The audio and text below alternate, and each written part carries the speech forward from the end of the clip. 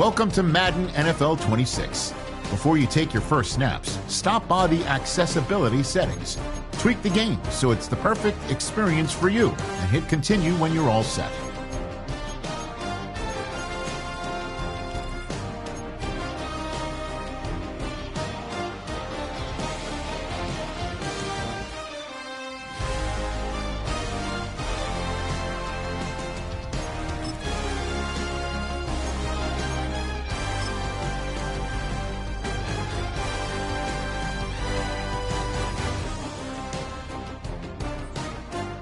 Let's tailor your game to you with a few options. You can come back and change them in the settings menu anytime.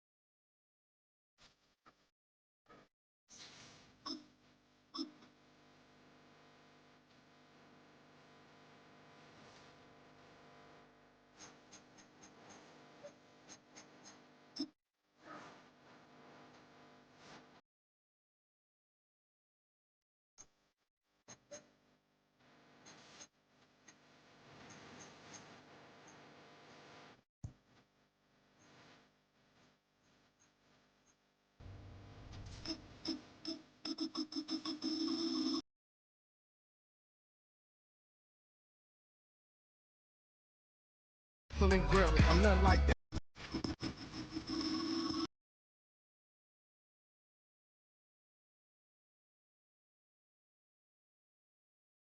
Ain't nothing like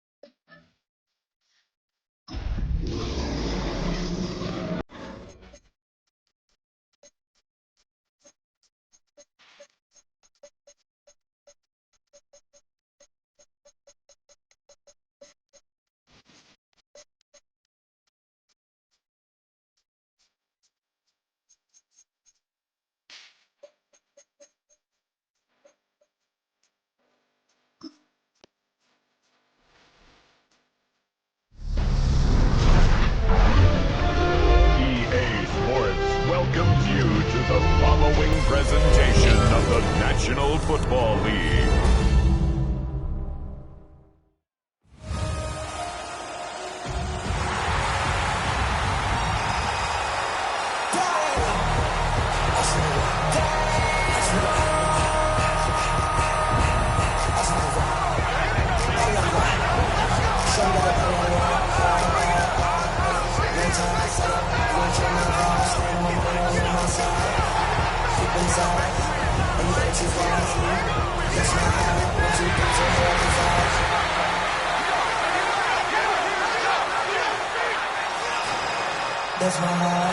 Please welcome your 2026 Philadelphia Eagles!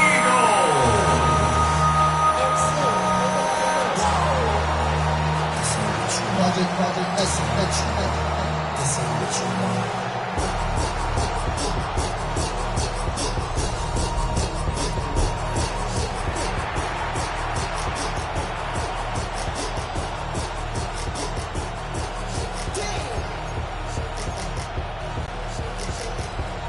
Tirico along with Greg Olson. That is Jake Elliott getting this one started. Off we go on Sunday Night Football. He's across the 20, taken down just shy of the 25. Here's the Chicago offense taking the field for the first time. They're led out by the quarterback from USC, Caleb Williams. I always like studying quarterbacks in year 2. I think rookie year, there can either be a lot of growth, right? There's the biggest ability to take that jump, but there's also some struggles you have to work through. In year 2, a full offseason, really understanding the playbook. Things have kind of slowed down for you. I feel like year 2 is a really good indicator of what long-term success looks like for any young quarterback. From the 25, here's 2nd and 9. From the shotgun, it's Williams. This one not quite on target. Too much. That one falls incomplete. He was looking to get it to DJ Moore. And it's going to bring up 3rd down. And when you look down the field, Mike, there's just really nobody creating any real separation. And instead, he tries to give one of his guys a 50-50 contested catch opportunity. But with the coverage as tight as it was, it just falls incomplete. 3rd and 9.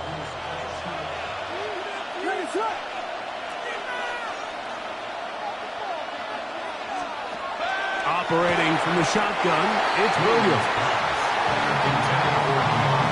Remember what they told us, Mike, leading up to this game. They said it is so critical for us to find success, especially on 3rd down. We want to maintain possession, extend these drives. Well, the first crack comes up and they fail through the air, and we're going to have to regroup and be able to have better success throughout the remainder of this game.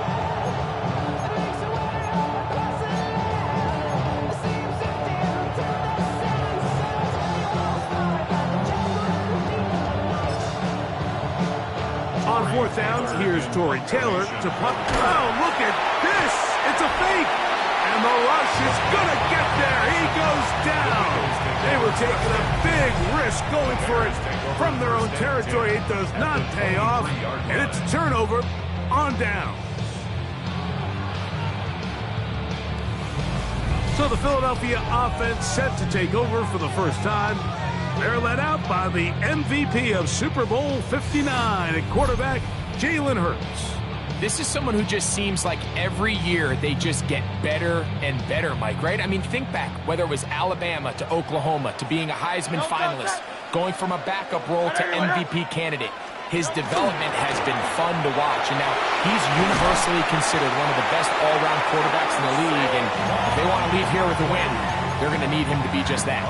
A gain there of 10 yards. Good for an Eagles first down. Well, we knew coming into this one, Mike, that we were going to see a lot of this guy, and we knew we'd see a lot of him early. And if that first play is any indication of the rest of this game, this defense is going to have their hands full containing him. And he'll get about 6 there, setting up 2nd down. A 6-yard pickup brings up 2nd and 4 at the Bears' 7-yard line. Now Hurts going to call his own number. Probably should have given that one up. Back to the line of scrimmage, and that's all. A lot of defense's strategy of defending the zone read, Mike, is we want that quarterback to pull the ball. It's one of their few chances throughout the course of the game where they can get their hits on him, and in this case, they're able to hold him to no gain. 3rd and short, Hurts will throw. And that one is incomplete. Penalty flag down, back in the backfield, in the area of holding.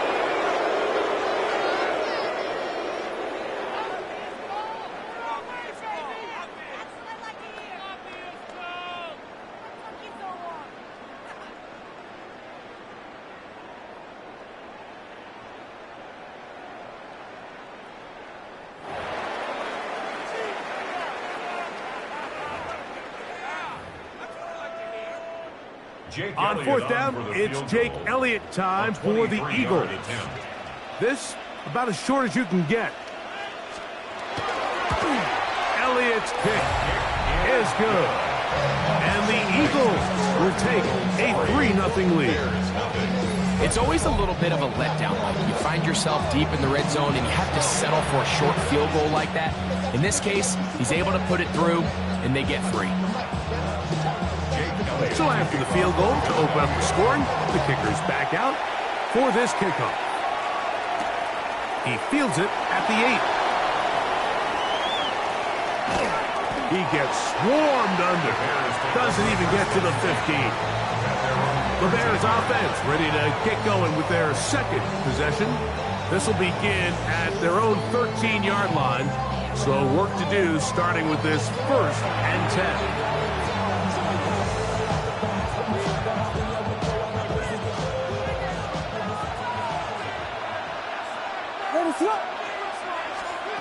Williams. The rush gets there. He goes down at inside the 5-yard line. The offense's backs were already up against the wall. After suffering that last sack, it's all but eliminated whatever breathing room they had left. And for the rest of this drive, they don't have much room for error at all. Y'all gotta pump my taste. Y'all can't talk about crazy. Work to do now as they come up on 2nd and long. Working out of the gun, here's Williams. The 2nd down throw is incomplete. So I'm not really sure if it would have mattered, Mike. I don't think they were going to have enough to pick up the 1st down either way, but at least if that ball's completed, 3rd down's just a little bit more manageable, because now after the incomplete, they find themselves in 3rd and pass. 3rd and long. Here's Williams. Holston Loveland was the intended receiver. And now it's 4th down. So 4th down, and the Aussie, Tory Taylor, on to kick it away. Now, how about this? It's a fake. And he's not going to get there. Big roll of the dice, trying the fake, but he stopped short of 1st down, and it's a turnover on down. So it's obvious during the course of the week in practice, studying the film, they thought there was an advantage they could take with their punt unit coming on the field and picking up a 4th down fake. But the execution just wasn't there. So again, you go back to the drawing board and you say, okay, am I better off having my punter attempt that pass and catch the defense off guard, or just keep my offense on the field?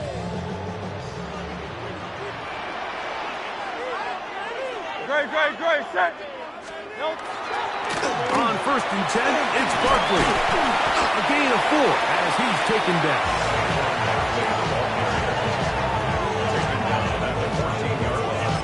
It's a gain of 5. 2nd and 5. 2nd and 5. Dotson, the man in motion. To throw on 2nd down is Hurts. That's caught. Saquon Barkley. And this drive's going to continue. He's taken down. They are set up with 1st and goal.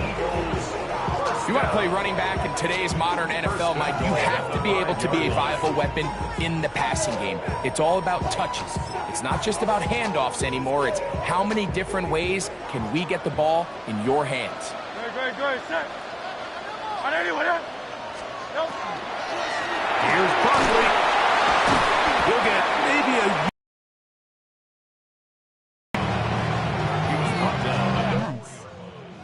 It's a gain of a yard. Brings up 2nd and goal.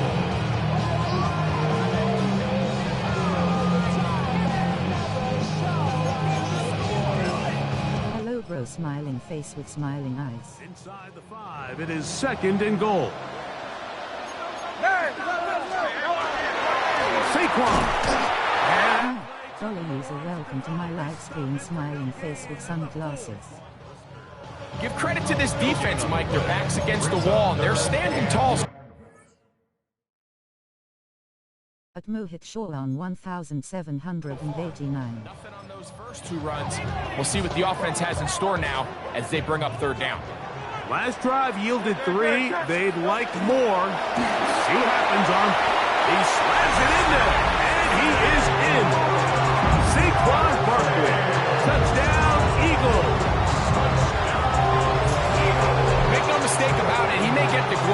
that does not happen without unbelievable blocking up front. So let's give the big guys all the credit in the world. He's able to displace the defense right there at the point of attack, and it's about as easy a goal line touchdown as you're going to see all year. Here's Jake Elliott for the extra point.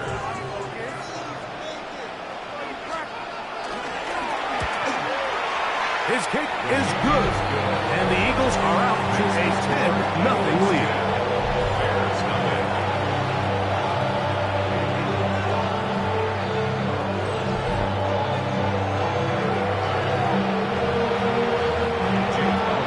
So following the score, here comes Elliott to kick this one away.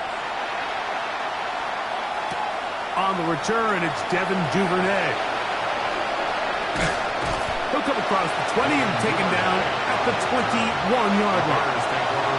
So out comes the Chicago offense as they get set to take over once more.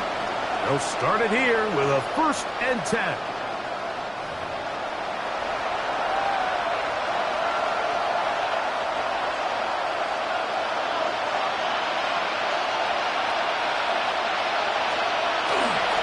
They run. It's the former Eagle, DeAndre Swift.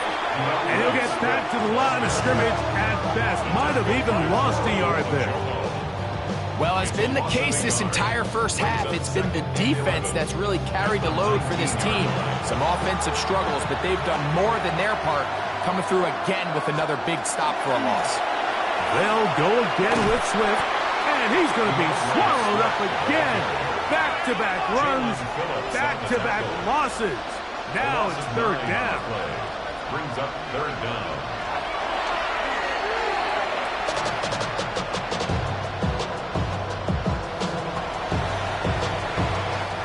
The Bears sending out their punt team, as he'll have to hit it from his own. And now, will you look at this? It's a fake. He tried to let the up man run with it, but he gets buried behind the line, and they turn it over on down. I'm sure the coach wishes he could have just called a timeout, because from the moment they lined up in that punt formation, the defense was expecting fake. There was nowhere to go. That play was dead from the jump, and that's a big turn of events here in this one.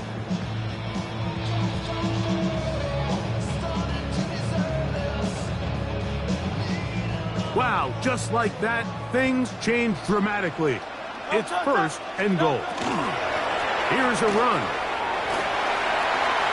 And he gets to the outside and takes it in.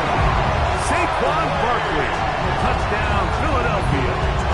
That's 2 touchdowns for him now in this first quarter alone. Give him a 2nd touchdown on this one. What an opening quarter, Greg. 2 rushing touchdowns in the first. Well, Mike, we kind of had a feeling this might be the case. They told us all week how important it was to get this guy involved early and often. Mohit Shaw on 1,789. Early in this one. The extra point by Elliott is good. And the Eagles move further out in front. It is now 17-0.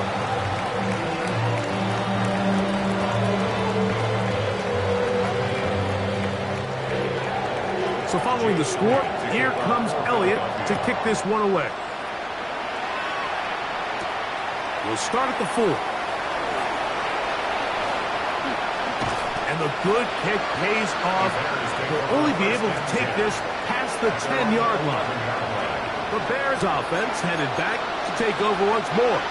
They'll begin with 1st down from their own 11. To throw is Williams. One down the field, but it is incomplete. Rome Odunze, the one he was looking for. And it'll bring up 2nd down. To throw, it's Williams. And he's going to be taken down up around the 24-yard line. 13 yards on the play. That's good for a Bears 1st down.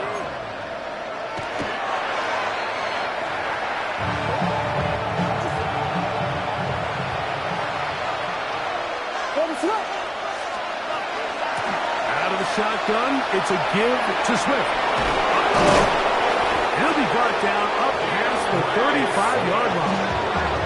A pickup of 12 yards. Good for a Bears first down.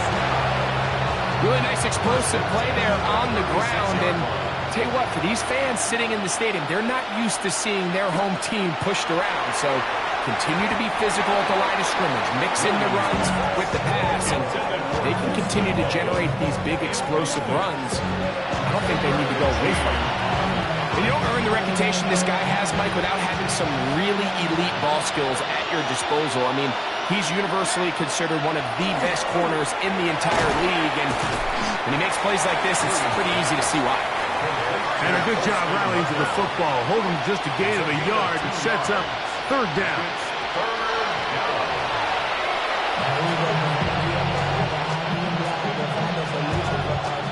The Bears send out their punt team. Oh, look at this! It's a fake! They try to let the up man run with it, but he gets buried behind the line, and they turn it over on down. I think it's safe to say that is not how they drew it up. I don't think that's how they envisioned that one going.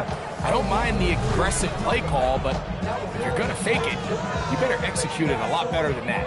Here comes the Philly offense now as they make their way back onto the field. They start with the lead and the football. They do so with tremendous field position. It's 1st and 10.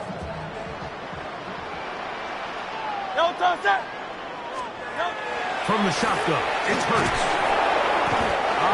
Nowhere to go. He's going to be taken down. Gervon Dexter. He gets in there for the sack. It's a loss of 4 to kick off this drive. So after the loss on first, here's 2nd and 14. A shotgun snap now to Hurts. He's got the 2021 Heisman winner. That's Devontae Smith. So think back to earlier in the week, Mike, and they told us they want to get him going here early and often. So I'd expect plenty of passes to head his way as this game unfolds. On third down, it's Hurts. Oh, he's going to be bottled up and taken down. They got him. The best thing they did here, Mike, is keep their rush lane integrity. What that means is you have to rush the quarterback as a unit. Keep him in the pocket. Keep him on that X. And when you do, man, he becomes a sitting duck for this pass rush. And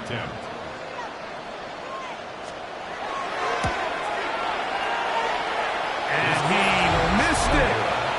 It's no good. And they are not able to add on to their big lead. And this is the danger of trying these long field goals. Remember, Mike, if you miss, the other team gets the ball at the spot of the kick. So it's going to end up setting them up for great field position as they start this next drive. They'll come up 1st and 10 at the 40.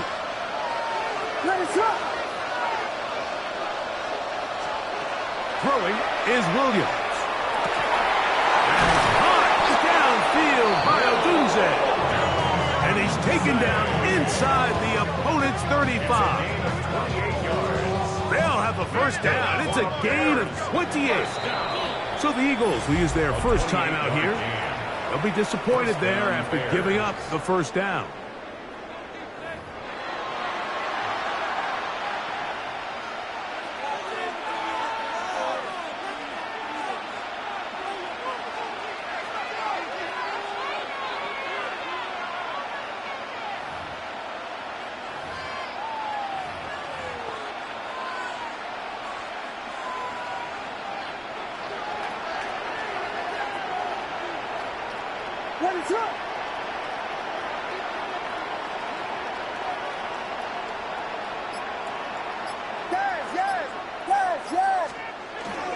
They will run it over center with Swift.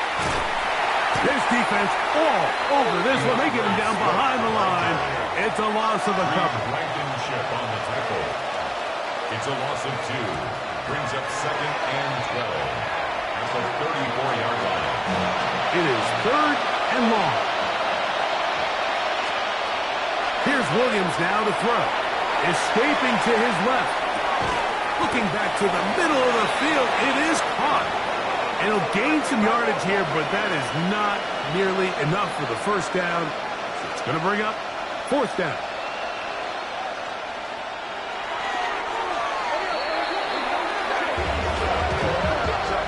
The Eagles offense ready to get back at it.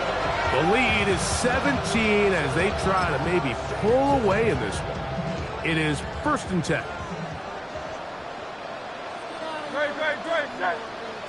Man in motion is Brown.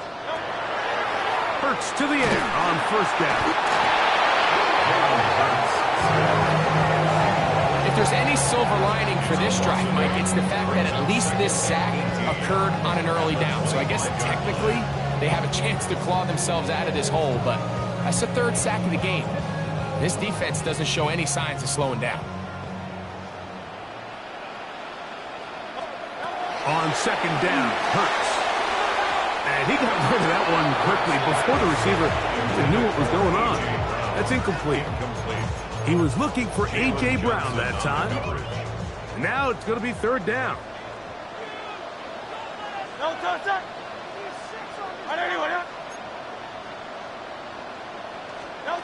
Operating from the gun, here's Hurts.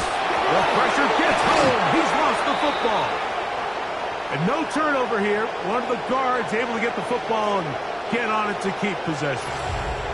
Now, after that near turnover, clock is stopped. We have an injured player.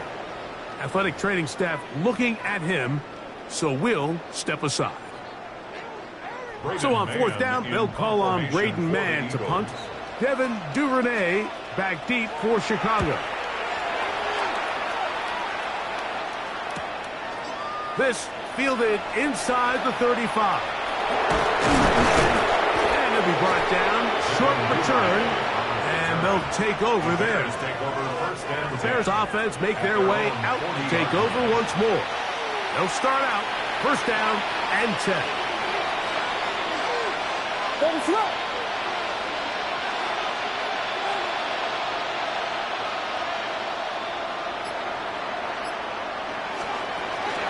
This drive will begin with a run by Swift.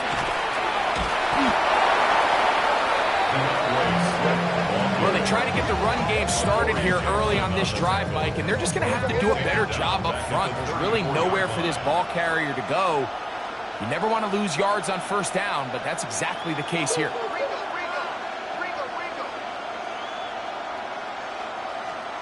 Throwing on 2nd down, Williams. He's got Loveland free left side.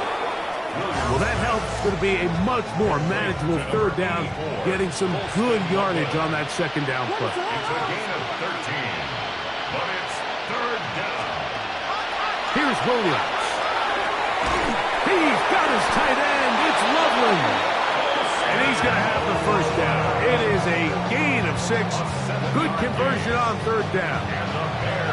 He's in a really nice rhythm here on 3rd down. He appears very comfortable operating out of the gun, and he's able to find his man near the sideline, and he's able to extend this drive. That's over the middle and intercepted. And the Eagles are going to take over here up near the 40. Every once in a while, Mike, you see a quarterback predetermined before the snap where they're going to go with the ball, and I think that was the case here. He told himself, I'm throwing the ball to him no matter what, and it ends up being a costly mistake.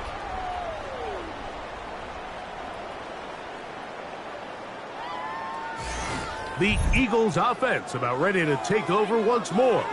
They'll see if they can put something together here, beginning with 1st and 10. Nice. Hello bro, smiling face with smiling eyes. Hi, dollar user, welcome to my live stream, smiling face with sunglasses. At Mohit Shorlan 1789. At Mohit Shorlan 1789. He's fighting to get back to the line of scrimmage, but can't get there. Dropped for the loss of a yard. Taken down behind the line of scrimmage. A loss of 2 yards. It's 3rd. On 3rd down, here's Hurts. And that is incomplete. Contact occurred just as the ball was arriving. There are no flags. It's 4th down. And that's exactly how you teach it. They want these defenders to time the hit, that right when the ball gets there, you separate the receiver from the ball. And those are the ones on offense, man. You just have to make that catch, Mike. I know it's easier said than done, but you know the hit's coming. You've got to squeeze that thing, brace for impact, and make that play for your offense. Duvernay to return. The Bears offense ready to get back at it. They'll begin with 1st and 10. 18-yard line.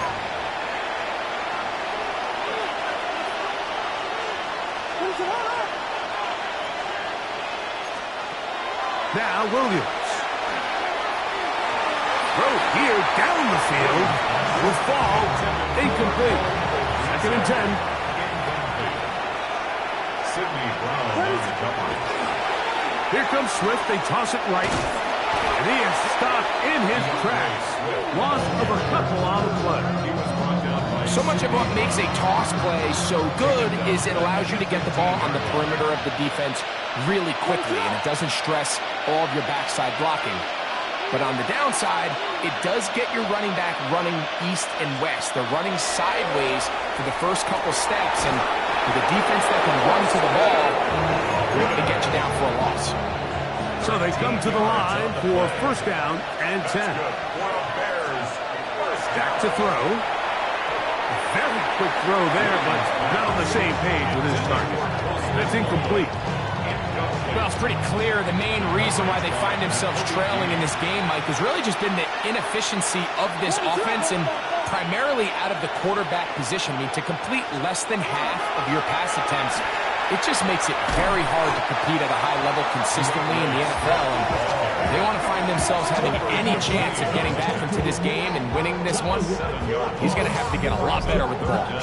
By the time the defensive backs had come downhill to get involved, we knew there was just no way he was going to get himself out of this. It just shows, Mike, how long he was flailing around back there, that by the time he actually went down, everyone was behind the line of scrimmage chasing him.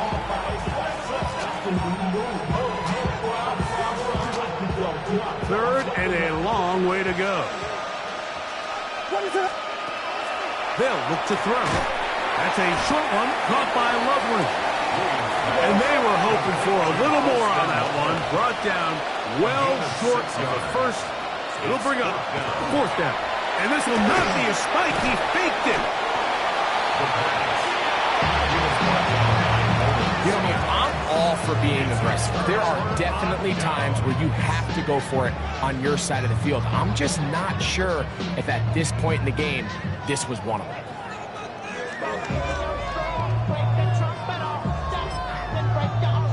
They go 3 tight ends here on 1st and 10. On the handoff, this is Barkley. He is met and dropped.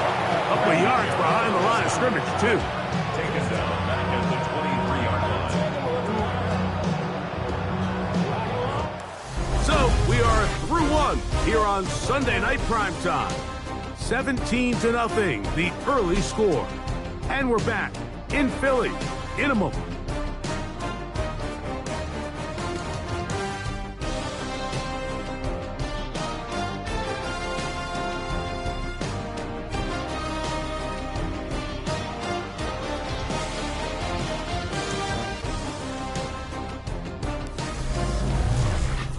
Eagles in possession to start the 2nd quarter. They've got it with 2nd down and 13 in front of them.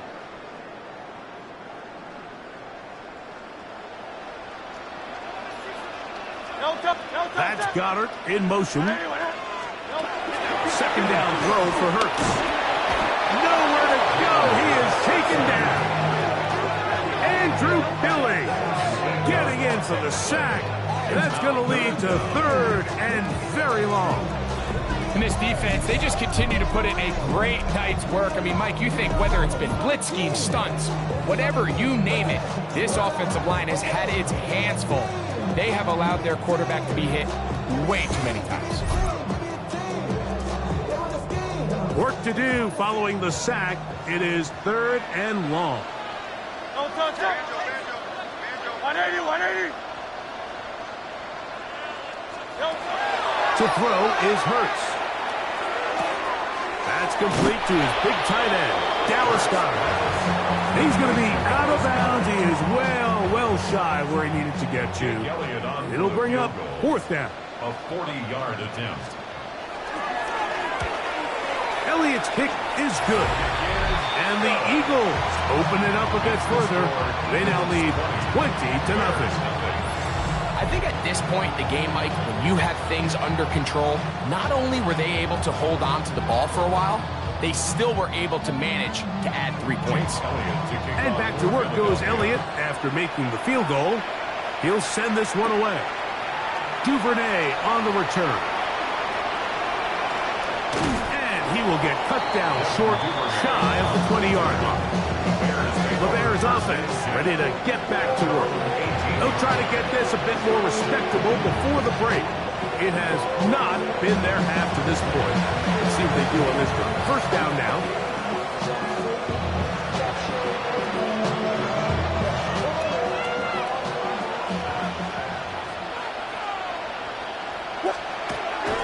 They'll come out throwing here to start. Oh, the blitz gets there quickly, and down he goes. Jalen Carter. He gets through to drop him, and it's a loss of 4. This offense just continues to struggle to find any sort of rhythm. And now part of it is self-inflicted wounds.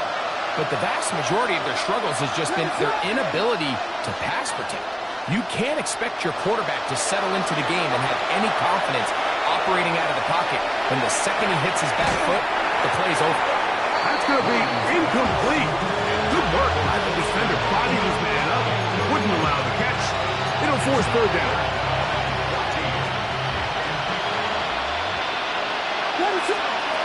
Williams. And that is incomplete. The offense just couldn't seem to get anything going that drive. They knew they had a long way to go, taking over possession that deep in their own territory. You want to pick up that first down and see if you can capitalize some momentum. Instead, the errant throw brings up fourth down, and they're going to have to punt it away. The Eagles offense getting set to get back to work.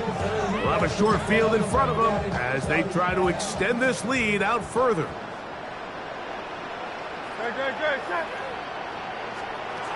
On first down, it's Hurts. The ball comes out. The Bears have it. One of those exciting moments in a football game. There is a turnover and a fumble. And all of a sudden, the guys who were on defense, they're starting to think like offensive players, Greg. They really wanted to take that back the other way. And I think for that offense, they're fortunate that didn't lead to a touchdown, because for a minute, I thought the defender was going to take it all the way back. But either way, winds up with a pretty nice return, and his offense is in great position. So out comes the Chicago offense as they get set to take over once more. They'll start really in field goal territory already, but they're looking for more. Offense got it, 1st and 10.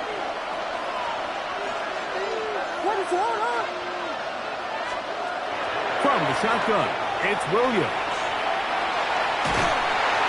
Just trying to avoid the rush there. He's hit as he threw, and the pass is incomplete. They try again. It's 2nd and 10. Here's Swift. And that one going to be thrown down the backfield. Great defensive play. Knifing it and dropping him for a loss. Looked like that might have been an RPO, a run-pass option. The quarterback has the ability to put the ball in the belly of the running back or pull it on the pass. Looked like we might have been better off pulling that one because he handled it off and there was nowhere for the running back to go. The big tight end, Cole Kmet, the intended receiver. And it's going to lead to 4th down. I'd say one of the most critical elements of a dynamic offense, Mike, is how efficient are you on 3rd down. It's something these teams stress all week. Here's an opportunity to continue to extend this drive. The defense wins this time and brings up 4th down. You know, the hardest part about these missed kicks, Mike, is for all the guys that work so hard to put the ball in position to come away with points. You kind of trot off the field. You're hoping that next possession has a different result. The Eagles offense ready to come back out for this next possession. We'll try to establish some tempo as they start this one with 1st and 10.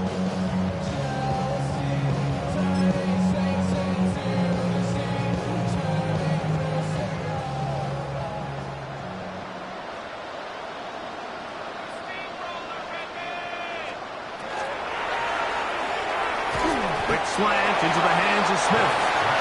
That's a nice pickup on a first down throw. It's a gain of 8. A gain of 9 brings up 2nd and 1 at the 44-yard line. They'll run it to the right here with Barkley. Past midfield to the 45. And he will score again. Saquon Barkley. Touchdown, Philadelphia. What a half he is putting together. That's his 3rd touchdown already. So his big first half continues. 3 rushing touchdowns already. Maybe have to start looking at the record book, see if he can do it. The record in a game is 6.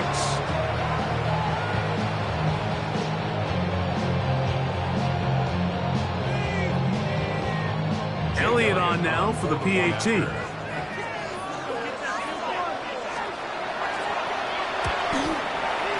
got it. And the Eagles able to add on. It is now 27-0. So following the score, here comes Elliott to kick this one away. Duvernay on the return. Not much on the return. They'll stop him at the 17.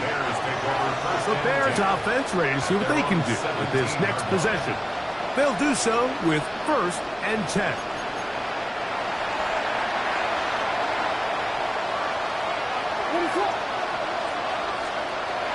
Operating from the shotgun, it's Williams. That's a nice pickup on a first down throw. It's a gain of 8. Initially, when the quarterback looked his tight end's way, I thought he had a chance for a big pickup. He had nice separation there early. Let's give credit to the defense. They were able to rally quickly to the ball and keep that from being an even bigger game. On 2nd down, it's Williams. Forced to his right. He's going to run out of time. They get to him and bring him down. Nolan Smith in for the sack. It's a loss of 9 and sets up 3rd down. What a first half for this pass rush, huh, Mike? I mean, they have just completely dominated this game. They're in complete control. And you have to imagine this offensive line, there's got to be some adjustments up front. They just cannot allow their quarterback to continue to be hit like this. And that is incomplete.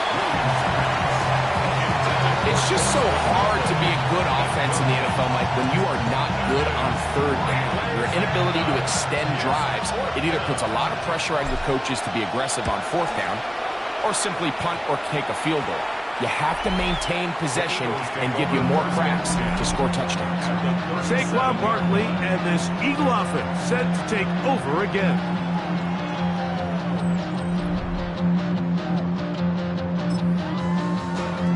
Ball rests at the 37. It's 1st and 10. To throw is Hurts. He'll get this complete. That's A.J. Brown. And that keeps him ahead of schedule. That's a first down completion of 7 yards. On 2nd down, Barkley. And not much there. He's back to the original line. No gain on that one.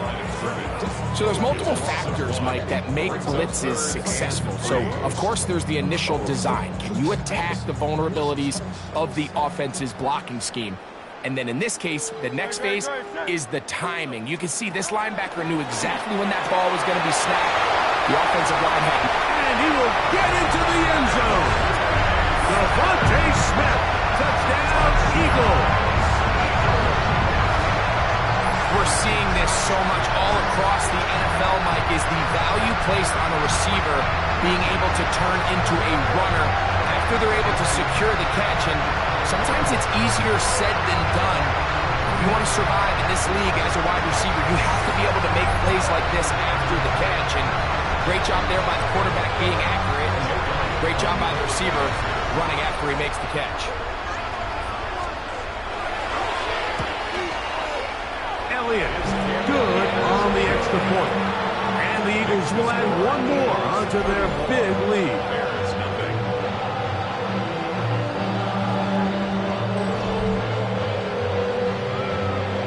So following the score, here comes Elliott to kick this one away.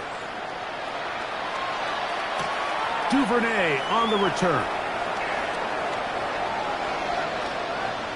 Now a hit, and he lost the football.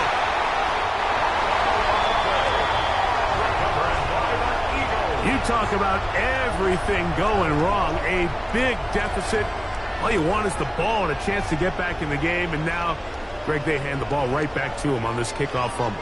Mike, you know the saying, when it rains, it pours, and right now it is pouring on this team. They just can't get out of their own way. They lose a fumble here on the kickoff just to make matters worse. This has just been a complete disaster all around for this unit. Nothing there. He is fortunate just to get back to the line. Now it's 2nd and goal. A loss was definitely not something they had accounted or budgeted for in this spot. And now, I think it really limits what do you feel comfortable dialing up here on 2nd and goal. Moved back to the 10. They'll try here on 2nd and goal. They'll run straight ahead with Barkley. And he's going to be stuck well behind the line of scrimmage. A play going absolutely nowhere. The idea here on 2nd down is in the event you're unable to score, at least put yourself in a 3rd and manageable goal-to-go situation. But now after taking a loss, it really changes their approach here, and I think on 3rd and goal now, they got to put this ball in the air. And the drive stalls out as he's brought down, and the field goal unit likely to come on here on 4th and goal. Just take what the defense is giving you. When you can stay ahead of the chains and just take these easy pitch and catch throws underneath, hitch routes, quick game, now it puts you in a lot more favorable down and distances to eventually attack this defense a little bit more downfield. Yeah, he does a nice job handling that kick there, but I think offensively, you come back to the sideline and you're thinking, we have to find a way to finish these drives. I mean, to be in 1st and goal and settle for 3, that can be very deflating for an offense settling for too many field goals. And back to work goes Elliott after making the field goal. He'll send this one away. Duvernay on the return. And that's well done by the kicking team. He's only able to make it past the 15-yard line. The Bears offense ready to take over possession of the football.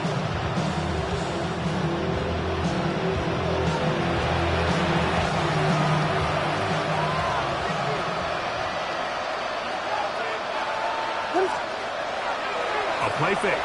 Now Williams moving to his left. He's going to keep it himself. And he's out past the 30 and out of bounds. You can't beat a running quarterback. Gain of 16 and a 1st down. So it'll be 1st and 10. They'll scrimmage at the 33. Off play action. Here's Williams. He'll take off again. And he'll be tackled up around the 45-yard line. They'll look to pick up the pace. A gain of 12 yards. That's another Bears first down. Here's a handoff to Swift. And they'll stretch him out to the sideline, but he'll be taken down for a loss. So they go with the 1st down run, hoping to just get them some positive yards and get themselves into a good 2nd down situation, but now they find themselves in 2nd and long. So the more you give defenses the opportunity, Mike, to defend you one-dimensionally. So in this case, we're only playing you in the pass. It stresses your protection, it stresses your play caller, and ultimately, it stresses your quarterback. 3rd and long. Here's Williams. And that is incomplete. I understand it's 3rd down and the quarterback's trying to make a play, Mike, but if you're going to make a dangerous throw on 3rd down, if you're going to force the ball into tight coverage, at least do it past the sticks. Try to pick up that 1st down and maintain possession. He tries to thread the needle, ball falls incomplete, and now brings up 4th down. Here comes the Philly offense now as they make their way back onto the field. They'll start with great field position, right at midfield with a 1st down. They'll fake the give, now it's Hurts. His throw on first down is going to be incomplete. He'll try again here. 2nd and 10. Brings up 2nd and 10. Hurts. Back to the right side. Caught by Goddard. And they'll move this one down inside the 40-yard line. Now a 1st and 10 from the 38-yard line. Now whistles here. Looks like one of the defenders got a head start.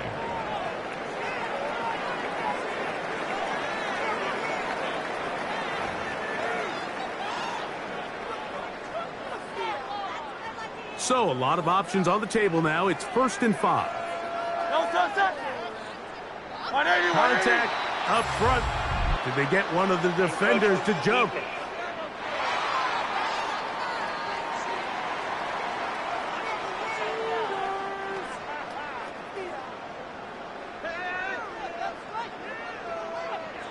Still 1st down. Here's 1st and 10. No touch, sir. Hey, let's go. That'll be incomplete with a penalty flag down. It looked like someone was across early.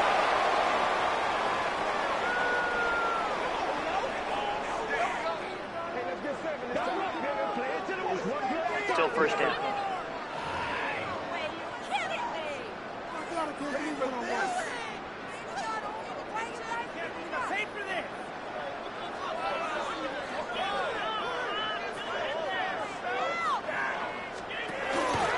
Now Hurts going to call his own number. And he'll be met in the backfield and dropped behind the line of scrimmage. The key to running the read option, Mike, is that the timing has to be just right.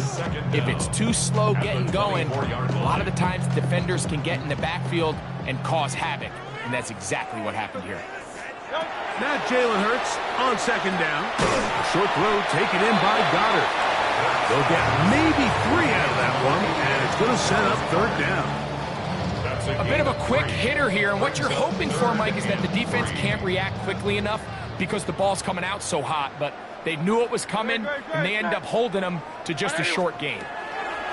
3rd and short, and Hurts will throw. And he will not quite get to the marker. Good job there defensively, and now decision time. What are you going to do on 4th down?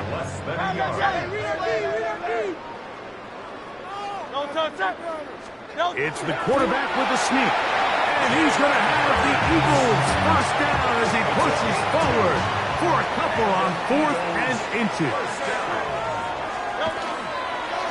I'll run up the middle with Barkley. And he's into the end zone yet again. Saquon Barkley. Touchdown, Philadelphia. This is quickly turning into a virtuoso performance. 4 first-half touchdowns. That's a heck of a run right there, and I can't tell you, Mike, how many running backs coaches I've heard over the years say, your responsibility with the ball is to make the first guy miss. We can't block everybody on the field. That's the role of a good running back, and you see it here. All it takes is one missed tackle to get this guy in space, and he's able to do the rest with his legs and take it all the way.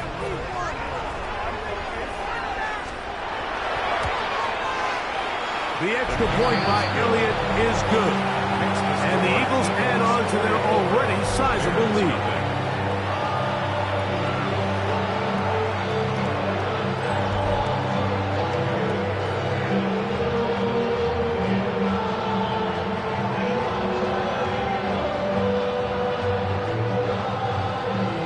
So following the score, here comes Elliott to kick this one away.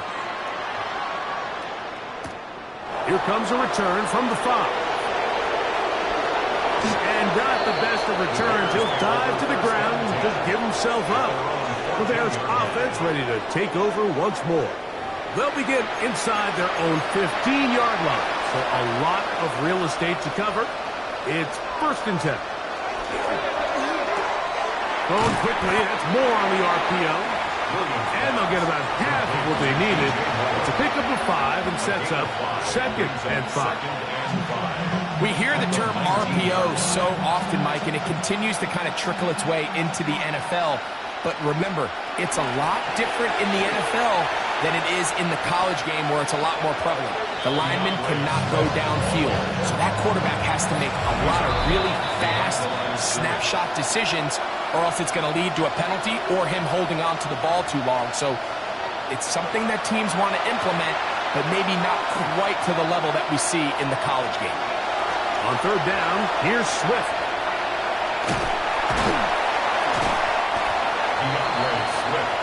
And if you're wondering why this offense currently finds themselves trailing, it's really been their ground game, or lack thereof, as the biggest reason. They've been completely one-dimensional, and they, at this point, would probably be better off just abandoning the run game altogether. Saquon Barkley and this Eagle offense set to take over again.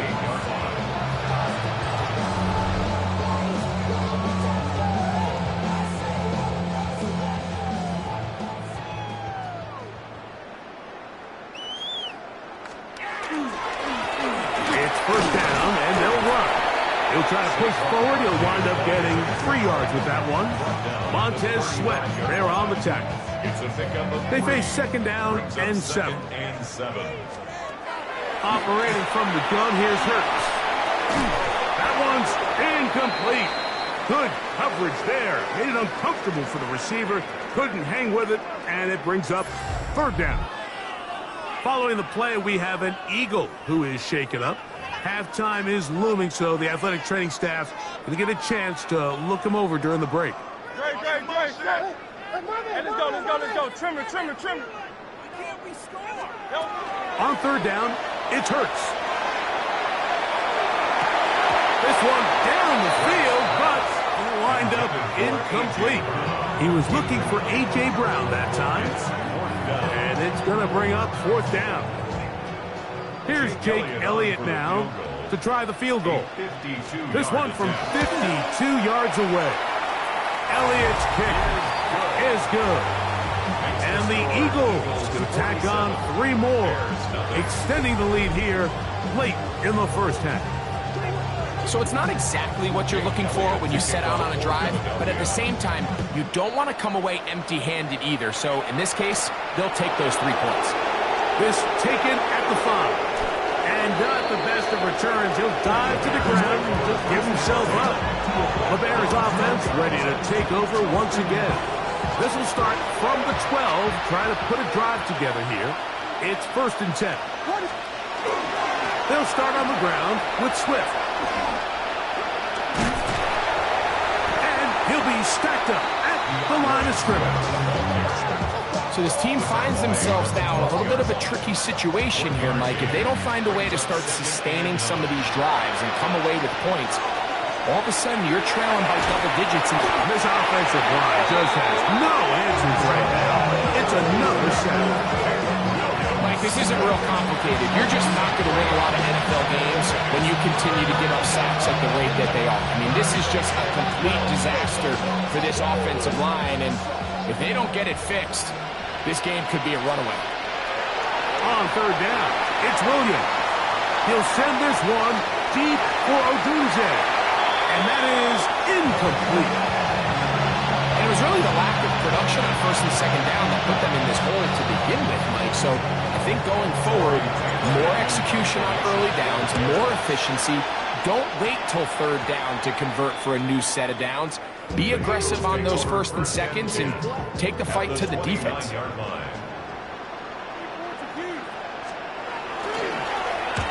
they blocked the kick.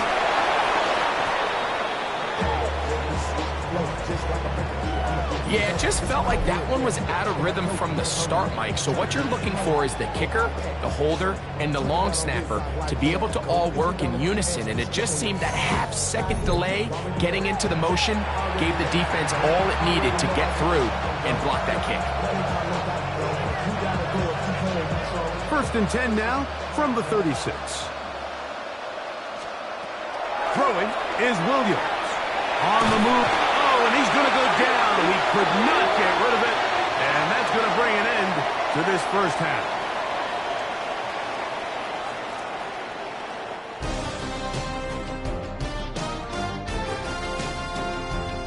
Okay, Mike, thanks very much. Welcome in, everyone, to the Orlando studios. Scott Hansen here, and you never know what you're going to get in the NFL. Sometimes it goes down to the wire. Other times, it's blowout city, like what this game is shaping up to be. But hey, anything can happen, so let's go to the second half. Send it back out to our broadcast team, Mike Tirico and Greg Olson.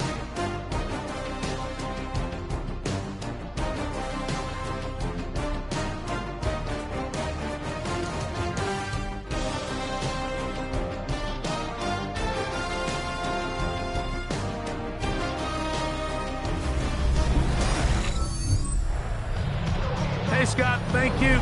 Two very different halftime speeches, I would assume, by those head coaches as we get set for half number 2.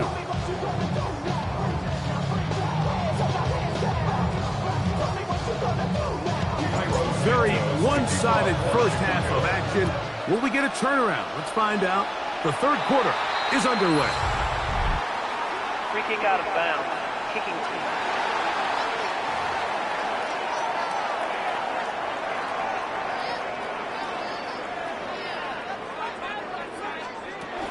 On the ground, it's Barkley to start the drive. And they're going to work this down inside the 45.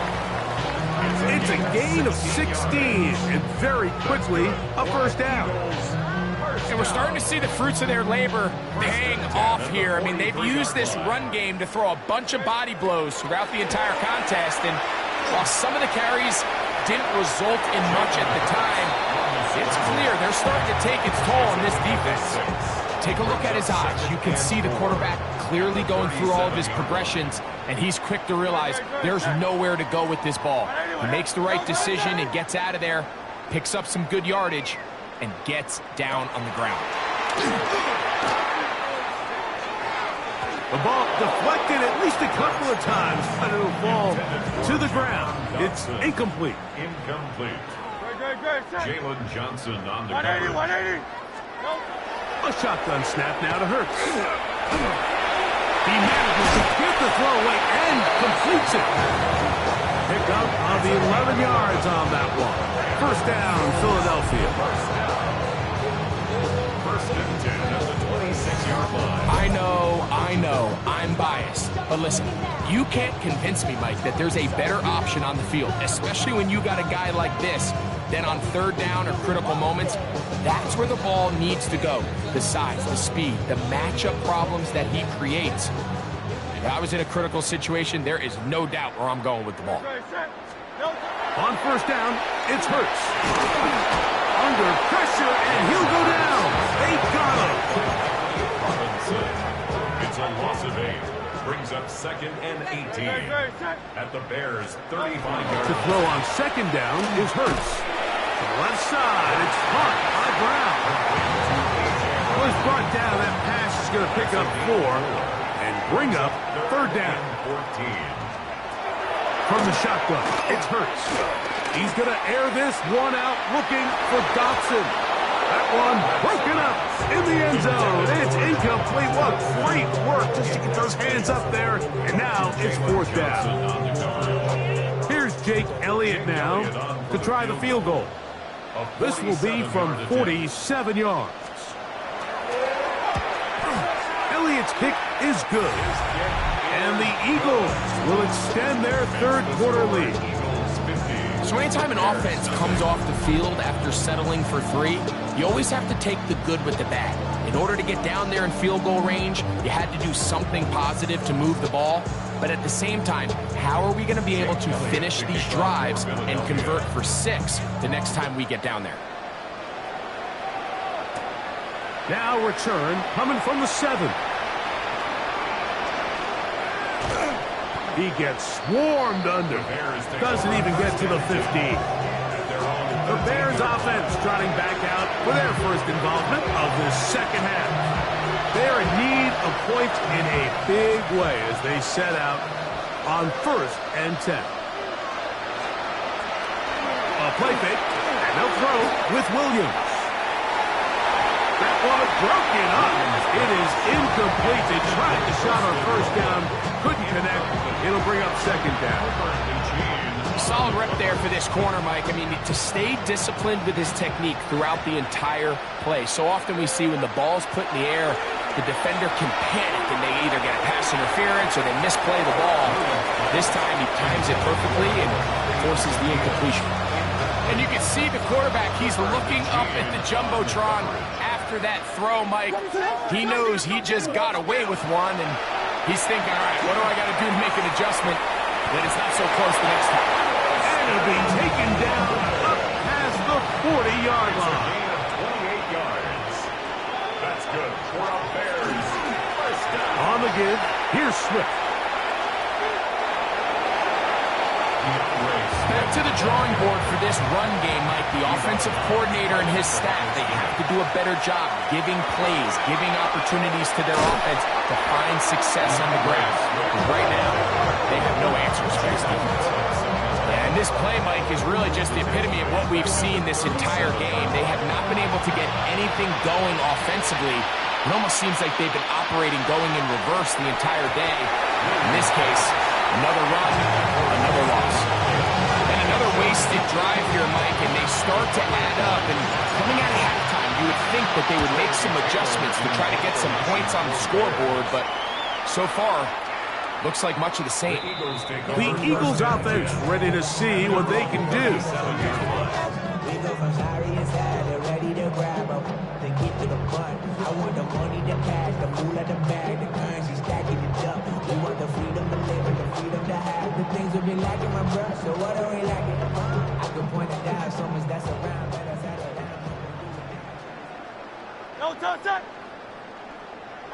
Man in motion is Brown. On 1st and 10, it's Hurts. Oh, he's got a man. His tight end got it. And they'll have it across midfield down at the opposing 46-yard line. 18 yards. What a great way to start the drive. It's a first down. The defender has to do a better job here, Mike, of getting depth. He wants to elevate that ball to give his secondary defender a chance to make a play. He gets too much width, not enough depth, and a quarterback like this is going to take advantage. Nice job by the running back making the first guy miss, but it's the pursuit by the entire defense. Even though he doesn't get him down on his first try, the rest of his guys are all rallying to the ball, and they bring him down for a short gain. Once again, it's Barkley. And he'll get forward to about the 42. Andrew Billings from the interior there to bring him down. 3rd and 6. Gain of 3. Brings up 3rd. Now it's Hurts. Oh, a loose football. And no turnover here. But the Stars able to get the football and get on it to keep possession. After these kind of plays, Mike, you just wish the sideline was a mile away, because you know when you get there, you are going to catch an earful. They stress all week, ball carriers. We have to protect the ball. In this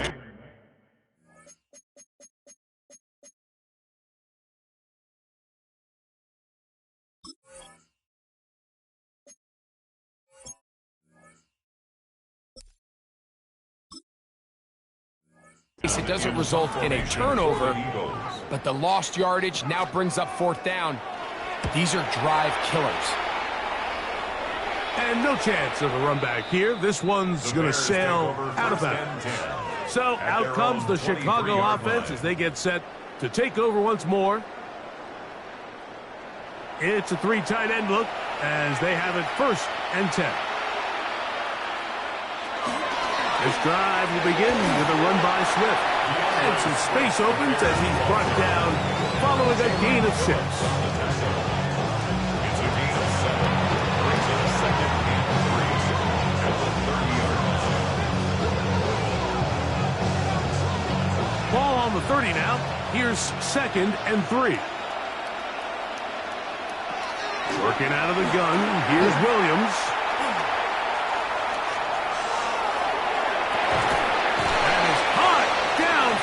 By Odunze. And they will bring him down on the other side of midfield.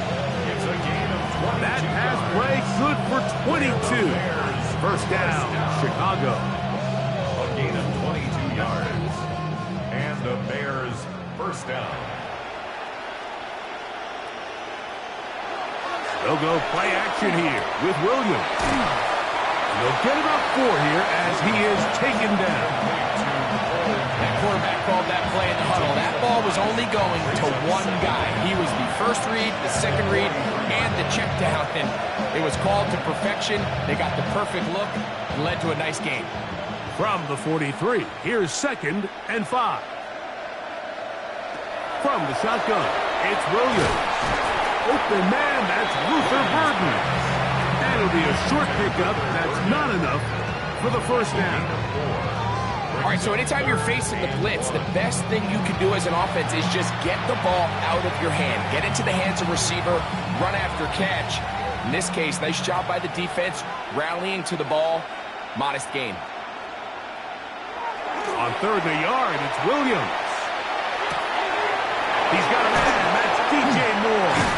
And they are in great shape. He's taken down inside the 10.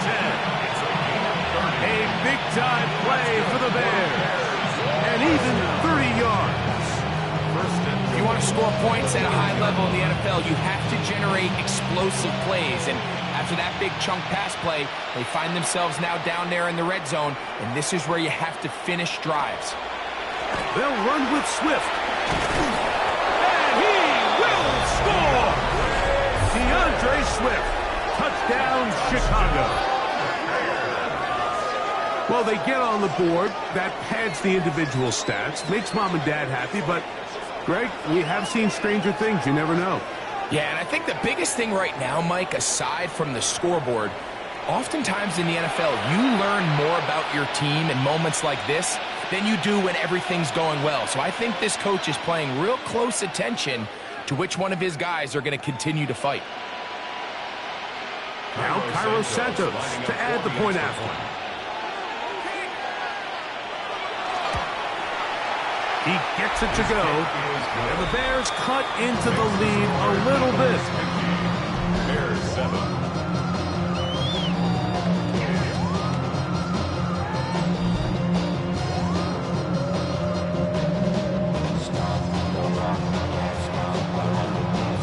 So here's Santos after the touchdown. He's out to kick this one off. Here comes Will Shipley on the return. And he'll be brought down right around the 25-yard line. Saquon Barkley and this Eagle offense set to take over again. And you have to imagine the defense is saying, how do we stop this guy? He has run roughshod through him to this point in the 3rd quarter. He'll start on the ground with Barkley. And he has been a handful to deal with throughout this entire contest, Mike. And they came into the game saying, we want to impose our will on the defense. And that's exactly what they've been able to do. From the 29, here's 2nd down and 6. He'll stay on the ground with Barkley. And not much there. Good defense. Held to no gain. A gain of a yard. Brings up 3rd and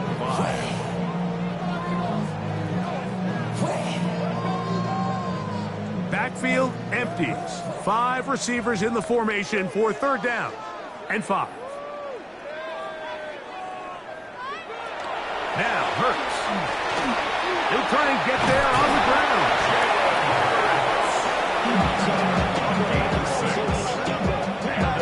Having a quarterback with this ability to run is such an X factor in today's NFL. It's an element of their offense that you have to be prepared for on every single play. Here we see it on 3rd down. Starts out as a pass. Nowhere to go with the ball. He tucks it, turns into a runner. Picks up the 1st down. On 1st and 10, it's Barkley. And he's going to be brought down up past the 45. A gain of 11 on that one. Good for an Eagles 1st down. pretty much just more of the same from what we saw with this back in the first half. And he doesn't need much. He gets a little bit of space, and then he can create the rest. It's the combination of patience, vision, and then the burst to hit the hole once he sees it. This guy's been a handful all day. And that one's not fooling anyone. They were on that screen from the start, and a loss of yards on the play. Well, the best screen plays, of course, you want the offensive lineman out in front of the running back. They act as his escort, his lead blockers. But what you can't afford is for the defenders to be in the backfield and get to the running back, because those offensive linemen, they can't help him at all. Open man, Devontae Smith. This is one of those throws where you're hoping you do most of the damage after the catch, but give credit to the defense. Once that ball was caught, they were on him quickly, and there was nowhere for him to go after the catch. 3rd and long.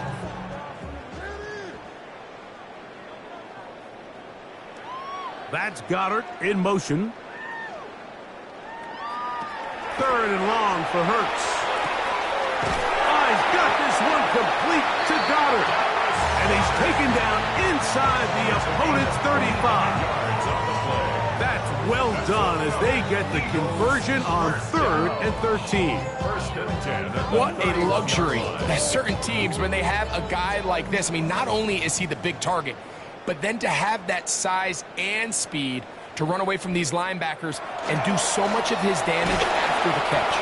He'll try to get back to the line, but he's not happening. Gonna lose a yard.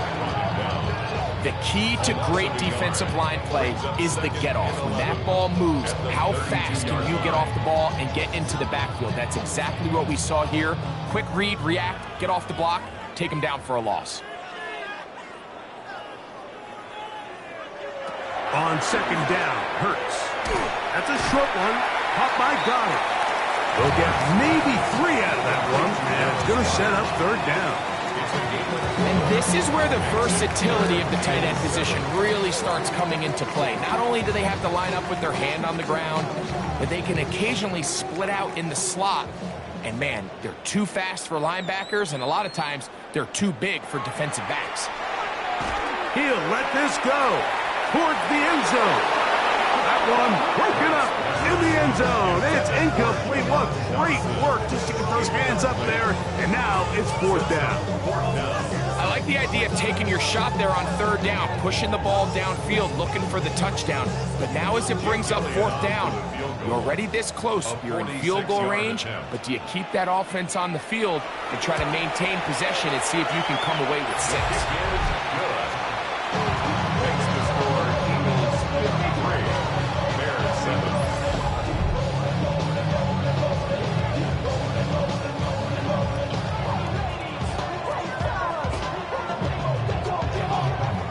Back to work goes Elliott after making the field goal. He'll send this one away. Duvernay on the return. And he'll be brought down past the 25. Decent field position to start this drive. The Bears offense back onto the field for their next possession.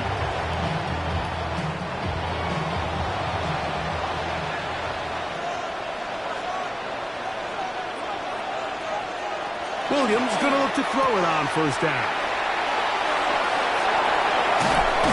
And they bring him down, but not until he gets the 45-yard line. Love to start any drive like that. 18 on the first play. And a 1st down. And up until this point, we haven't seen a lot go their way, but here in the 3rd quarter, they're starting to find some plays. They're starting to get some opportunities. Just got to ask yourself if it's too little, too late. On 1st and 10, it's Williams. Looking down the field there, but his ball's incomplete. It's been a bit of a pedestrian game for this quarterback and ultimately his passing game here today, Mike. And I know they all would have loved to connect on that deep throw. I think that stat sheet would have looked a whole lot different, but just a little off in their execution and leads to an incompletion. On 2nd down, it's Williams. Left side into the hands of Moore. And they'll hold him to a gain of just a couple and sets up 3rd down.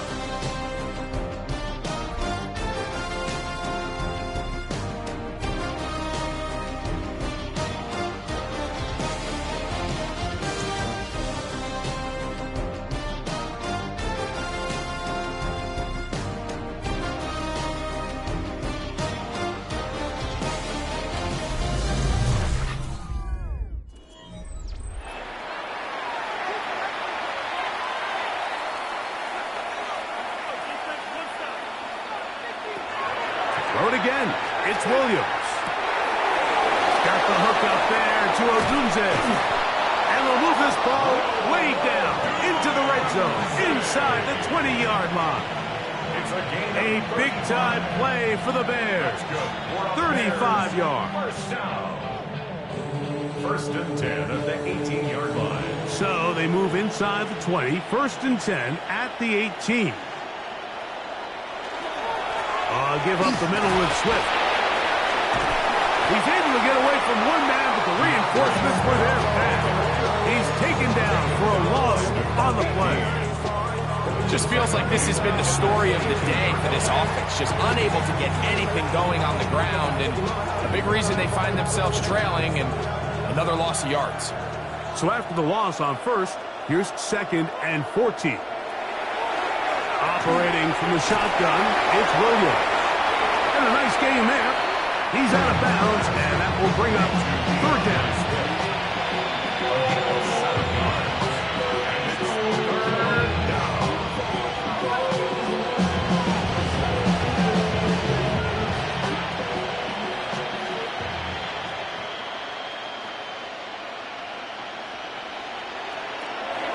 To throw is Williams.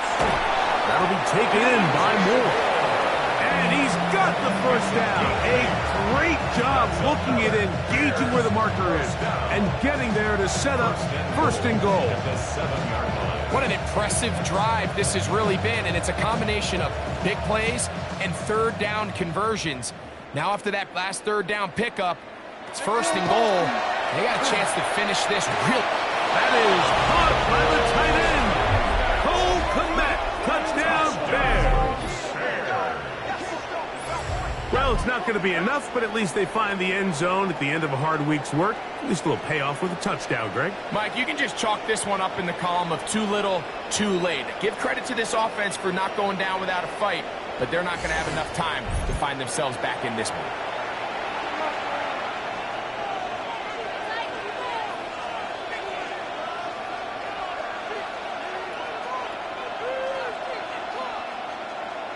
Santos for the extra point.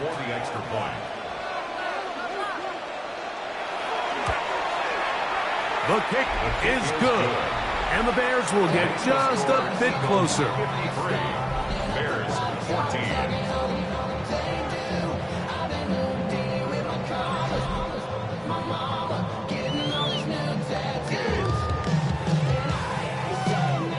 So here's Santos after the touchdown. He's out to kick this one off. Here is Shipley on the return. And he is stopped at the 25. The drive will begin there.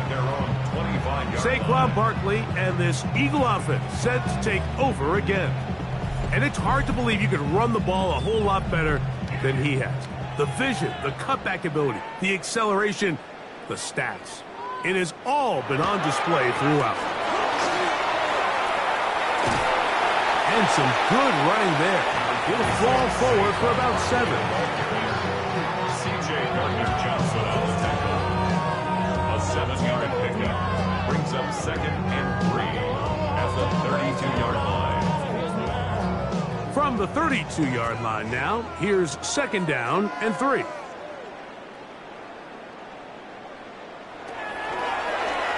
Hurts going to hold on to this one. Well, here's where you really see the value of having a good run. Third and short, fourth and short. The ability to just keep it simple, win up front, turn around, hand the ball to your back, and to say, okay, more likely than not, we're going to get a fresh set of downs, maintain possession, and now continue to find opportunities to go generate points. Line of scrimmage is the 37-yard line for first and 10. And he'll take this forward for about 3. It's second down. He's tackled at the 40-yard line. 4 yards on the pickup. Second and 6.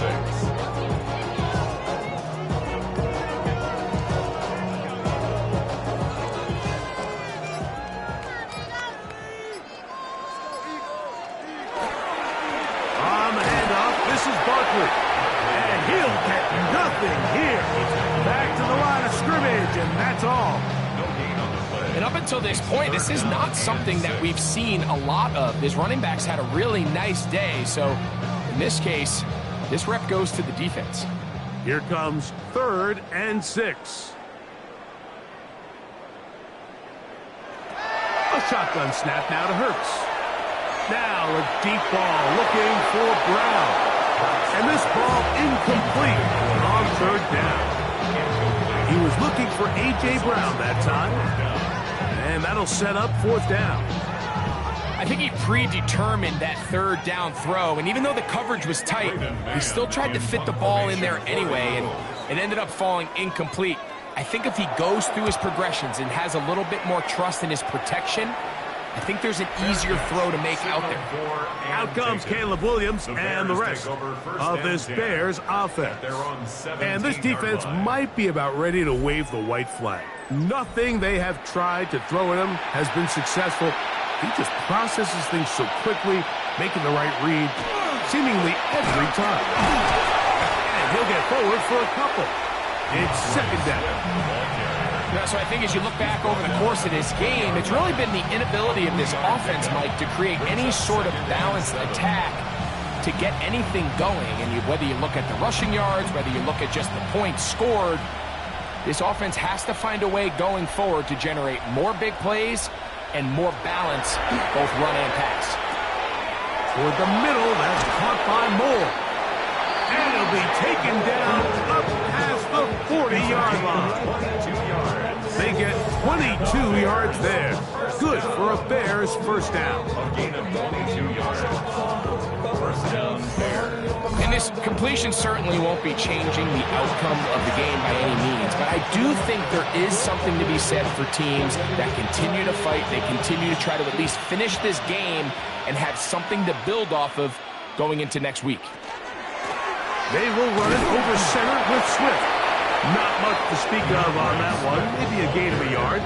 It's 2nd down. And they've really done a nice job defensively holding them in check. I mean, ideally, you'd want your back to average around 4 yards a pop, but they're falling short of that threshold as of now, and partially it's why they find themselves trailing at this stage in the game. Another run here, another run by Swift, and he'll be marked down at the 45-yard line. A gain there of 11. 1st down, Chicago. 1st down. 1st and 10. The best offensive play callers in the NFL, Mike, do a great job tying in their under-center run game, like we just saw here, with their under-center play action game, and the ability to make those two things look alike. Man, it puts a lot of stress on the defense. This time they're ready for it. Room to run the last snap, not this one. They stop him for no gain. A little surprising to see them keep the ball on the ground, especially given the situation, Mike. I mean, you're trailing. You haven't had a lot of success running the ball up until this point. They need chunk plays. They need to score, and they need to score fast. Oh, he couldn't set his feet, but he completes it anyway. He'll get maybe 3 out of that one, and it's going to set up 3rd down. It's a gain of 4. Makes it 3rd and 7.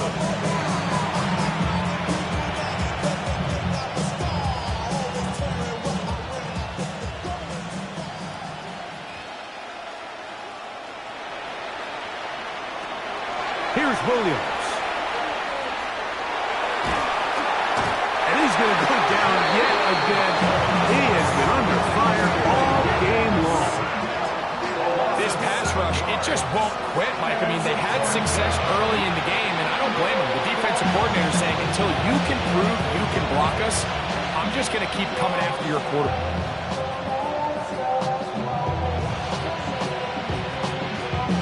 So it's 4th down. They'll call on the punt team.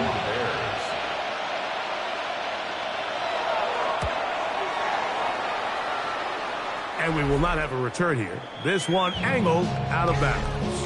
Saquon Barkley and this Eagle offense set to take over again. This one appears to be safe in hand. It has been a clinical performance to this point. Now they'll try to finish up strong. Out of the gun, they give it to Barkley. And that one shut down pretty quickly. He'll get back to the line of scrimmage. Nothing more. We've seen this back have his way with this defense all game long, Mike. He's up over 100 yards for the game, but this time the defense said, we've had enough. They sold out to stop him. They hold him to no gain.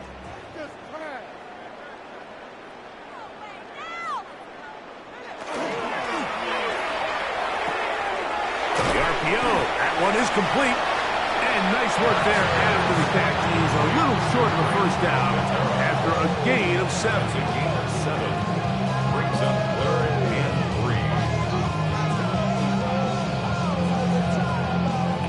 3. They'll come up to 3rd and 3.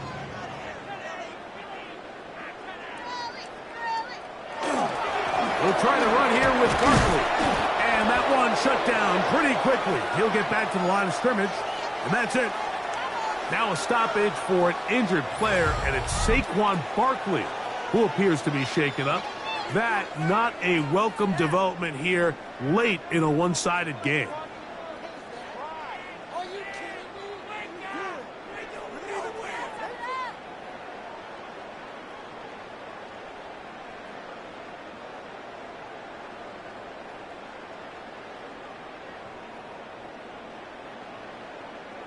Here comes the Eagles punt team, as he'll come on to kick for the 5th time here tonight.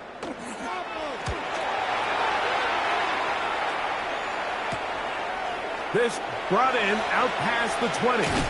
And how about that? Nice return there, picking his way up past the 35-yard line. The Bears offense ready for this next possession.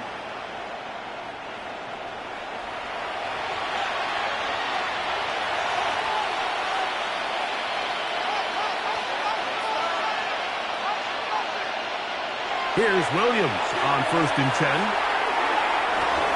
He's got his tight end down the field. That's Kamara. And he's down inside the 40-yard line. He's got a touchdown on the books from earlier, and that catch gets him a 1st down.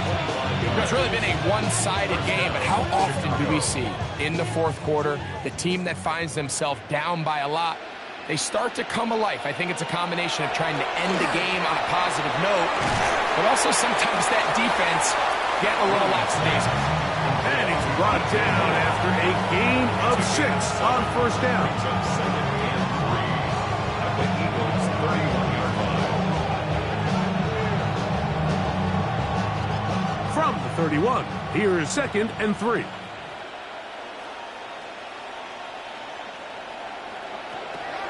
Now Williams.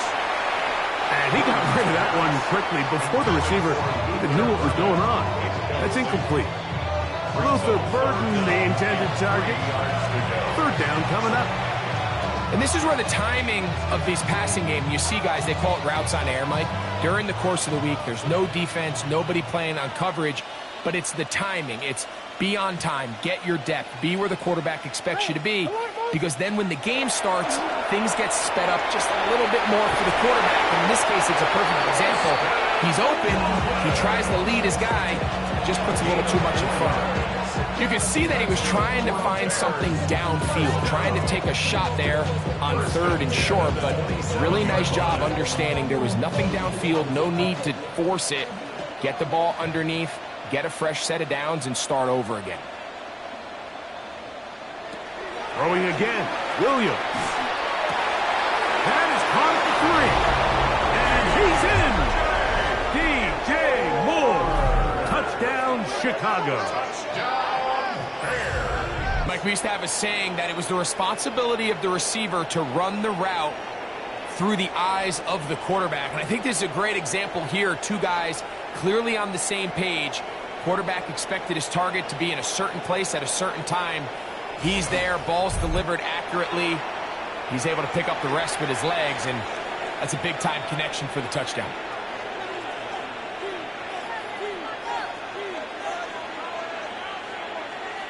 On is Santos for the PAT. It's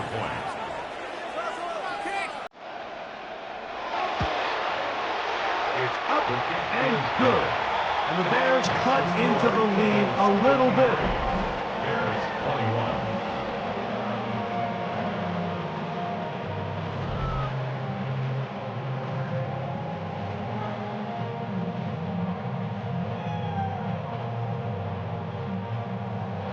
So here's Santos after the touchdown.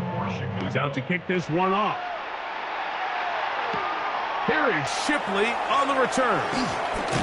He'll get this past the 20 before he's brought down shy of the 25-yard line. The Eagles offense starting to trot out for this next possession.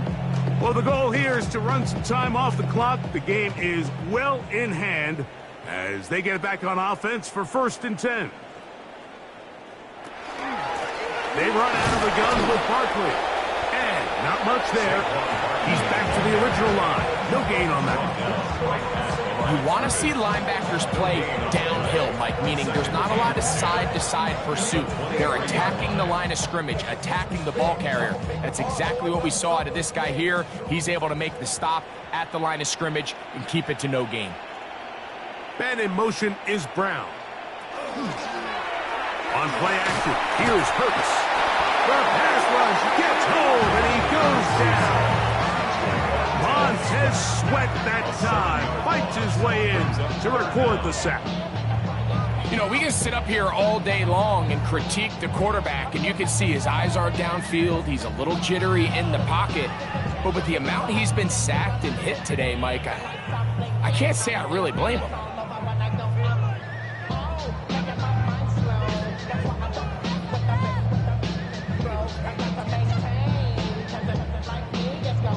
Work to do following the sack. It is 3rd and long.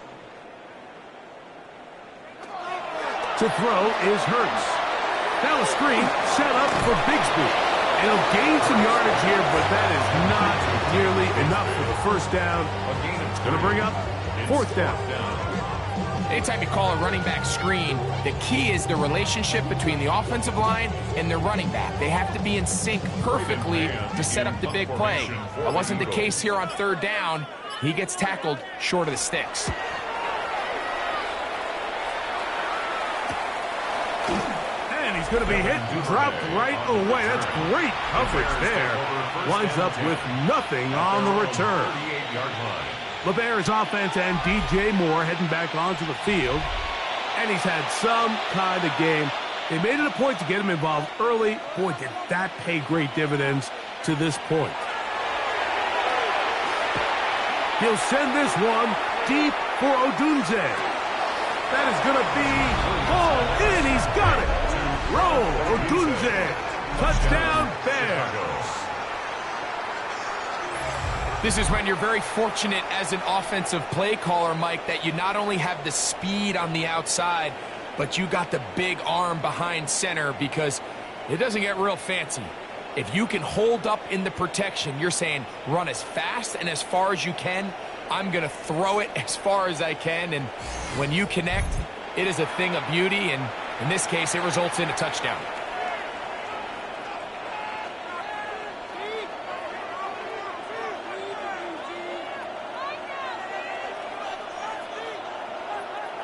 Santos for the extra point.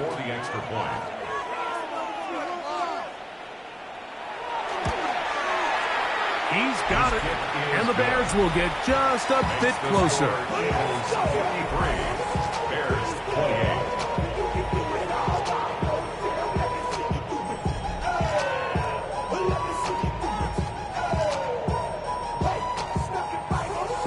So here's Santos after the touchdown. He's out to kick this one off. Here is Shipley on the return. And he's down at the 23, and that's where the offense will take over. The Eagles offense getting things in order as they trot out for this next possession. Well, the goal here is to run some time off the clock. The game is well in hand as they get it back on offense for 1st and 10. And he'll work forward for about 3. It's 2nd down. Following the play, we have an Eagle who is shaken up. That not a welcome development here late in a one-sided game.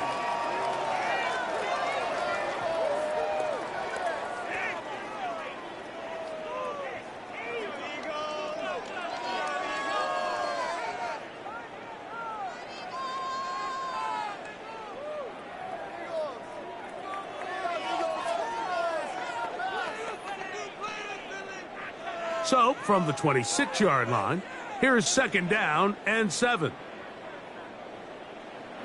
Operating from the gun, here's Hurt. Oh, in trouble, and down he goes. Sometimes in the NFL, you have to be careful what you ask for. This offensive line, they were very clear to us this week.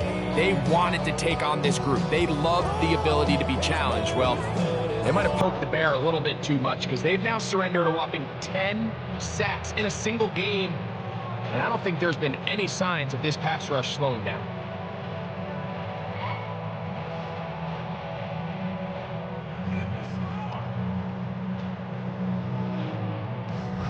So, 2 minutes to play here in the second half. Greg and I back for the conclusion in a moment. So, backed up after the sack, and now it's 3rd and long. 3rd down, they go with Bigsby. And he's going to be stopped well short of the 1st down. Gain of 6, but it brings up 4th down. Gain of 7. It's 4th down.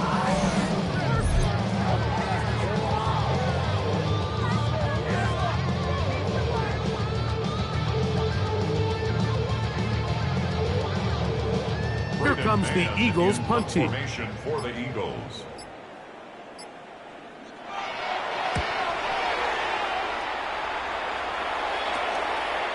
Now the return, and he's going to be brought down after a short return, and that's where his team will get possession of the football. The Bears offense and DJ Moore heading back onto the field. They'll have very good starting field position as they set up past the 40. On 1st down, it's Swift. Inside the 25. And he will score. DeAndre Swift. Touchdown, Chicago. He's got another one. His 2nd touchdown of the evening. Good-looking rushing touchdown there. Offensive line does its job. That back taking off to the end zone for the touchdown. Mike, you're exactly right. He might get credit in the box score for that long rushing touchdown, but it was the big guys up front who were able to make that play possible.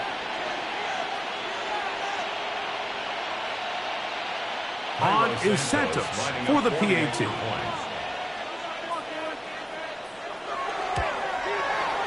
He knocks it through, and the Bears are able to cut into the deficit. Bears 35.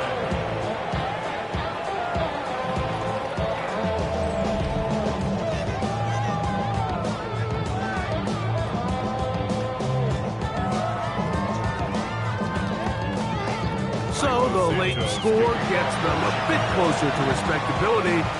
We'll try to get even closer with an onside kick. You had no choice. You find yourself down big here late in the 4th quarter, Mike. You got nothing to lose. Give it a shot. Nice job here by the hands team recovering. They're going to take over possession.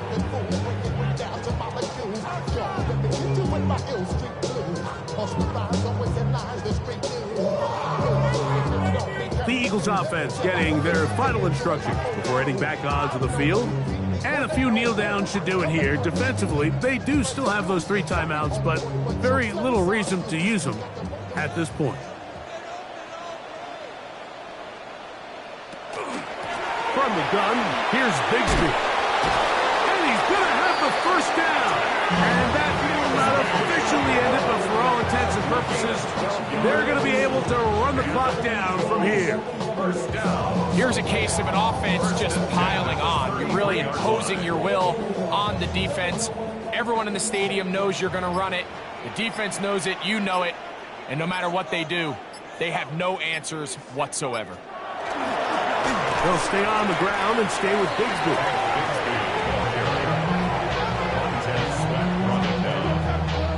Brought down back at the 36-yard line.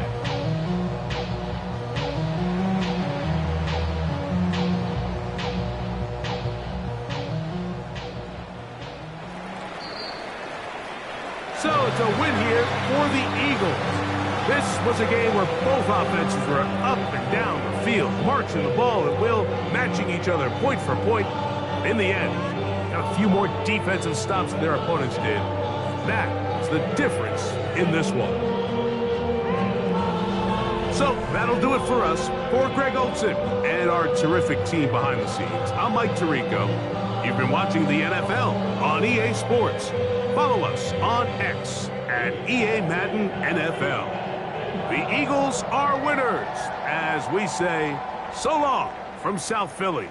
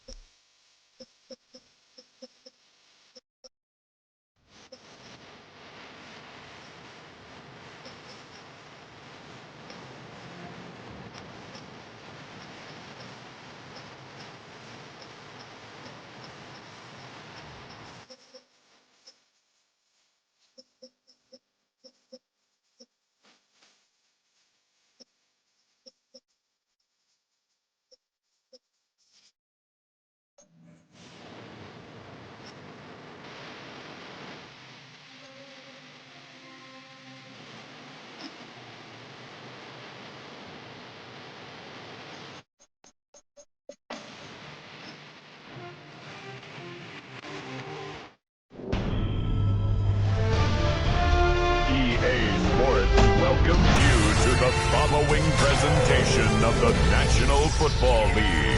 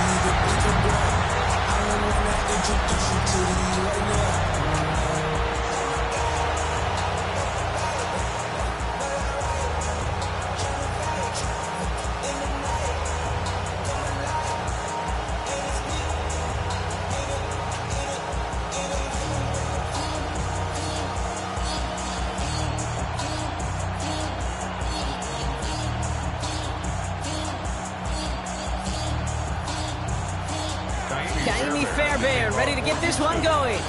And here we go on Monday Night Primetime. Blake Corum now to return it. And that's going to set them up just beyond their own 20. For the Rams offense, getting out there for their opening drive of the game. And leading them out to one of the game's all-time leading passers. The top pick back in 2009.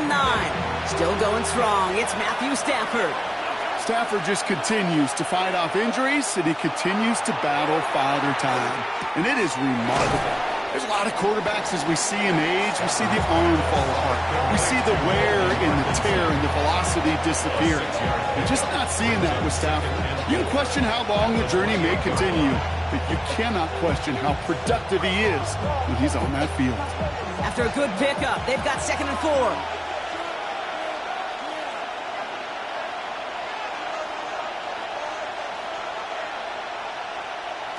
Stafford from the gun. Finds him over the middle. And he's tackled with a first down yardage. There's no question the greatest concern there was just getting the first down. You want a high percentage throw when you're not really concerned about big yards. Well, the drag route was perfect. He comes open in the short field. It's easy to zip that throw right in there and reset those chains. First down now, ball at the 33. They take the handoff now, Stafford. Short throw is dropped. This one's incomplete.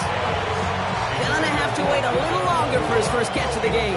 And that'll bring up 2nd down. There's the importance of staying in phase as a defender. He was all over him in coverage. And that really did help force the incompletion. So still 10 to go on 2nd from the 33-yard line. The first carry now for Kyron Williams. No luck there. Ran that one right into traffic and went nowhere as a result. It's going to be 3rd down. This is one of those situations, Kate, where I watch the body language of the running back because it'd be very easy for him to raise his hands up, look to the sideline in his O-line and go, what am I supposed to do there? There was nothing, no time at all to try and escape and react. Instead, it goes backwards. Throwing is Stafford on 3rd. Texans closing in, and they get to it. And a couple of really good plays, Brock, made back-to-back behind the line to bring up 4th down. All right, first sack on the board, on the first drive as a defense, and now we let the chess match begin, the adjustments begin, because we know pressure leads to sacks, and sacks in this league often leads to wins.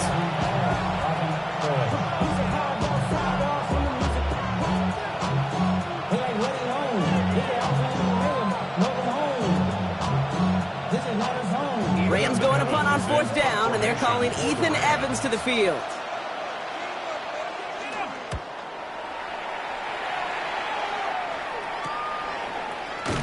And he gets his guys a few yards before they bring him down on the return. So now it's the Texans' turn to take the field for the first time. And leading them out is the 2nd overall pick back in the 2023 draft from the Ohio State. It's C.J. Stroud. It didn't take long for C.J. Stroud to make an immediate impact into the NFL, and it didn't take long for me, Kate, to form an opinion, but this guy is just different. He just processes the game quicker. Remember talking to Ryan Day on the practice field in Columbus, watching him in college, and he just alluded to that as well. It's the anticipation. It is knowing where everybody is and getting that ball out before any receiver will even break on a route. C.J. was unique in that way, and that skill set has been a big part of his success. First give on the ground. It's Woody Marks. He won't be able to get past the line, and very quickly, Brock, they're going to be facing third down to begin this ball game. Okay, that's a run that's ho-hum on the stat sheet, but if you see a bigger play on the ground later on, it'll largely be because of a play just like that one, softening up the front and opening the door for a bigger gap in the future. So a tough spot now. This is 3rd and 9. 3rd and long. He's going to throw. That's the line, he's going to run for it. And he'll pick up enough to move the chains. A gain of 9 yards. You know, before the snap, right before the snap, you may have to take off if the read isn't there. That was a great adjustment made at the perfect time for the first down. Ball just a yard shy of midfield. 1st and 10.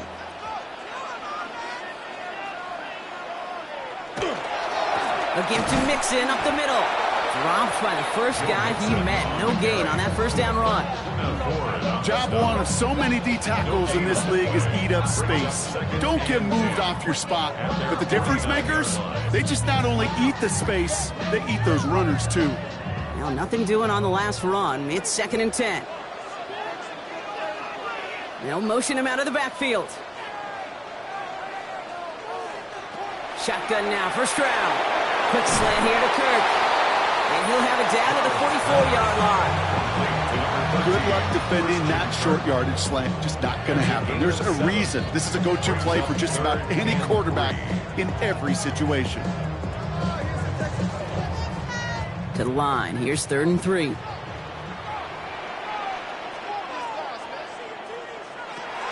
Operating from the gun. It's Stroud. This connects with Schultz. And he runs this to the 25 before being brought down. A 19-yard pickup, and that's going to move the chains. First down. 1st and 10 at the 25-yard line. Well, when your opponent fails to act, Brock, you want to capitalize, right? And they are moving like a team ready to provide us with our first point to this game. Yeah, pretty lackluster start there, Kate, from their opponents. You got a golden opportunity to immediately take control as they convert to stay on the field. And the receiver's going to take this one on the jet sweep. And he's only able to power this forward for about 3 yards.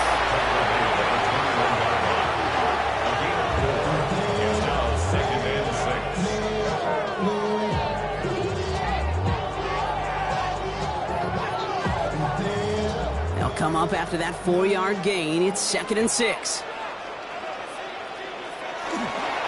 Keeping it with Mixon.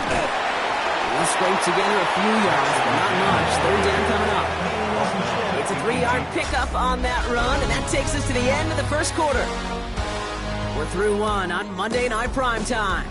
Couple of zeros on the board right now.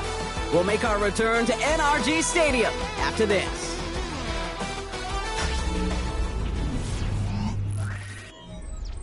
Coming to the line for their 9th play of the drive. This is 3rd and 3.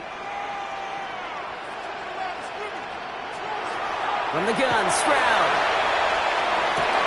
He's got it, complete to Collins. Touchdown, Houston. The Texans get the game's first points here in the 2nd. Nico Collins with the touchdown. All right, so we're already into the 2nd quarter, Brock, but that was just their opening drive of this football game. Fortunately, they did get a touchdown out of it. Yep, and if opportunities with the ball are going to be as infrequent as they've been to start this game, you got to make each and one of those chances count. In that area, they are a perfect 1-for-1.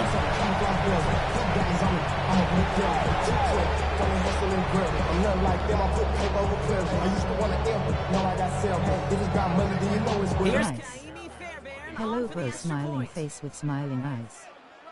Hi, dollar user, welcome to my live stream, smiling face with sunglasses. At Mohit Shorang 1789. At Mohit Shorang 1789.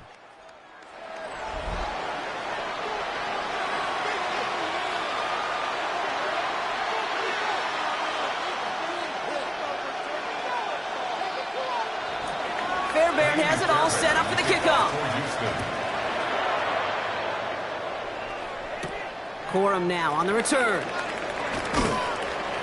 And this drive will start inside the 25. So the LA offense getting out there for their second drive. Still in search of their first points as we work our way through the middle of this game. The score 7-0. On first down, here's Stafford. Into a crowd, and a defender comes up with it. Kamari Lassiter with the pick. And the Texans have it at the 35-yard line following the turnover. You know, Kate, so often they say that defense is just reactionary. They're just reacting to what the offense is doing. But I'll tell you what, when you got a defensive call like that, the right personnel, nickel coverage, right, the right defensive plan, it plays such a huge role in helping take the ball away. The Texans and wide receiver Nico Collins ready to go once again. And I'm pretty sure, Brock, they hadn't even all sat down on that sideline yet to rest. And now they're right back out there with a great chance to repeat their last touchdown. And you will take that every day of the week and twice on Sundays. You don't mind it all. You got that defense right now reeling after the touchdown. Look at where they start with the football now.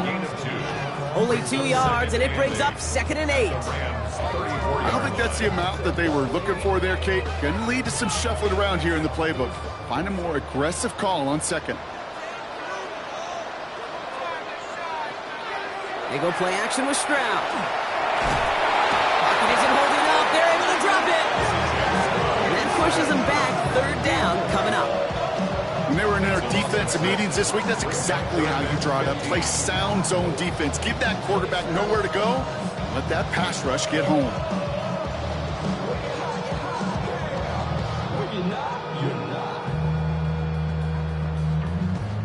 I see through your act and I still enjoy the show.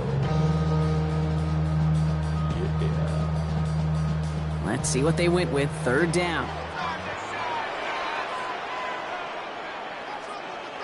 Here he goes. 3rd and long. Travis hit. The ball is out. But fortune on the Texans side. What their guys got to it. They're going to keep the football. Well, they scrambled back on top of the fumble. They lose a ton, though, and now they've got 4th down coming up. Yeah, recovering it really only brought you one more play. With how much they lost on that play, well, here come the special teams. And now, well, now they got to be special.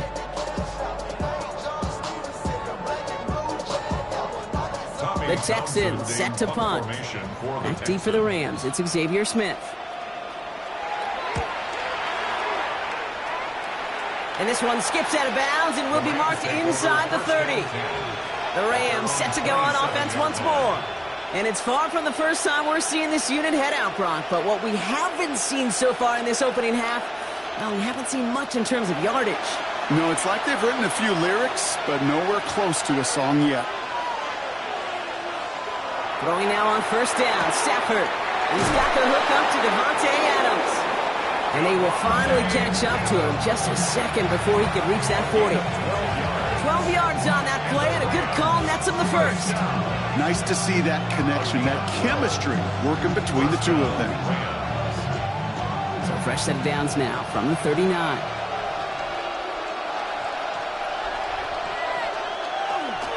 Williams now on 1st and 10. And he's only able to get back to the line. It's going to be 2nd down. It'll be this group's job watching the film to find all these plays. The ones that amount to really very little statistically and identify what was needed to just make them a little bigger, stretch them further. Afterthought plays now, they could be the big gains of next week. Last run, not a lot of help, Brock. 9 to go now on 2nd down. Working from the gun, here's Stafford. Has him on the quick hitter. And they're going to bring him down just on the other side of midfield. It's a gain of 11 there, and that picks up the first. You know, it sure seems like he knew exactly where he was going with that before the snap. That's a pre-snap decision that led to a post-snap 1st down. Ball just a yard shy of midfield, 1st and 10. Up the gut they go with Williams. And a couple of teammates combining there for the stop after just 1 yard. Hey, we know running the ball in the NFL is hard, and that play pretty indicative of it. Here's the key, though. At the end of the game, those type of plays got to be in the minority, and the majority have got to do some damage. Following that little 2-yard run, it's 2nd and 8. Shotgun snap to Stafford. Short pass brought in. And not much doing. He stopped quickly.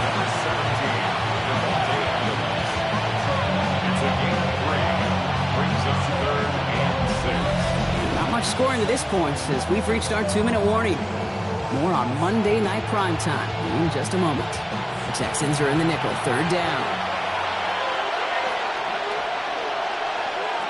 Throw here, 3rd down. Screen here for Williams. And he's out of bounds. It looked like they might have a shot block, but they're going to be left 2 yards short now. It's 4th down. Those kind of completions are so frustrating, Kate. It's like a putt. You got it on line, you feel good about it's going in the hole, but you never want to leave it short. A little outside their comfort zone to try a field goal, so instead they're going for this on 4th down.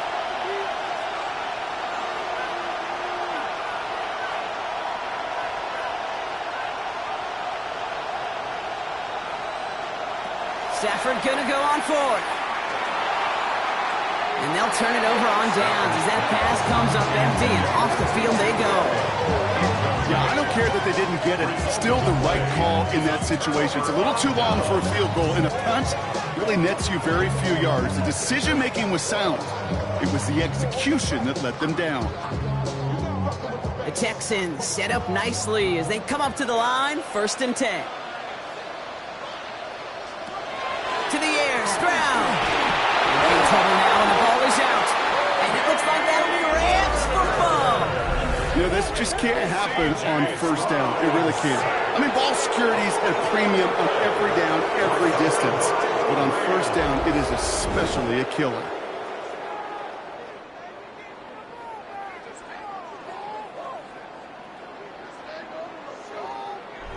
Now L.A. getting its offense all set to go. And after they were stopped on 4th down their prior possession, Brock, you got to wonder if they're going to be confident enough to go for it again if they get to that point here. So 1st and 10 now from the 30.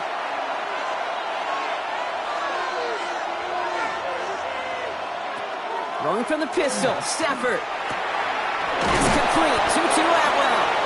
And he's brought down at the 17-yard line. That's going to go as a gain of 13 yards. And that's going to be good for an L.A. 1st down. Well, that is pretty darn impeccable timing between the two. They hit a curl route of that length. It takes great anticipation and precision by the quarterback, and the receiver on the other end finishing it, doing his job. Stafford now on 1st down. Completed left side to Smith. And he'll go down. Looks like they're marking him at the 11. Timeout coming from the Texans. That's their first. They'll have 2 left to work with before halftime. Hey, you like these results on 1st. That completion right there, right in the window where all options are now available to you on 2nd down. That playbook wide open. Offensive line. This is 2nd and 4.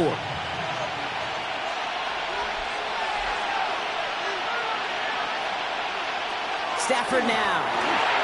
He's got Smith again. And it'll be 1st and goal. Stop is made at the 5-yard line. Houston calls it 2nd timeout. And they still have 1 in their pocket for what's left of this half.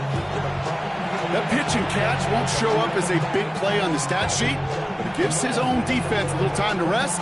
It gives an offensive coordinator a new set of downs to work with. 4 downs to get this across. Here's 1st and goal.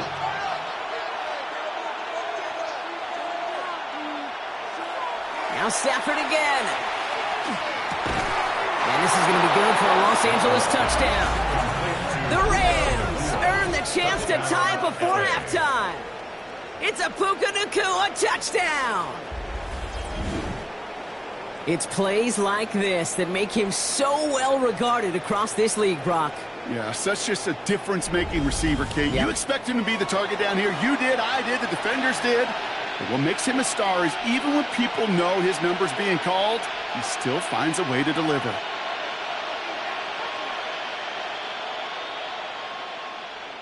Harrison Mevis on to try the point after.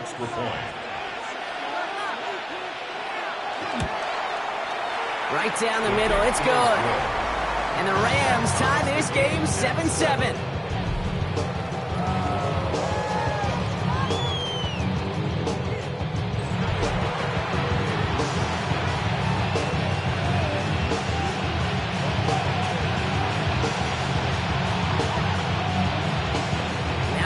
tying this game up. They're all set to send her away. Here's Tremont Smith with the return. And a decent run back is going to end as they bring him down inside the 30. The Texans going on offense now, just before halftime. And we'll see how they choose to attack this. They've got 50 seconds at their disposal. All right, the Houston offense looks set, Brock. Here's 1st and 10. Stroud finds the in route complete.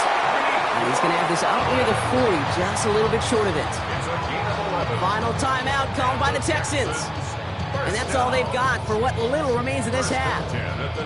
I know the Combine tries to test everything it possibly can physically, but I don't know how you test courage at the Combine, because there's nobody defending you. Nobody wants to hit you. But that was the epitome of courage to make that in cut and make the catch. First down throw by Stroud. Has a man downfield. It's Collins. And he has it into the red zone as he reaches that 20-yard line. You know, Kay, we often talk about flipping the field in special teams, right? A kick return, a good punt. Well, an explosive play like that does the exact same thing. Look at the difference in field position. By hitting on that shot, you've totally flipped the field and the tone of this drive.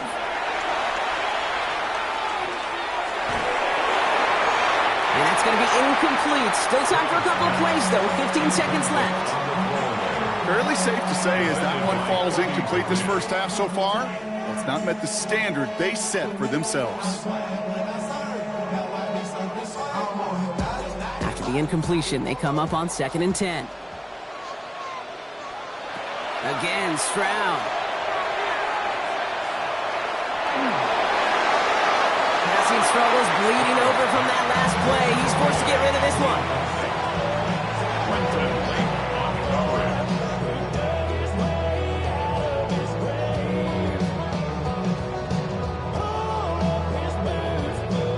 It's Kaimi Fairbairn on to try it for the Texans. Ball on the left hash, 37 yards out. Up and good from Fairbairn. And that's going to break our tie and give him a 3-point advantage. Just really nice execution on his part to convert there. For the kicker to pay off, really the execution of his teammates. He works so much on situational opportunities, those minutes before halftime, and they maximized it.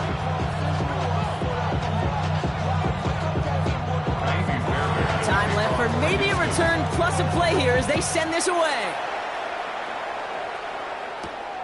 From a couple of yards deep, this is going to come out. And he's going to make this to the 28 before going down. Probably looking at our final snap of the half here on 1st down. Here's a design run. So a field goal game at the half. Good one so far, 2 quarters to go. Now let's check in with Scott Hansen. He's got our EA Sports halftime report. All right, Kate, thanks very much. Scott Hansen, good to be with you from the Orlando EA Sports Studios with an abridged halftime report. This one shaping up to be a tight one, as evidenced by the scoreboard. Both these teams playing it close to the vest in the first half. What will happen in the second half? Let's find out as we send it back to the stadium and our commentary team, Kate Scott and Brock Heward.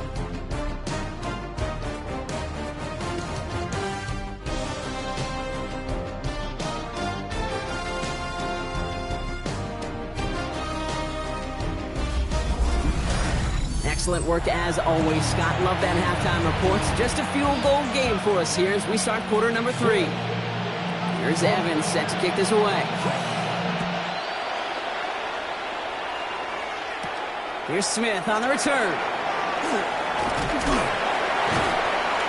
And in the end, Brock, a pretty exciting touchback as the return comes out to the 30. Now here's the Houston offense. They've got it first to begin the 3rd. And it has been all about these defenses so far, Brock. Even into the second half, we're still waiting for one of these offenses to take charge. Yeah, what you're feeling, these defenses are making every yard tough, every first down tough, every series tough. And offensively, yeah, it's time to toughen up, but maybe more importantly, sharpen it. And he picks up a good chunk of yards here. Looks to be about 7. He's up to the 37. That is a textbook first down completion. Sets up second and very manageable and creates space to take that shot downfield. After a good pickup, they're set up with 2nd and short.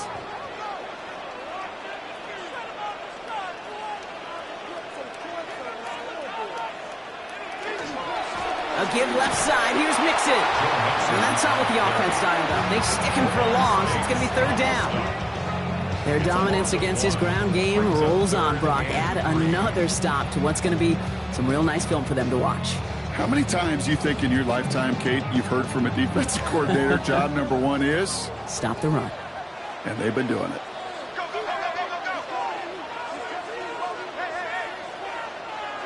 Stroud now on third. And he let his man too much there, Brock. Incomplete. Fourth down coming up.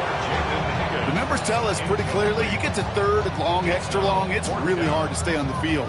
That's disappointing because that was third and manageable and an incomplete. So out now comes the punter. Tommy Townsend will kick it away.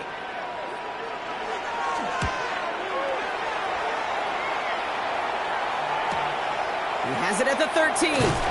And he'll scrape together what he can on the return. He gets it back to the 20. The Rams headed out to the field now. And their defense sure has kept this game close. Now it's time for them to come through, get some points for their team in this low-scoring affair. Rams ready for this one. Here's 1st and 10. Here's Williams to start the drive. And he maneuvers through the middle for a gain of 4. That is simply a stay-on-schedule kind of run. Nothing more, nothing less, just right on schedule.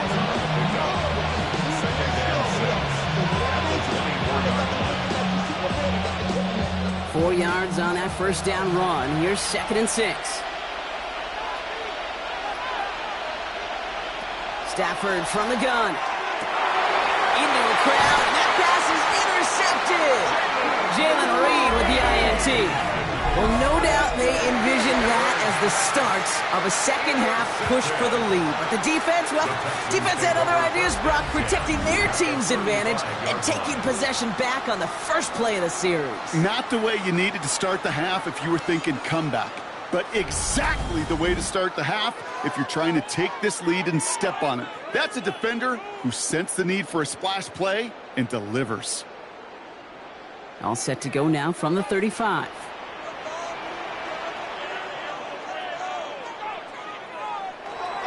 First and 10, a run to Mixon. Small gain there, maybe 3 if he's lucky to begin this drive. And this offense is now left with some ground to make up a little bit here on 2nd down after that drive starts with a very minimal gain.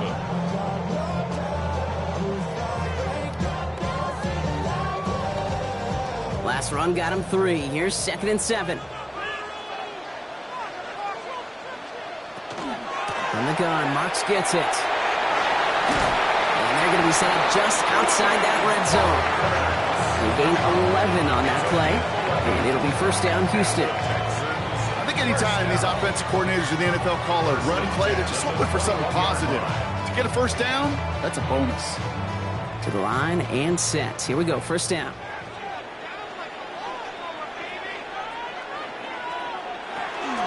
And out the middle, it's Marks.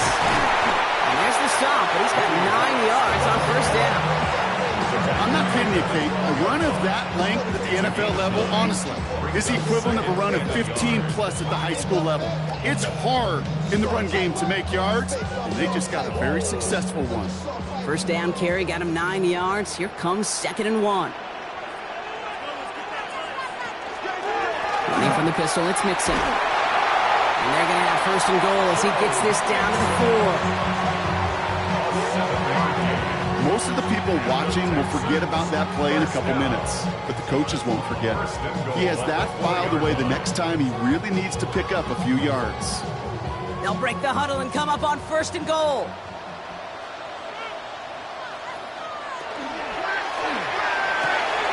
And he's in. Touchdown, Houston. The Texans pick it off and get points on the ensuing drive. Not a lot of processing time from the moment he pulled it back to the moment he made that throw, Brock. But I think we can all agree he made the right choice not to hand it off and then the right read on that throw. Yeah, he sure did, Kate. It kind of reminds me of the option quarterbacks of our day growing up, right? Those guys that made that pitch, and it was just second nature. They were on the run, guys all around. Didn't matter. He's going to put that pitch right on them. The great RPO quarterbacks of today do exactly the same thing with their throws.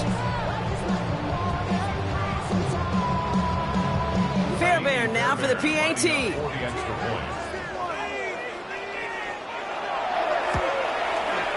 Extra point sent right down the middle. And the Texans make it a 10-point ball game. Texans 17, Rams 7.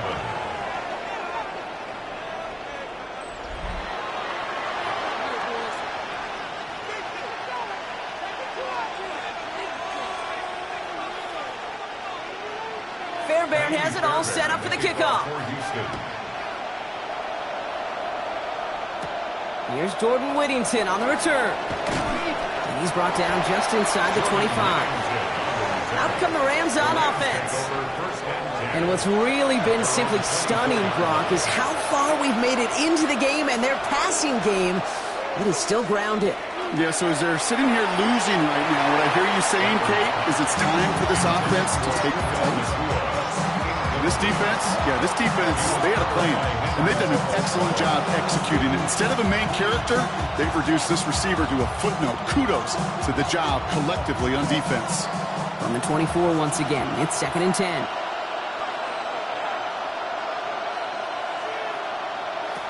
Back to throw, here's Stafford. Pocket isn't holding up, they're able to drop it. And they come through the sack to bring around 3rd down. That was a situation where I think the previous drive, really affected decision-making there. Coming off a pick, he wasn't about to challenge the coverage. Instead, well, he just took his medicine.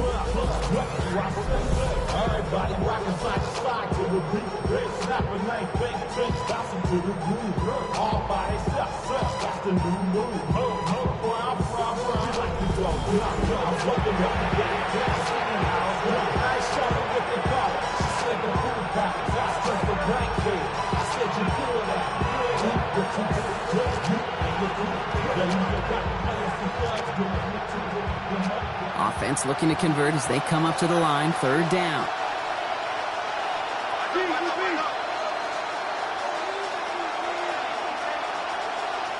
Third and long for him here. Right side into the hands of Adams. And he's going to reach his own 20 before stepping out.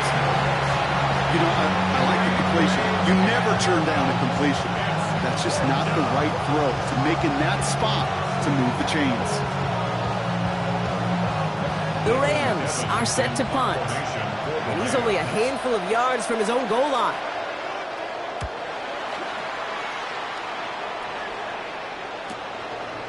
And he's getting nothing on that return. They wrap him up almost at the exact spot that he fielded that punt.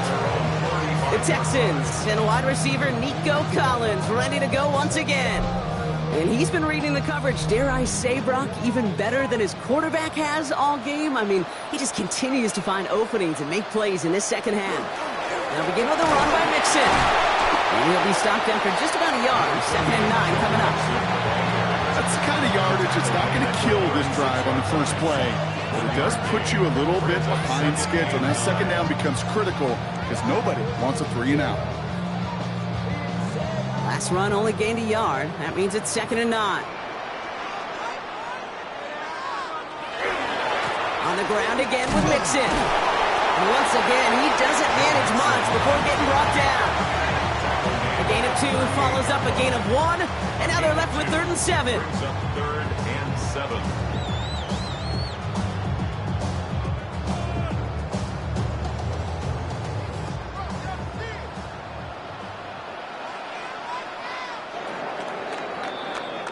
So just 1 quarter to go on Monday Night Primetime.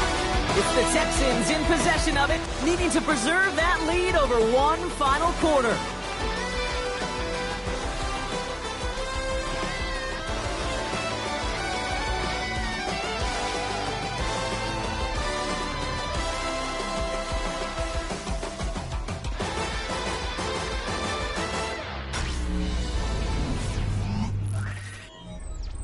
Let's see what they draw up on a 3rd and 7. 3rd and long, they're going to throw. This connects with Schultz. He's taken down, but not before he has this all the way to the opposing 40. They manage 22 on the rip and a 1st down. From a great throw to a nice route and catch to moving the chains, there wasn't a whole lot not to like about that amazing play. From the 40-yard line now, this is 1st and 10.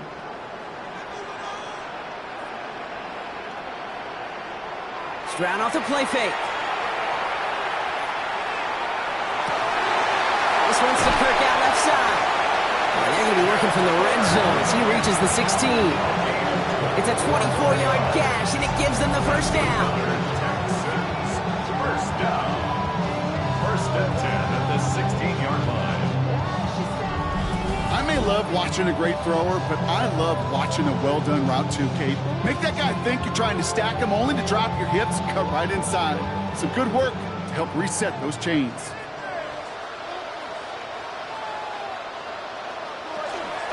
First down, it's a run with Marks. One good for a gain of 4. It's second down.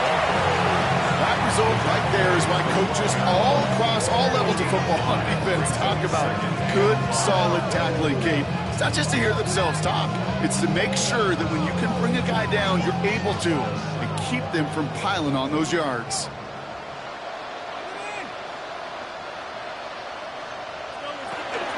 It's mixed in on second down. He's close, but he is stopped before he can get to that first down. Picks up 4. You know, Kate, it's plays like that. It's just kind of the meat and potatoes. Not going to make any highlight reel, but just the positive, efficient plays on the ground. You need to keep plays and drives alive. 7th play of the drive now as they need a yard here on third down. Stroud on the sneak. He's fighting all he can, but won't get that final yard. They're going to have fourth down coming up. That's all you can really expect from the sneak, Kate. One, maybe a couple yards. So in that way, their job was executed. On that last call, not sitting well with D'Amico Ryans. He's going to make them review it. The previous play is under review. Well, we all know there can be so little room for error spotting the football. And that's what's being reviewed right here. Did they get this right? And I know both sidelines are furiously pleading their cases about what their eyes see. But fortunately, the eye in the sky and the replays will give us a clear answer. So upon further review, they get a more favorable spot, and that's enough to give them the first down. Kirk in motion left. He gives here to the motion man. And that right there is the start of what could be a goal line stand. They hit him for a loss on first and goal. A loss of 3 brings up second and goal at the Rams' 9-yard line. Back to the line they go. It's second down.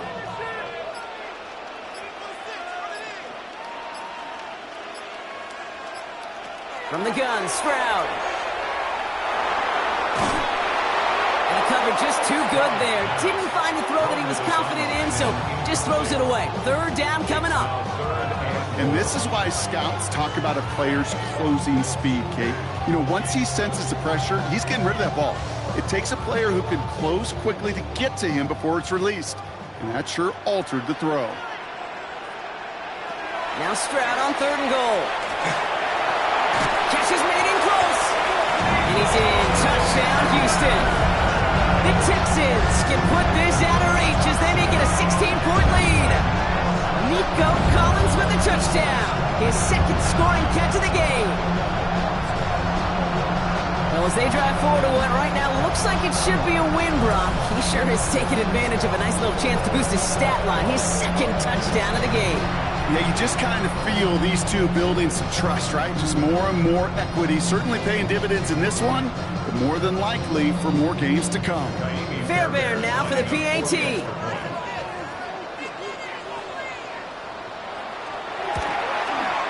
The point after splits the upright. And the Texans take a 3-possession lead. Texans 24, Rams 7.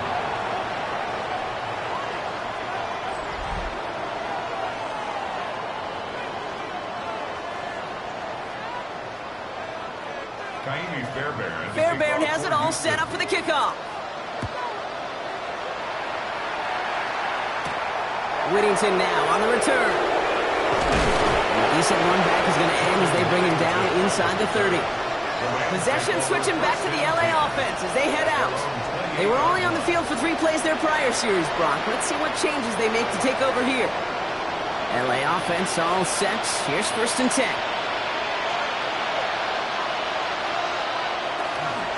Working from the gun. Here's Stafford. Roll right side. Caught by Smith. And they're going to bring him down just a moment before he's able to break it across midfield. An excellent gain, 20 yards there, and that's going to move the sticks.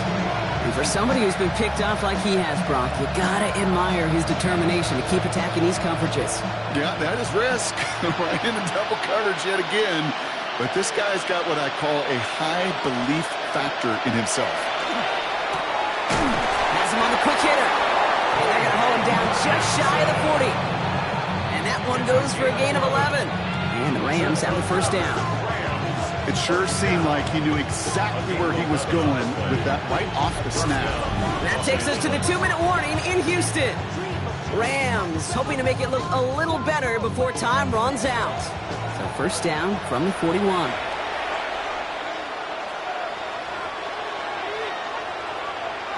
Shotgun snap to Stafford. Finds him over the middle. And they get this down to the 28. Give him 13 on that play. And that's going to be good for an LA first down. As a quarterback, when you throw that curl route, you know it's a tight window, Kate. But the minute that DB turns and can't react to the throw, you put it right on your receiver's numbers. He comes back and gets it and moves the sticks. Stafford's going to throw once more. He's got it near the end. And it'll be first and goal. Stop is made at the 5-yard line. Now the Rams will use the first of their timeouts. And they can take a moment to try to build more momentum after getting that first. First and goal, Rams.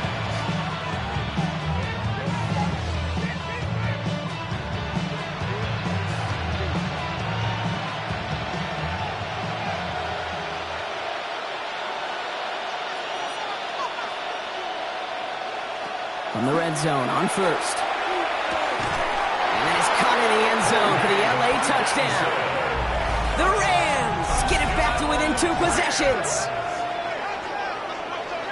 They were throwing for it there, and they didn't care who knew about it, Bronk. And it turns out, hey, nothing was going to stop them either. Yeah, there's something about an empty formation. You are declaring into a defense. Other than QB draw, this ball is going to be in the air. But at the same time, you also force the defense's hand. There's only so many coverages they can play, and they just exposed them. Point after by Mevis is good. And the Rams cut the lead down to 10.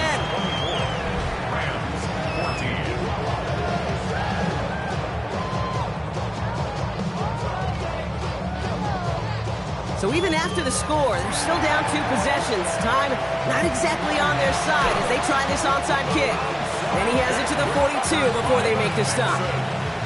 No question they wanted the ball back late, but you don't see many of these recovered by the kicking team in the NFL.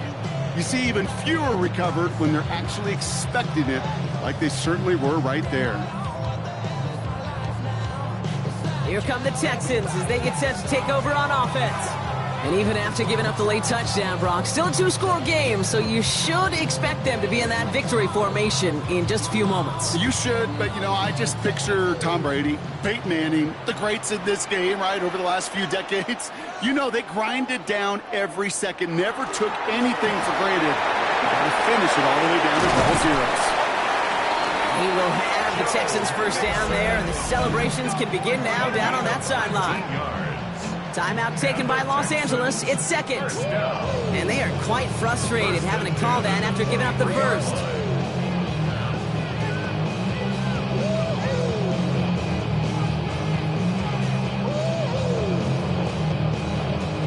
Victory formation here. Looks like they're going to take a knee on first down.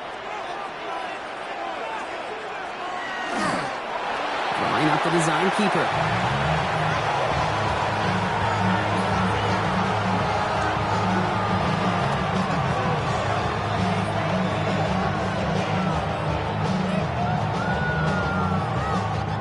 Lining up to take a knee on second down.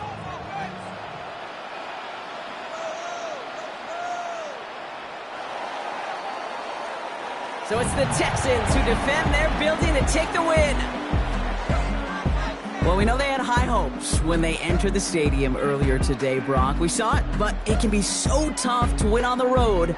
And there's some dejected faces now as they leave this football field. Oh, and that flight home, oh, Oh, it's going to be a long one, a silent one, as they ruminate on the outcome of this game. You never like taking one on the chin, even on the road. And heading home just gives them all extra time to think about what went wrong, but more importantly, how to fix it. That does it for another broadcast of the NFL on EA Sports. With my partner in the booth, Brock Hewitt, I'm Kate Scott. It's a win for the Texans, as we'll see you next time from Houston.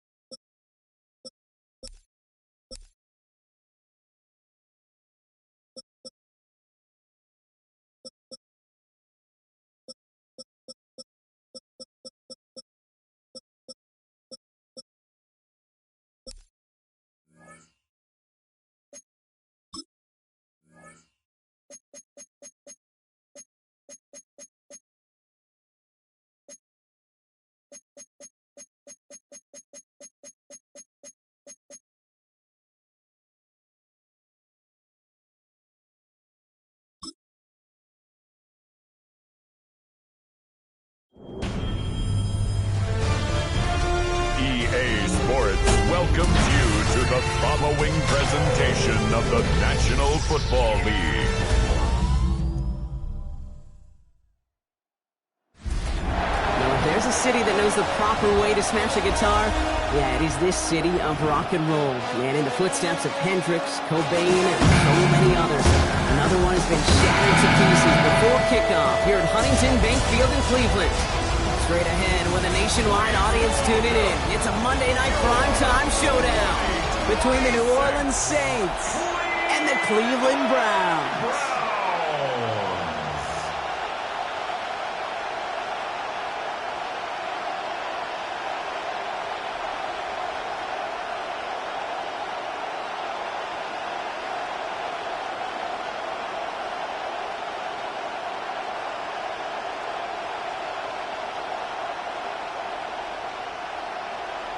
We're just seconds away from getting this one started. And Monday Night Primetime is underway. This one's fielded at the 4-yard line. He's got laid up past the 30. That's a good look on that one back, Brock. He gets this to the 33. So the Saints offense taking over for the first time here. They'll be led out by the Louisville products. I know those folks are excited for him, as are the folks from Texas Tech and Oregon. Here's Tyler Shuck. Kate, it's really obvious. Tyler has nothing to prove about his dedication to the game. And he put his body on the line collegiately. He got that covered across a 7-year career in a couple different stops. Evaluators, they love grip. Tyler's got a lot of it. I call this quarterback's best friend. Some call it a safety valve. Some call it automatic. But it's sure nice as a quarterback when you got a trusty running back over the middle of the field that you could depend on. Halfway to the marker. It's 2nd and 5. Running behind center with Kamara. And that plunge is going to garner a couple of yards. Tackled there by Jerome Baker. Sometimes you just feel like in the background of every ho-hum run is a bigger play. It just needed one more component. Hit that extra block a little longer. Find the lane quicker. The defender maybe a half step late. And this could have been much, much more exciting.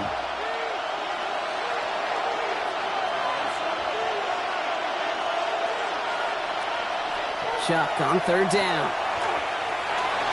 He's going to run for it. And Shuck's going to have him first down as he slides in safely. You know, Kate, back in the day, we had a slip and slide at practice for moments just like that. Actually practicing how to slide and get out of harm's way. Nice gain on the play. And denied that defense. He had another chance to take a shot on him. Shuck now on 1st down. This is reeled in by Taysom Hill. And he's sent out right after he makes that catch at the 40-yard line. That's going to go as a gain of 13 yards. And that's good for a Saints first down.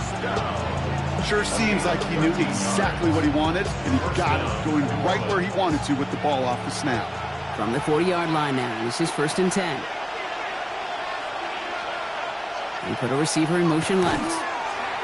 Kamara now on 1st and 10. And they shut him down on this one. They get him behind the line, and that should push him out of field goal range. This is one of those plays that I wish we had the huddle mic'd up, Kate, because I can assure you that offensive line in their own way is telling that running back, sorry, we did not give you any chance.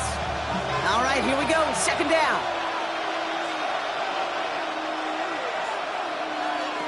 Chuck working from the gun. And be caught by his back. Kamara. And this certainly makes the 3rd down easier. Nearly avoided it altogether. Gain of 10 right up near that marker now. I know that completion doesn't move the chains. I love it nonetheless. You make sure that defense is aware of every eligible player going out. And this time it was out of the backfield with the running back that shows he's adept at catching it as well. Chuck running the sneak. They were loaded and ready for that sneak, weren't they? They stopped him at the line. No gain. Kate, is there a simpler play in football that's come to life more than the QB sneak? We see all different varieties now, but it has become so darn effective. And when you got a tough QB that wants to put it on his shoulders, you sign up for it. This will give to Kamara. Can't slip that initial tackle. Stops made for no gain on that 1st down play. As that linebacker makes that tackle right in the middle of the field, all I'm thinking about right now, Kate, training camp. Because that's the middle drill right there. That is textbook. What you do in training camp, coming to life when it matters. 1st down run netted him nothing. Here is 2nd and 10. Shotgun snap to Chuck. This one will be intercepted. Denzel Ward makes the play. And the Browns force the turnover on the first series of this game. So what happened there, partner? Looked like he found an early rhythm on that opening series until that last throw. Yeah, fine line between confidence, which he certainly had, and rhythm, and then also just unwise decision-making, forcing that pick. So here come the Browns on offense, readying for their opening drive. They're led out by the Colorado and Jackson State products. It's Shedeur Sanders. Kate, I don't think any of us will forget the 2025 NFL Draft and the story that was Shedeur Sanders. But the key for him in his NFL career, it's not where you start, it's where you finish. And he's got to use his wealth of experience as a change maker, a difference maker, to take this opportunity and run with it in Cleveland. Their rookie out of Oklahoma there to make that play. And it's not just you quarterbacks, Brock, you got to have short memories. You tell me this too, defenses need them sometime as well. Yeah, 100%. You give up a big run, well, too bad. No time to dwell on it because you got to line up, buckle up that chin strap, and try to knock them backwards. The Saints are all over this one. Great work by the defense. And for the 2nd straight play, Brock, they're headed the wrong way, and that's going to bring up a tough 3rd down. Normally, when we say somebody's on skates, we're talking about that offensive lineman, right, driven right back to the quarterback. But I think it's applicable for the entire offense to be on skates. 2 plays, 2 negative plays. Got to find something positive here on 3rd down. This offense looking to convert as they come up on 3rd down.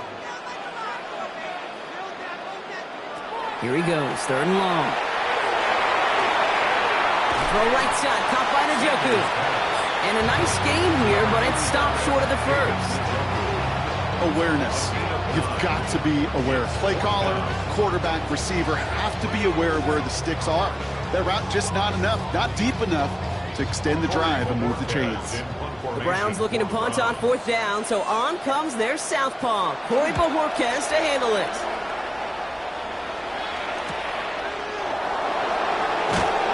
And before that return amounts to much, they bring him down. This New Orleans offense ready up for its 2nd drive of the contest. And as they take the field, Brock, they got to be thankful that interception didn't cost them. Still scoreless here. I like how you say they. I think the quarterback in particular right, loves a chance to have in golf a breakfast ball or a mulligan, another opportunity to flush that first drive away. And he's going to have this up and across midfield, partner, to the 48.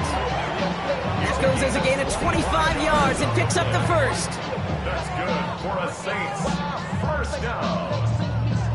It's a gain of 25 5 yards. Like you always say, right back to work for him, getting the drive moving like that turnover never happened. And they weren't going to shy away from letting him do his thing, throwing the football. Mistakes happen in this league and in this game, and you never want to punish a quarterback for making a mistake. You want to see him continue to produce. Zone read here, the hand off to Kamara. And this is pushed ahead for a gain of 5. Making the tackle, Shelby Harris. That's a run that you'll take the result in the NFL every time. A nice play, a solid game, but it's also a run that you know. And you may come back to, because if you were that close to breaking off an explosive one, you really break the backs of a defense. Chuck now from the gun. Completed over the middle. And he's marked down, looks like at the 32-yard line. They come through with a nice gain there. Gain of 10, first down. Okay, when Bill Walsh was implementing the drag route with the 49ers in the 80s, it sounded the same way as it did with Mike Holmgren and me with the Seahawks in the 2000s versus man on a drag route, run away. You see zone coverage, settle down, give your quarterback his numbers, and you can find a completion just like that. Kamara running out of the gun. And he nearly gets them into the red zone as he's down at the 22. An even 10-yard gain on the play. And that's good for a new set of downs for New Orleans. I don't know, kid. I didn't think he had it. That back did. He knew exactly where he had to get for the first down. Pops up right away and signals first down. First and 10. Here's Shuck. Taken in by Hill, right side. And he's short of the first after a mile gain. Sometimes when you're just looking to move it forward, get some small yards on the throw, quarterback's best friend, security blanket. And when it's a big old tight end, that's an extra bonus. After a good pickup, they've got 2nd and 4.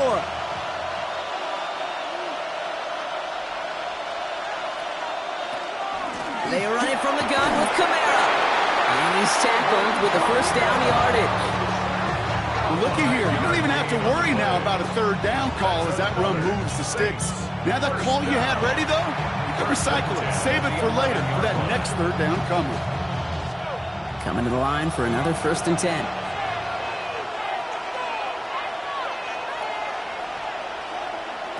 To throw, Shuck. There's room into the secondary.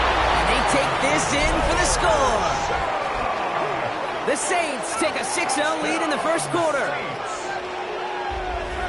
What a great moment to celebrate and possibly educate this rookie as well, Kate. That's just tremendous effort. He shows off the speed that he has. But they'll go look at those tablets. They'll figure out if there was somewhere to throw it. But he showed you right there when there's not, well, this kid can run.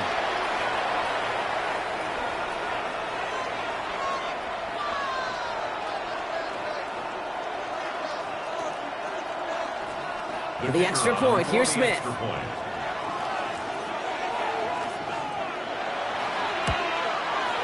Right down the middle, it's good. And the Saints will jump out to a 7-0 lead.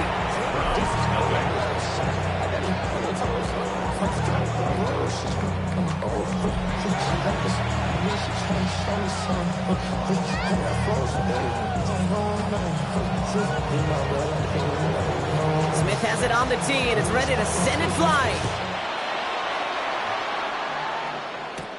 Return starts at the 9. Showing a little burst so far. And an excellent effort there sets him up almost at midfield. Onto the field comes the Browns offense for the second time. They didn't start the game off like they wanted, Brock. Still searching for that opening first down as they take the field a second time. The Browns, nice field position here as they start out 1st and 10.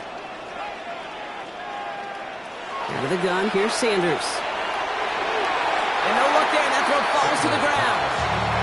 Kate, I think that's a little taster, a little entree of what's to come for this wide receiver. He's going to have to make some plays into some contested coverages, and he couldn't do it right there. No luck on first down. Here's 2nd and 10. Operating from the gun. Here's Sanders. Pocket isn't holding up. They're able to drop it. And this defense going to try to hang on to that momentum, Brock, as they go for another stop on 3rd down. Kind of feel like we're watching a welcome to the NFL.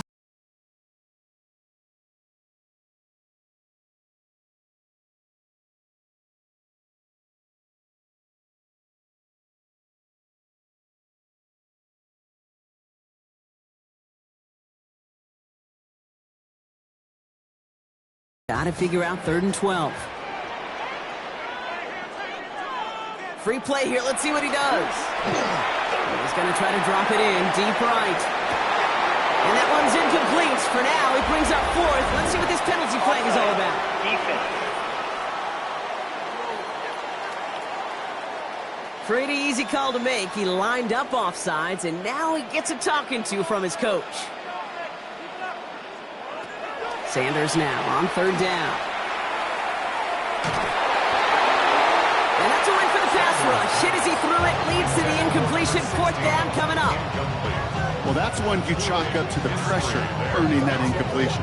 They came in before he could find a target, hit him, altered that last-second attempt to get rid of it. Browns are lining up to punt. It'll be Corey Bajorquez doing the honors.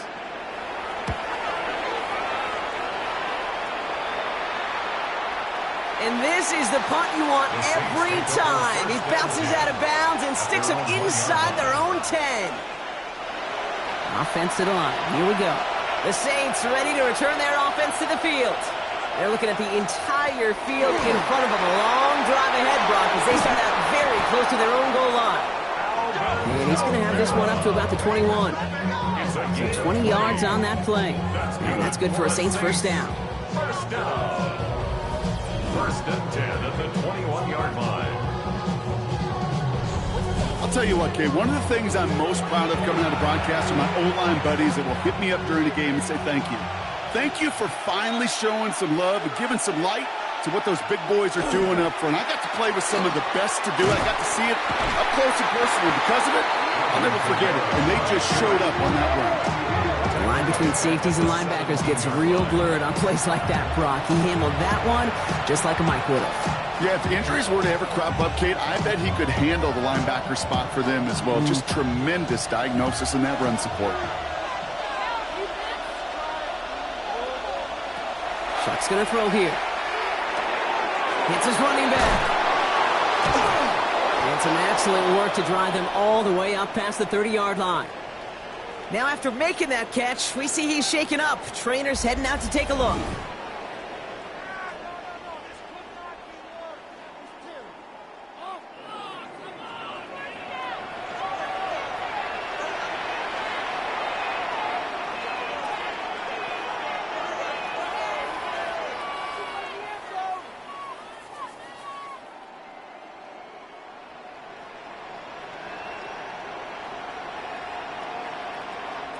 First and 10 from the 32.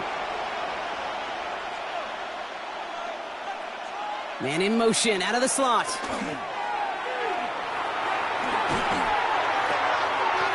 caught left side by Vela. And he's going to just get this across midfield before he's taken out of bounds. That play goes for 19 and a new set of downs.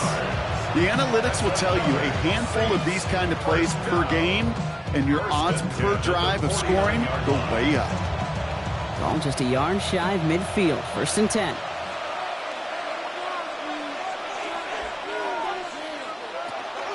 This is Devin Neal with it.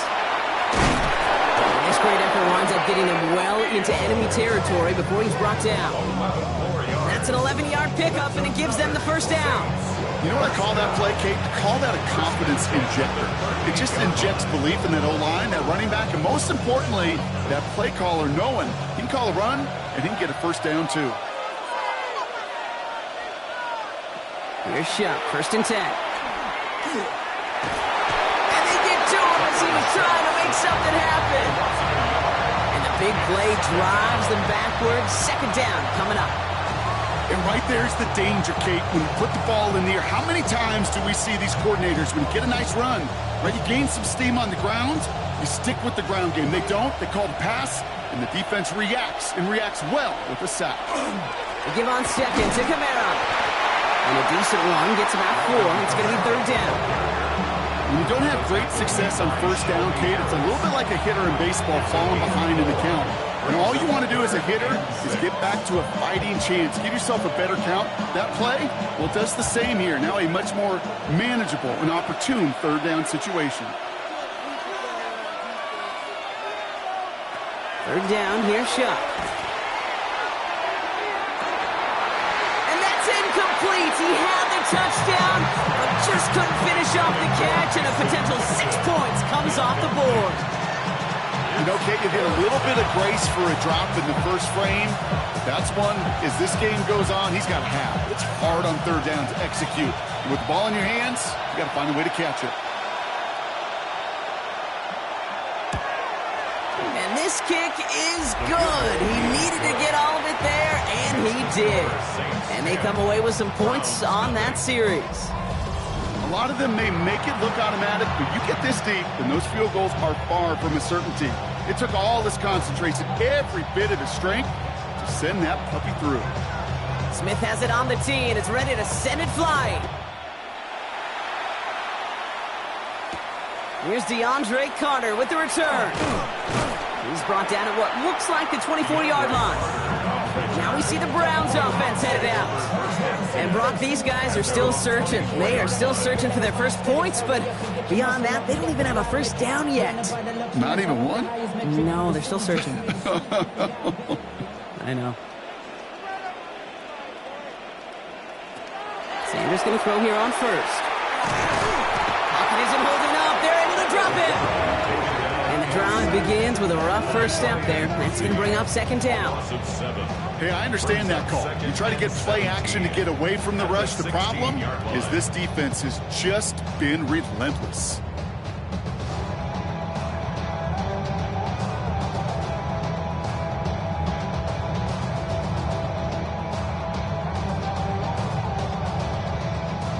A lot of work to do as that sack makes this a tough 2nd and 17. To the air, Sanders. A little of a screen pass for Judkins. He dodged the tackle. And he rips off good yardage, but it will not move the chains. We've heard it said, and I believe it to my core, football is the ultimate team sport. And a well-run screen like that is the ultimate team play because it takes all 11 doing their job. Saints adding an extra DB. This is third down.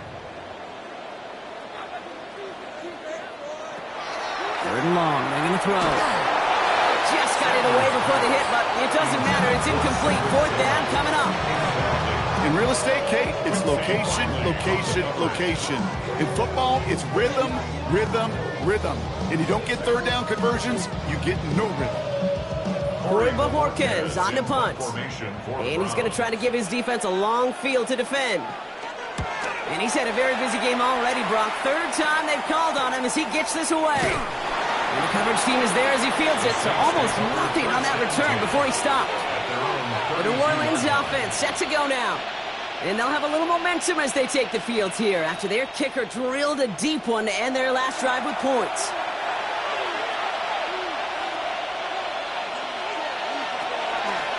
First play of the drive, and he takes an option left.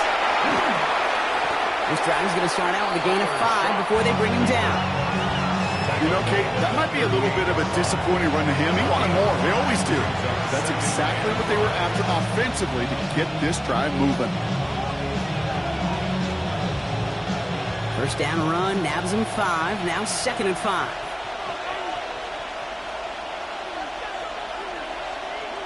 Off the play action, Chuck.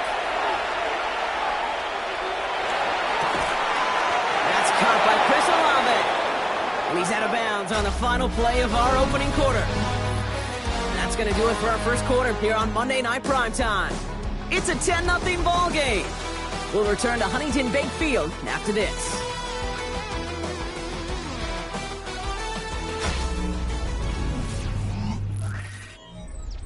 We're back for the second quarter. Saints in possession of the football. They've got 1st and 10 here, looking to add to their lead. Throwing from the gun. Defender arrives right as the ball does, and the hit knocks it free. Incomplete. You know, that was almost a nice chunk play before he was able to recover and provide the hit that dislodges the football. You like to see that physical edge and scrappiness to contest any kind of shot plays deep. After the incomplete pass, here comes 2nd and 10. Shuck. Screen here for Kamara. And he takes it just inside the 40, down to the 39. Well, this is the type of game you've come to expect This is adept at turning the screen into the same kind of yardage, too. 3rd and just 2 to go.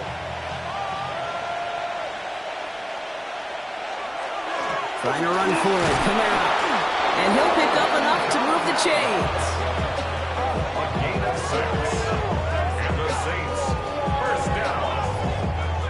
1st and 10 at the 30. I don't know what it is, Kate, but I love 3rd down runs. I really do. I know the receivers don't always like it because money down, they want the ball. But a 3rd down run for a 1st down can be so demoralizing to that defense. It's complete to Kamara. And he's tackled for a short gain.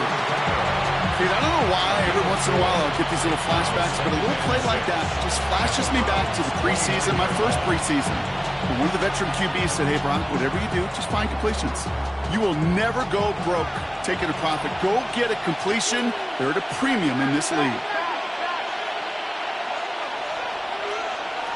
Working now from the gun. And the Browns get there and take him down. And that pushes him back. 3rd down coming up. Protection is always tested against a blitz, especially with all the different ways the defenses today disguise them. Couldn't quite account for the number of rushers that time, and it ends just how you expect. The quarterback needed a little help to get picked up off the grass.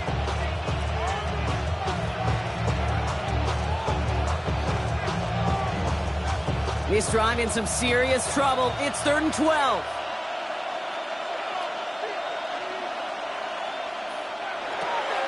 Air it out on 3rd.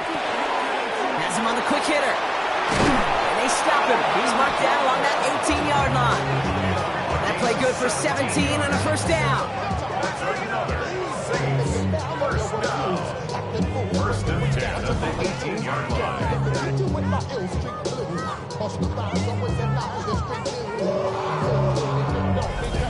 Every time I see one of those angle routes, I think back to my day 1 install. Rookie minicamp in the NFL. Texas, angle route. 49ers of the 80s, they were making hay with it then, and the running back's still doing it to this day. Did not like what he was seeing, Bronson. He's just going to hurl this one away.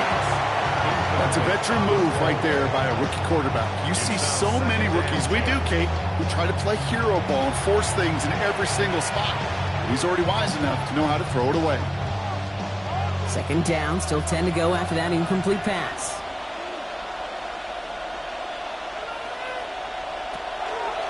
Here's a give inside to Kamara. He's unable to get away from that tackle. Good work by the defense. Nothing gained on 2nd down. When you rush the passer, it's kind of like tracking down a runner. That same athleticism comes to life. He looked pretty good hunting his prey right there. 3rd down, and they need to get 10.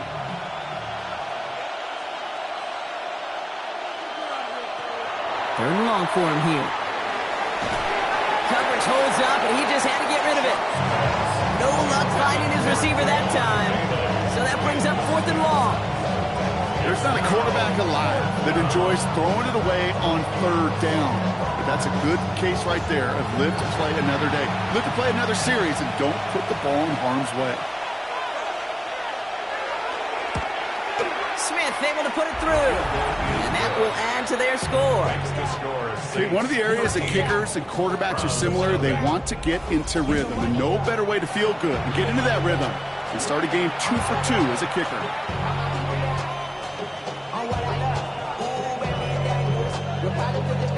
Smith has it on the tee, and it's ready to send it flying. Here's Carter on the return. He's stopped on the run back at the 27. The Cleveland offense back out and getting set for the drive. And it's not good, Brock, when you're discussing their punter as one of your early game MVPs, but they just haven't been able to get anything going so far. No, you'll hear some old school coaches, especially defensive-minded coaches, Kate, they'll say, hey, man, there's nothing wrong with the drive ending with a kick, right? As a quarterback and as an offense, maybe that was the way you played the game back in the day, but not modern football. You've got to go score.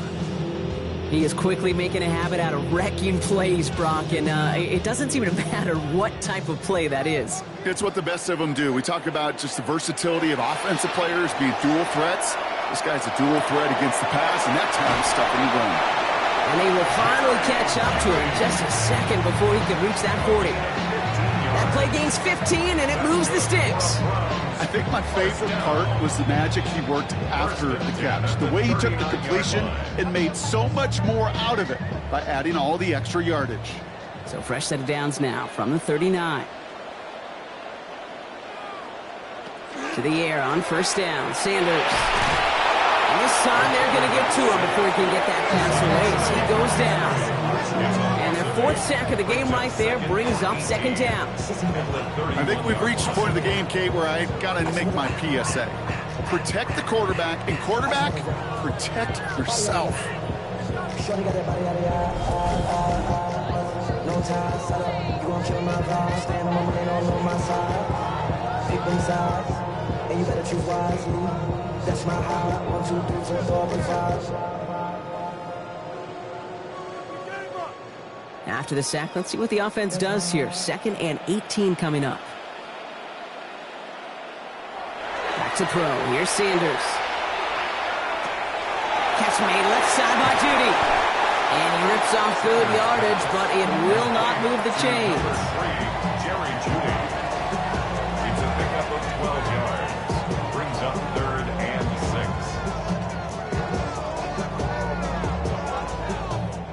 They come to the line here, and this is 3rd and 6. They'll throw, 3rd and long. Short pass brought in. And they'll get him down after he gets into the 48. A 9-yard gain and good for a first down. Hey, Kate, they don't rightly care who it's going to go to in that situation. All they really care about are the results on 3rd down. And that's exactly the result they needed, enough to keep this drive moving. Play action, Sanders. Pocket isn't holding up. They're able to drop it.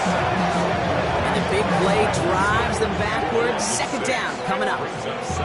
Okay. Can I be honest with you? I'm just starting to feel bad for this quarterback and his family because he is just taking a beating before our eyes.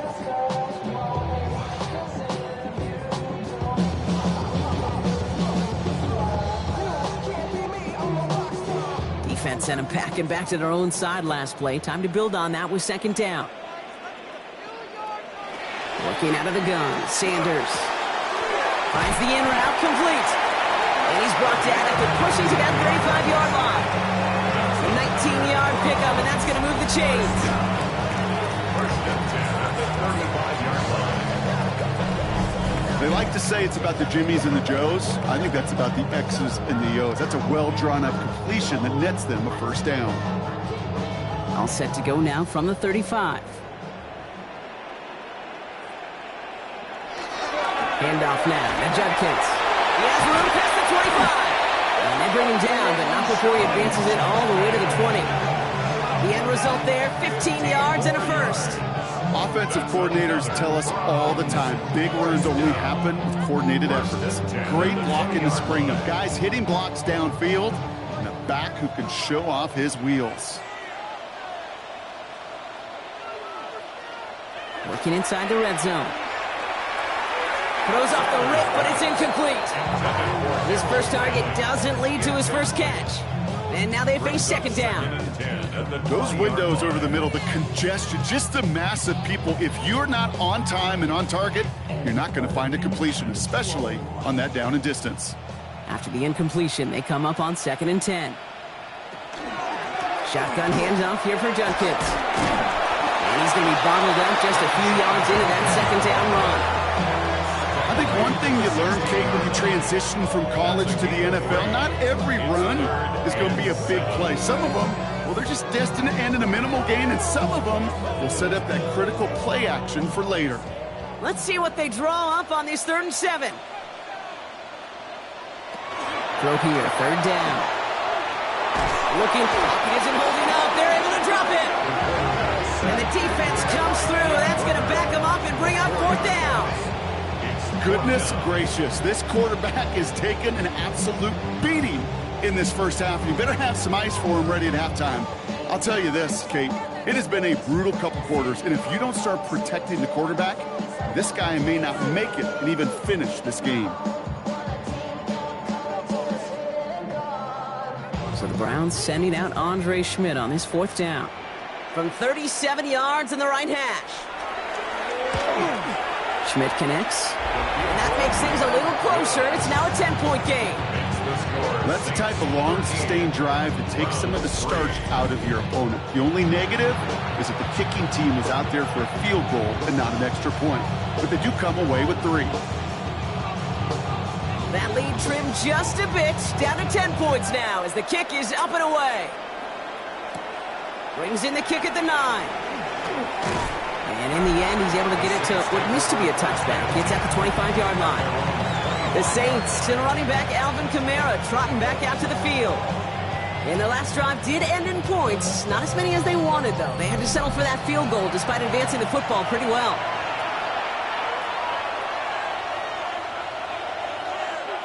Shuck now on 1st down. Gets him on the in route. And he's up to the 35-yard line as they reel him in. We get a lot of credit to receivers, and rightfully so, Kate, for them going into coverage and making a catch. I don't think we give enough credit to tight ends. I know they're big, I know they're physical, but to go into double coverage, take that contact, and come away with the catch, that's a big-time effort. Now Kamara. And he's down after getting this up to the 41. A 6-yard gain on the play. And that's good for a new set of downs for New Orleans. First down.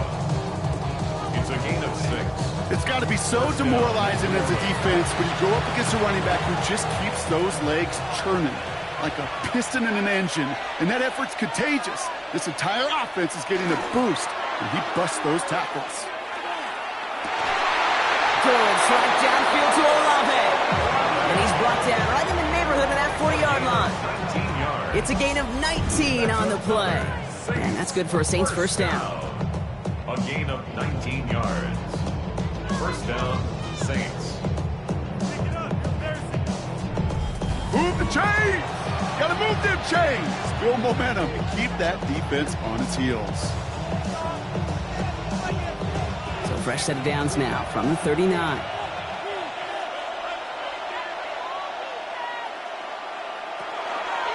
On the keeper, here's Shuck. That's some decent running there. Gets him 4. It's going to be 2nd down. The difference right there, Kate, between that gain and a big hit for a loss is really quick decision-making. He made a quick read, saw the running back was going to get hit if he handed it, and he pulls it himself for a positive gain. So gain of 5 on that first down. Let's see if they can repeat that performance now here on 2nd. Now a run with Kamara. And 2 yards all he can get. It's 3rd down.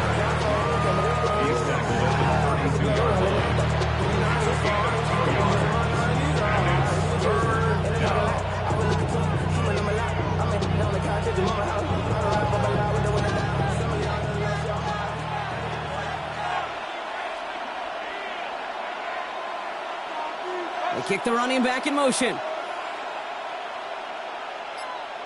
Shuck on 3rd down. Got a man. Bailey has it. And he's got his guys into the red zone before someone can force him out. It's a gain of 12 on that one. And that's good for a new set of downs for New Orleans. You know, Kate, you'll find teams go to this crossing route concept sometimes a dozen times a game. A lot of times it's for shorter yardage, but sometimes things break in the right coverage for a much bigger impact play, just like that. And no question he won that exchange, Brock. He hits for 8 on 1st down. That does not show up on any explosive stat sheet, but let me tell you, Kate, that's the real deal right there. You run for that kind of yardage consistently in the NFL, you do set yourself up for success.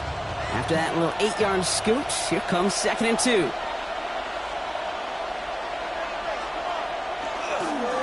You're going to run it with Neal. Pop behind the line here on 2nd down, which is only going to make things tougher for this 3rd down coming up. Kate, it's amazing how fast these guys are on the field and how fast your fortunes can turn. 2nd and short run, you're feeling good about yourself. With a negative play, well, now comes a critical 3rd down. Leading 4 here on 3rd down. This is going to be the 9th play of this drive. So early movement from the backfield, Brock. They jumped the gun a bit, and that brings out the flag. So tough to stay set when you've got defenders doing everything they can to make you jump, and, well, they got one of them to move that time. Here he goes, 3rd and long. This finds its target, that's Hill. He's going to be short of that goal line, Brock, but not of the marker. They've got a 1st and goal. And the Saints, 1st down. 1st and goal at the 1-yard line.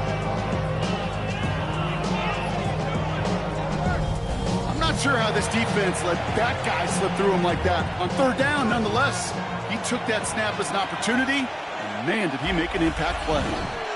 So 2 minutes still to play in this first half, partner. Hang with us. More football in Huntington Bank on its way. 4 downs now to get in. Here's 1st and goal.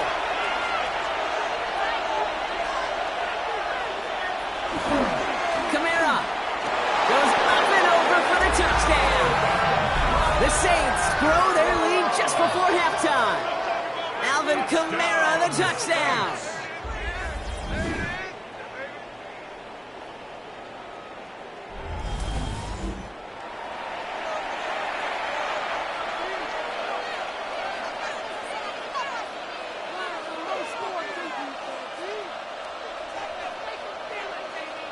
For the extra point, here's Smith.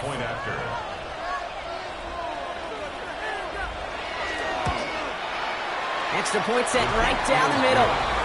And the Saints take a 3-possession lead.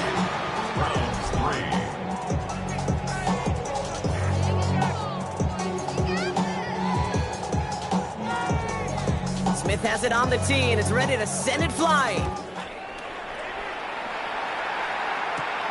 Starting from the 5.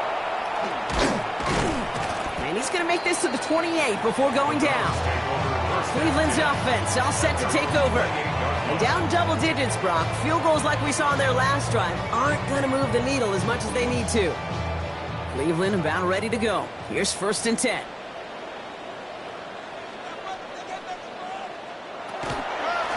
Here's Judkins to begin the drive. He's able to drive that pile about a yard.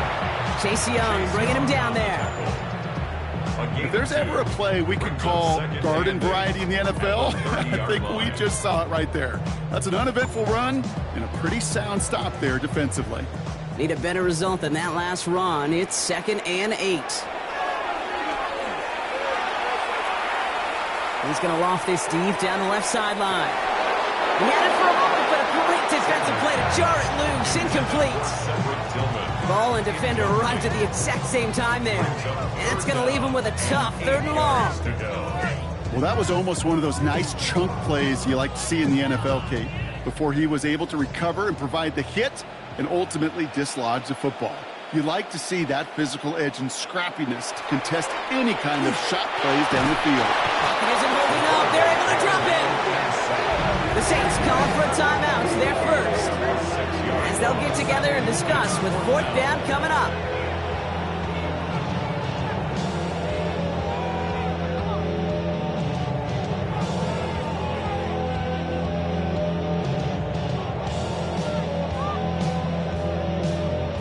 They'll punt another one away. Corey Bajorquez returning to the field.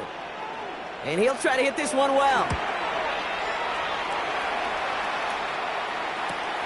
Punt meets him at the 28. And it ends up a good return for him, up past their own 40.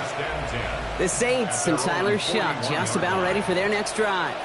And we're all hoping his hot start can continue. He's been putting up some numbers early in this contest. 1st and 10, Saints find themselves with some good field position starting out. Backfield is empty as they motion him out right. Here's Shuck, 1st and 10. It's caught left side by Hill. And he's got it up to midfield and into Browns territory. Sure nice to see them looking for their tight ends in the passing game. Such great size to have out there. It really forces defenses to try to find a way to defend them along with everybody else. Options are open here. It's 2nd and inches. On a keeper, here's Shuck. This is going to be down to, looks like about the opposing 36 for their next snap. Give him 13 on that play. And that's good for a Saints 1st down. And just in case this offense didn't have enough to contend with, now you got to worry about a quarterback that could do what he just did, tote the ball himself for a big run. 1st and 10. Here's Shuck. He's been caught by his back. Camaro. And on 1st down, only gets about a yard here. The defender there to force him out. Some certainly do it better than others, Kate, but every running back in the league today has got to do just that. You cannot be a one-dimensional back in the league anymore. You can't. You got to be able to handle your business, both toting the ball as a runner, and really importantly, as a check-down outlet on short throws. Gets it to him on the screen. Will muster a little down to the 30. Tyson Campbell, the man on that tackle. We have a timeout here. 2nd one taken by New Orleans. And they still have one in their pocket for what's left of this half.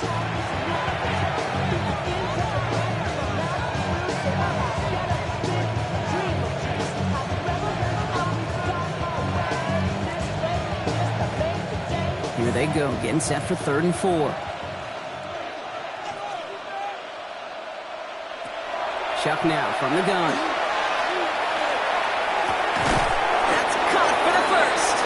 They stop him. He's marked down along that 18-yard line. And there's the timeout from the offense. Just 4 seconds left to go. And that play, that should help them get some points here going into the half. 10 at the 18-yard line.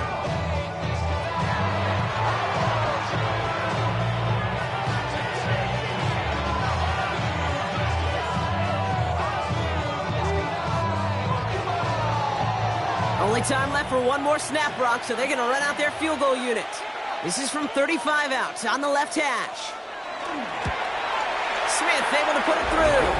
And just before halftime, Brock, they're able to add 3 to their advantage. We know that most of these coaches really don't crack that big smile until they get that W with 60 minutes over, but I see a little sly smile on that coach's face because that's terrific execution. You work those situations to pay them off with points. They did just that. So we'll see if it's a kick return that ends our half, or if we get a play from scrimmage, as this one's away. And it looks like we're going to have time for one more play here, Brock, as this one goes for a touchback. 35-yard line. One final shot before the half. He puts some air under it deep down the left. His final shot of the half will not connect. That falls incomplete. No time remaining in our first half. All right, Kate, thanks very much. Welcome in, everyone, to the Orlando studios. Scott Hansen with you for a quick recap of the first half, which has been strongly one-sided. This is heading towards blowout territory unless they can come from behind and get themselves a victory. Let's find out what happens in the second half.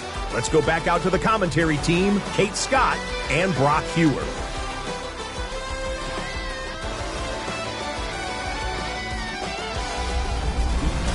Thank you, Scott. Great work there. We, on the other hand, didn't have a great first half. Just hoping things get a little bit closer this time around as we get set for quarter number 3. Smith has it on the tee, and it's ready to send it flying. Here's Carter on the return.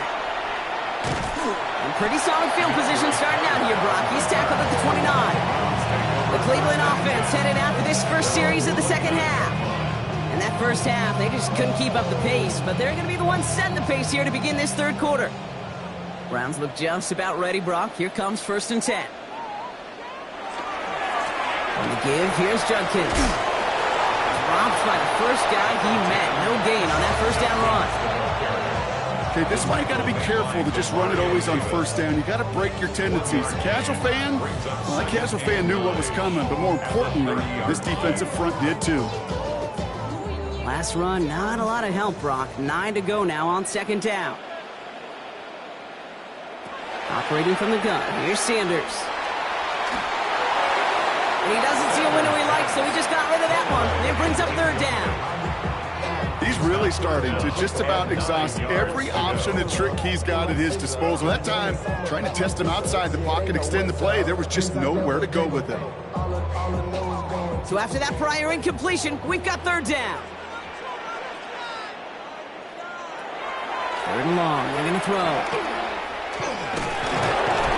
Pocket isn't holding up, they're able to drop it. And the defense comes through to back them up ahead of 4th down. That is not the way they needed to come out of the locker room here to begin the second half. Trailing, got to play with a sense of urgency. Got to protect your quarterback. And they didn't either.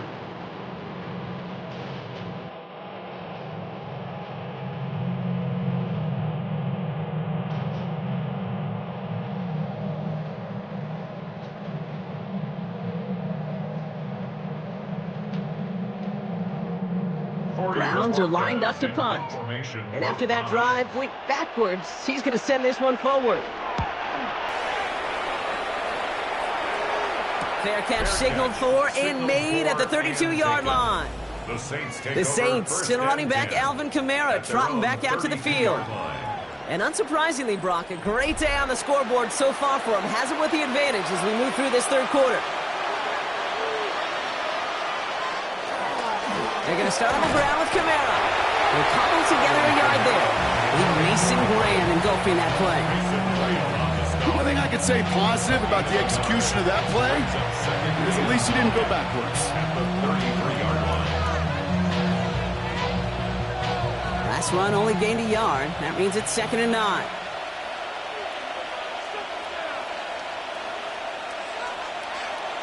And the receiver's going to take this one on the jet sweep. And he has it right near midfield here. Looks like about a yard short. It's a great pickup, 16 yards, and now they've got first down. I love that jet sweep for so many different reasons, Kate. But I really love when you get your athlete coming across, building up speed, so you can take off once that edge is set. He gets it upfield, turns that type of run into a highlight reel run.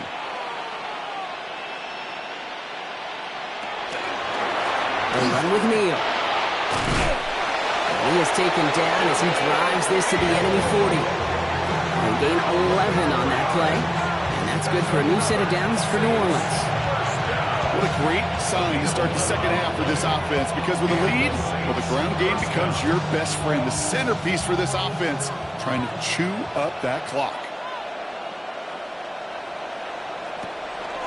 Going to the ground again on first. And he's going to manage a lone yard on that drive up the gut. Former first-rounder Devin Bush making the play. These are the kind of runs, Kate, that just soften up a defense. Keep working on them, keep working on them. And eventually you're going to break one of those counters for even bigger yardage. Following that little 2-yard run, it's 2nd and 8.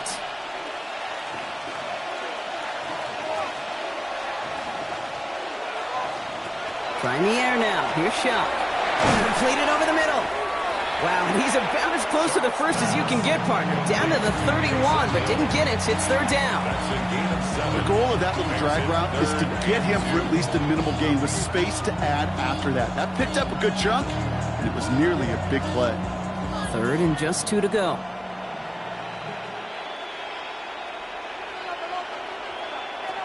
There he is on 3rd and short. That one is incomplete. Couldn't hang on through the contact. Well-timed strike by that defender to knock it free. And that brings up 4th and short. Well, that took some force right there. That took some serious defensive effort to force the incompletion.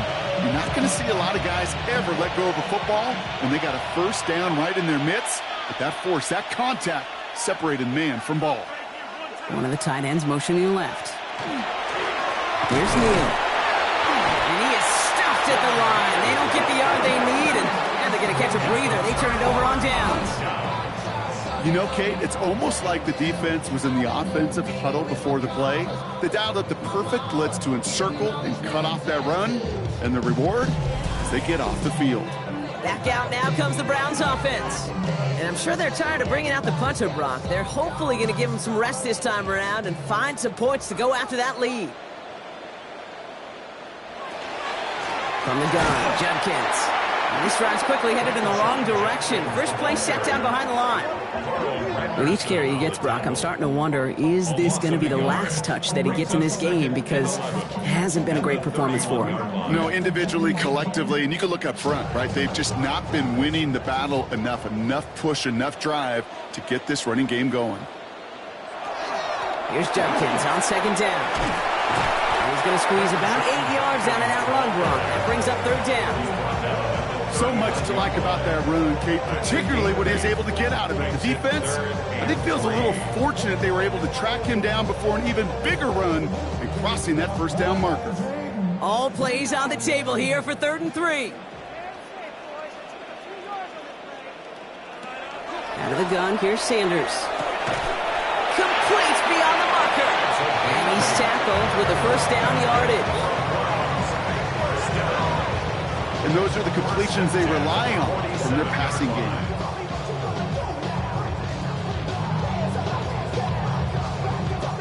Here's 1st and 10 from the 47.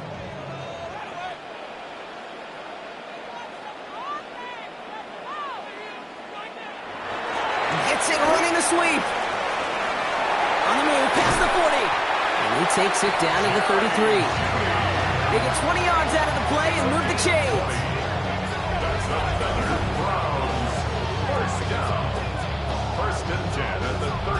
You know, one secret ingredient on these jet sweeps to take off like that, Kate, it's timing. We talk about timing and precision in the passing game, but it's the same thing on a jet sweep. You got to hand it off just at the right time to capture an edge like he just did. On 1st down, here's Sanders. And he let his man just a little too much there. That's an incomplete pass. Yikes, as that pass falls to the ground, Kate, you kind of just sense their desperation. It's just kind of oozing out of them. Running out of time to start connecting on more of these and really break open the scoring in a way they just have not been able to do so far. So still 10 to go on 2nd from the 33-yard line. Throwing again here, Sanders. Pocket isn't holding up. They're able to drop it.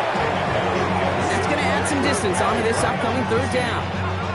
Just an incredible effort out of him today.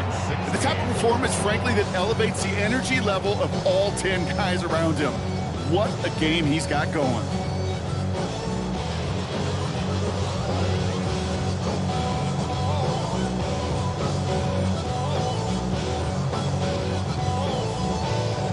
Five men in the secondary for the Saints. 3rd down.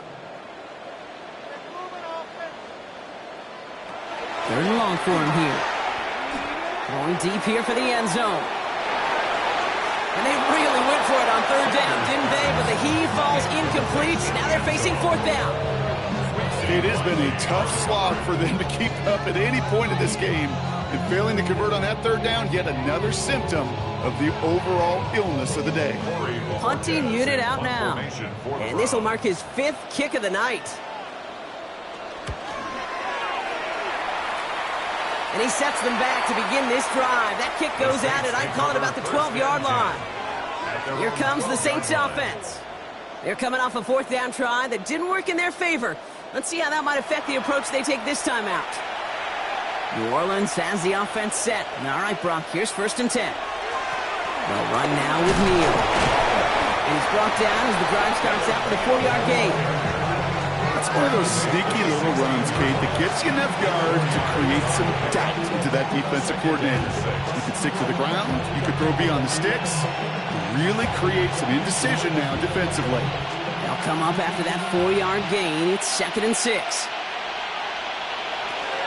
Zone read handoff to Neal. And he's nearly going to get the 1st down, Brock. It looks like this one makes it up to about the 21-yard line. Now hold on, everyone. There's a Browns player shaken up after that play, and he's in need of some attention.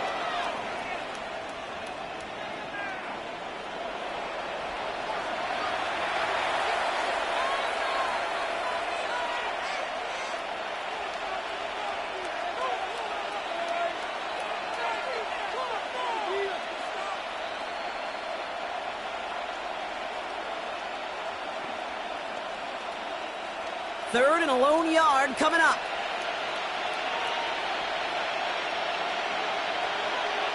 Shuck running the sneak. And he's going to be touched down as he gets him enough to pick up the 1st down.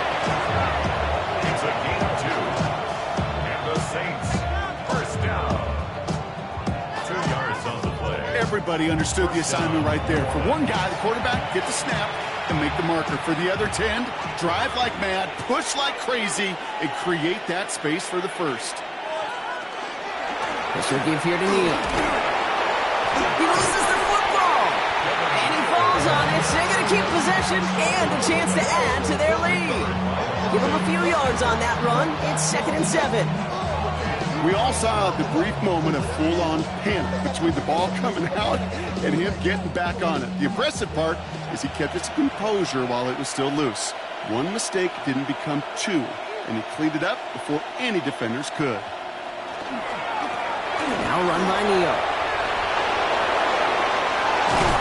And he's going to just get this across midfield before he's taken out of bounds. This one goes for an even 25 yards. And that's good for a Saints first down. No frills, nothing fancy. That was just a good old offensive line dominated in the trenches. And that sprung him to get to the second level and beyond.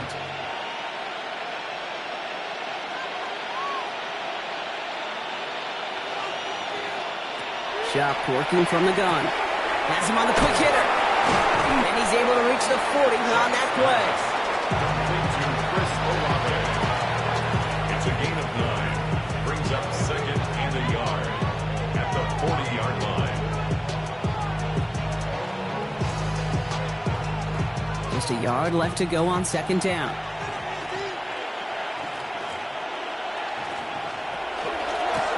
Here's the one back on the handoff. They stopped him just in time. He got back to the line, but denied the yard they needed.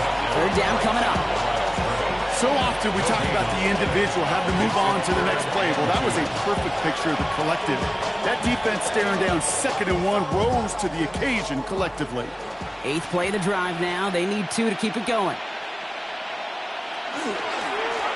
Back-to-back carries here. And they bring him down around the 34. He gets 6 on that play. And that's good for a new set of downs for New Orleans. First down.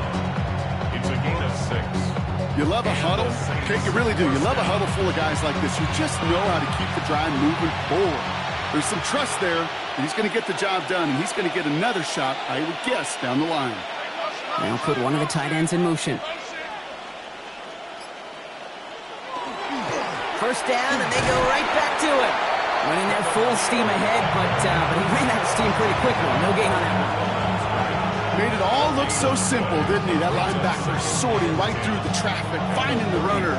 That's instincts come to life. Well, nothing doing on the last run. It's 2nd and 10. They'll run it for the first time with Audric Estime. Ran into a wall that time. A couple of guys able to hold him right at the line of scrimmage, so third down now. You want to see the term read and react to the little video in the football dictionary? That's it. Drive in dire straits. It's 3rd and 9.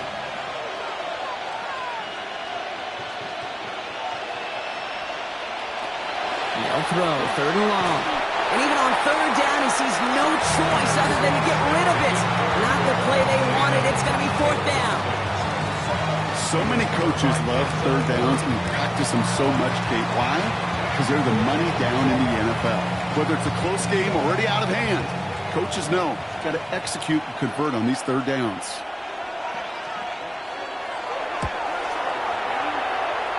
And this kick is good. He needed to get all of it there, and he did. And they push their lead to 23. But when we start discussing who their most dependable scorer is in this game, I don't think it's one of these skill guys, not even the quarterback, who comes to my mind first. I'm going to bring up this kicker. He's now a perfect 4 for 4 on field goals and contributing big time to this lead. Here's Carter on the return. And this drive will start inside the 25. The Browns getting their offense out there. They're running out of time to get this game into a more manageable spot, Brock. We've got a 3-score deficit, and we're in quarter number 3. They'll start this series with an option left. And they're able to drive him out as he reaches the 45. They manage 22 on the rip and a first down.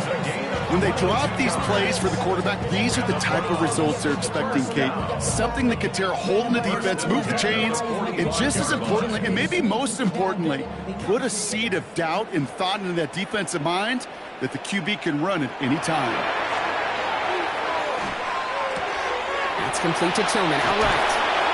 And he's down inside the 40 before he's escorted out. That play gains 15, and it moves the sticks.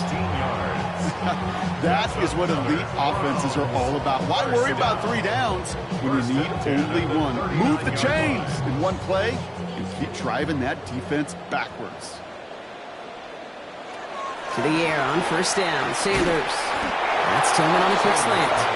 And he's got a decent gain before being brought down. Well, he saw his guys pick up the blitz. Well, he felt them pick it up anyway if he wasn't looking at him. But with their effort on his behalf, I think this QB felt owed to them and the group up front to find somebody to get a completion, so that effort up front wasn't in vain. Sanders going to look to throw. Hits him on the out route. And they bring him down. Looks like he got it to the 27. That one gains 7. And that's a Browns first down. I'm sure coach and play caller doesn't mind making the job a little bit easier. You know, play calling's a lot simpler and easier when you count on the offense to move the chains on those early downs. Toss play here, Judkins. And he's not going to be happy picking himself back up after this. They're sent backwards on first down. Stay on schedule. SOS. We talk about it all the time. Offensively, you've got to stay on schedule, and a run like that puts you now so far behind the sticks that it takes some superhuman effort now on second down. Working out of the gun, Sanders. It's incomplete. Should have been a catch downfield, but off his hands and to the ground it goes. Well, that's a major missed opportunity for the offense and a sigh of relief for the defense. You got to adjust a little bit, get some extra help on the back end of your defense to take those shots away.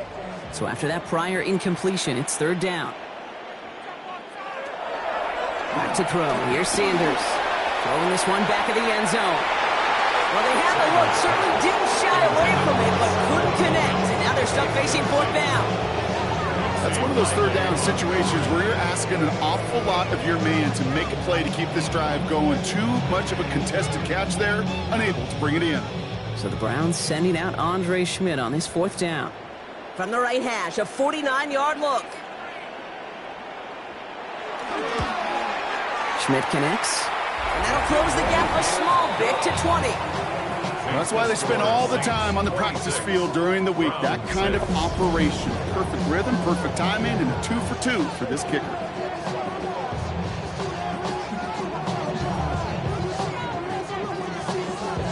And here is Schmidt to send this away. Return starts at the 9. And he's brought down just beyond that 25-yard line. The Saints and Devin Neal back out on offense. They are in great shape here as we wind down this third quarter. They've got a 3-score lead. Another, that could put this just too far out of reach.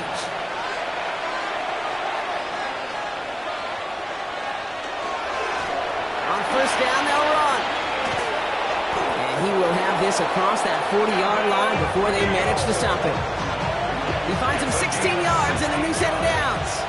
Well, more often than not, it's the passing game that's asked to go from first down to just one play. Get that big play potential on the ground. Jeez, it just infuses your offense with confidence.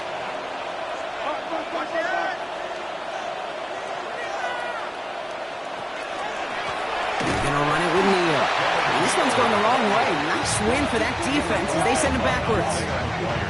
The presence of those tight ends works both ways, Brock. You know this. Gives them more blockers up front, but it also clues the defense in to be ready for that run. Yeah, you could put 7 blockers up there, even put 8, I don't know, 9. All the blockers in the world, but if they don't work in concert together to create a lane, it doesn't matter.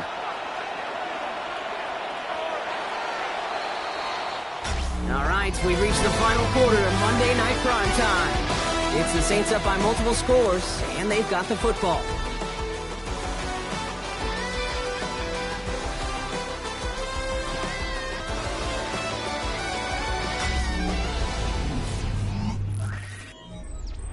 All right, here we go. Second down.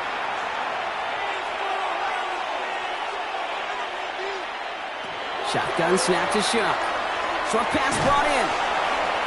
And they'll make the stop up at the 46-yard line. It's not just imperative that the quarterback knows man or zone. Same thing for a receiver, especially on a drag route. When he sees zone coverage like that, just settle down, find the soft spot, give your quarterback a chance. 6 yards to go here. It's third down.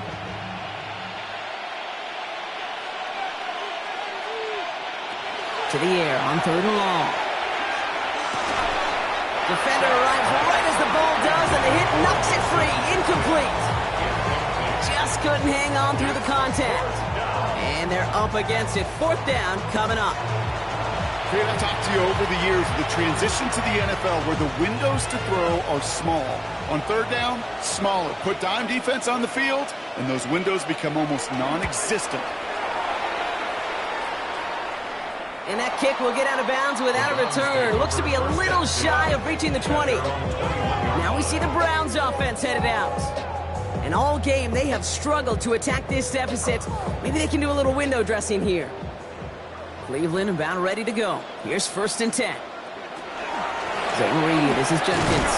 And he powers through the middle for a gain of 4. You'll expect more from yourself on those type of plays, but there is nobody that's going to complain about that one. If you can do math, 4 plus 4 plus 4 equals a first down. 4 yards on that first down run. Here's second and 6. They'll go play action for Sanders. A throw right side, caught by Njoku. He pushes it up across the 30 before going out. When you see play action, do all you can to get your eyes to the tight end, because that's their bread and butter. That play action gives him time off the line, helps chip a rusher, or even helps sell that fake. And then when he releases, he gets out, he gets some leverage. He gets to that edge before the defender can cover him. They sent him right up the gut, but he wasn't able to get anywhere. The defense braced for impact, and they made the stop. It's fourth down. That right there, that's a tough pill to swallow. That's kind of a manhood test, Kate. When you get pushed backwards on a third down QB sneak, you're going to look at each other in the huddle and say, that can't happen again. They'll go, Judkins. And this isn't going anywhere good. He's caught well behind that line of scrimmage, and they're going to be sent off after the turnover on downs. Well, a blitz on fourth down's a gutsy call, but it can work against a pass or a run. Good luck running for the sticks when you got a whole defense crashing you right off the snap. The Saints send running back Alvin Kamara trotting back out to the field. Even though they've got a 3-score lead, still a lot of time left, so they're going to try to grow it even further. Saints to the line now. First and 10. Blown back in the backfield, and he gets the handoff. And they blow up the opening play of this drive. Love the aggressiveness from this defense. That one felt kind of counterintuitive there, Brock. They load up the line with that extra blocking, and then the run goes out to the edge anyway. That's right. You put two tight ends on the field, yeah, you can live with a stalemate. It's hard to move people in the NFL, but you do not want to go backwards. Throwing, Chuck. That's caught left side by Bailey. And give him 10 yards there. A lot of the work done as they set up third and very short. That can be a hopeless feeling when you fire a curl route right into zone coverage perfectly like that. Unless that curl happens to be right next to where one of your guys is sitting, that pass can hum in there and there's nothing this defense can do. He keeps it himself. They're loaded and ready for that sneak, weren't they? They stop him at the line. No gain. That's more than a must-get for a quarterback. I really put that in the always-get territory. Even if the defense knows what's coming, you got to be able to drive forward for at least a couple inches. And you keep this drive moving, partner. Here's another first and 10. They run with Neal. And he gets a few on the plays forward.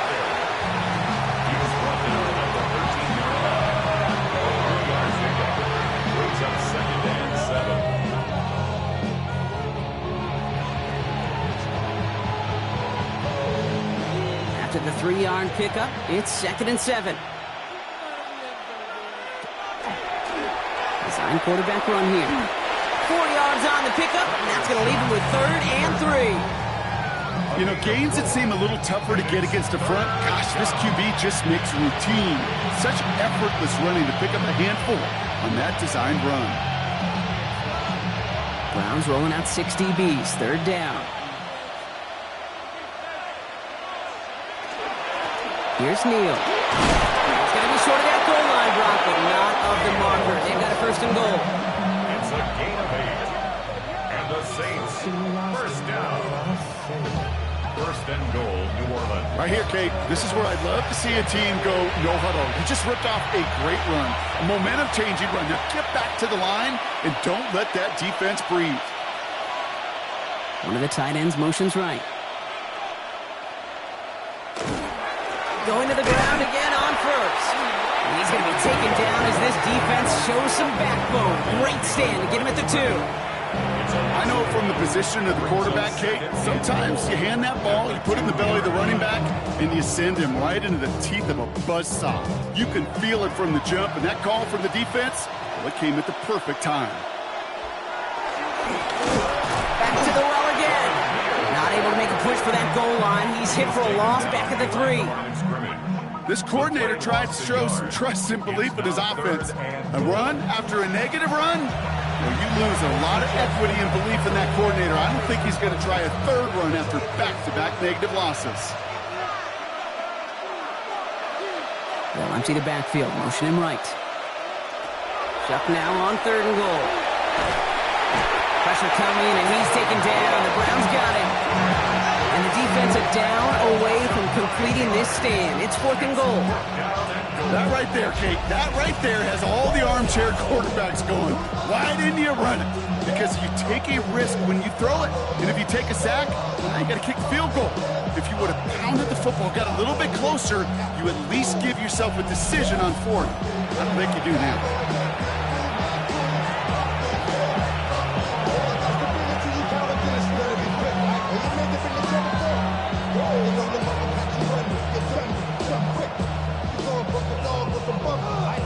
So yet again, they're turning to him to try to put 3 on the board. It's a 29-yard look right down the middle for it. Smith able to put it through. And they push their lead to 23. Get another shot across the bow of a ship that's already sinking here, Kate. He could have made that field goal. Heck, he could have turned around and kicked it directly at his coach because it feels like they've got this one in hand. Smith has it on the tee, and it's ready to send it flying. Here's Carter on the return. Shoots away from one. Coverage team gets him down at the 26-yard line. The Cleveland offense back out, getting set for the drive. The turnover on downs only led to 3. Obviously better than a touchdown, but enough to rattle them a bit as they return to the field. Finds him over the middle. And he's up to the 35-yard line as they reel him in. That's what you call efficiency. Exactly what you're looking for on 1st down. Textbook. It sets up 2nd and very manageable, and it creates that space if you want to take a shot downfield.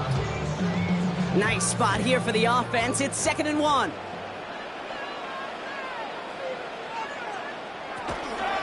Shotgun handoff here for Junkins. And the stop is made just before he's able to reach that midfield strike. A nice gain of 13 yards as it brings up a 1st down. That right there, that will make the coaches happy. He didn't just get the 1st down, but got a healthy chunk of bonus yards afterwards. 1st and 10 at the 48-yard Ball's line. on the 48. Here we go. 1st down. Shotgun snap, looking to throw. Hits him on the in route.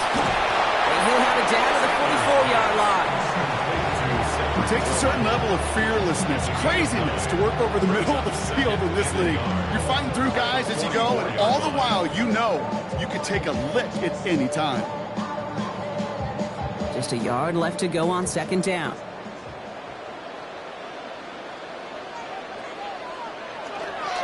On the give, here's Junkins. Escapes the defender. And he's got his guys into the red zone before someone can force him out. So a 27-yard pickup on that play. And that's going to be good for a Cleveland 1st down. You know, it is so refreshing for these running backs when they have space to run. It's hard. There's so many collisions between the tackles. When they get on the edge and have green grass, well, the best of them take advantage of it.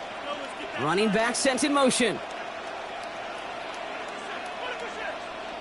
Another one for Junkins. Much better job keeping him contained this time. He's going to be marked down right near the line of scrimmage. Not every corner in this league can make the play he just made right there. Sure, there's pure coverage guys, not really known for their tackling, but this guy, well, he's someone who isn't afraid to stick his nose in there and make a stop. First down run netted him nothing. Here is 2nd and 10. Here's Jerome Ford for the first time this game. Nothing doing on 2nd. They get to him behind the line. Now it's going to be 3rd and longer.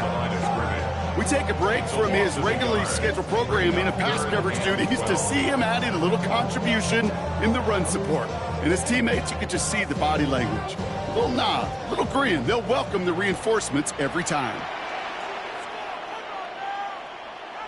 Sanders now on 3rd down. And he's going to go down. Great work by the Saints. And a couple of really good plays, Brock, made back-to-back behind the line to bring up 4th down. Yeah, this has been flawless, really, from every side, Kate. In order to get to double-digit sacks, it requires a tremendous amount of work leading up to this game, but then ultimately the execution of everybody. This has been the acronym of team. Together, everyone achieves more, and more is 10 sacks. Oof, best of luck here, guys. It's 4th and pretty far. Desperation time here. Oh my, it's intercepted in the end zone. Kool-Aid McKinstry has the INT. You knew before this drive started the field goal was not going to be good enough, but down at the coverage also knew how to play it, how to concentrate, how to focus, and those defenders, well, they influenced that throw, and even more so, took it away.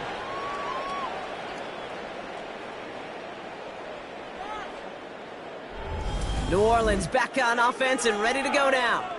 They managed 3 on their last drive, but down inside the red zone, disappointing not to come away with a touchdown. New Orleans has the offense set. All right, Brock, here's 1st and 10. They'll run now with Neal.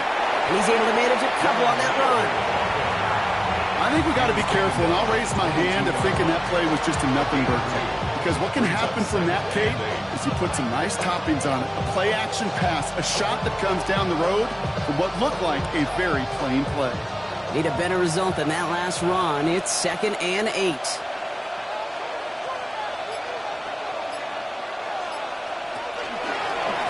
Now run by Neal. Defender gets to him right around the line. It's going to be marked as no gain. So, Brock, that means 3rd down coming up. Well, the extra blocking sure didn't spring that run the way they hoped it would, Brock. In the old West Coast system, you call 12 personnel, 2 tight ends, Tiger. The Tiger package comes on the field. That was a whole lot more like a kitty cat effort there. They kick the running back in motion. 3rd down, here's Shuck. He's going to loft one deep to the left. So the coverage holds up on the deep ball. That's going to force 4th down. You know, I say this all the time. You get down there to the red zone. Things happen so fast. Those windows close in a hurry. Quarterback's fortunate that was one hand and not 2 hands that got on the football. Here comes the Saints punting unit. Kai Kroger is going to kick this one away.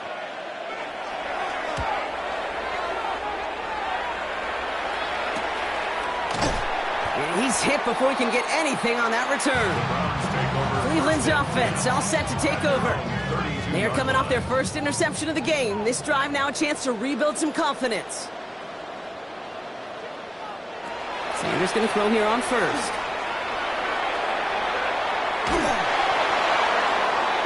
Made the throw as he was getting hit, Brock, and it's incomplete. Looking for his wide receiver there. So it'll be 2nd down. Kate, as soon as this quarterback broke containment, I know your eyes and my eyes went the same place. Can you find a big play down the field? Unfortunately, there was not one to be had.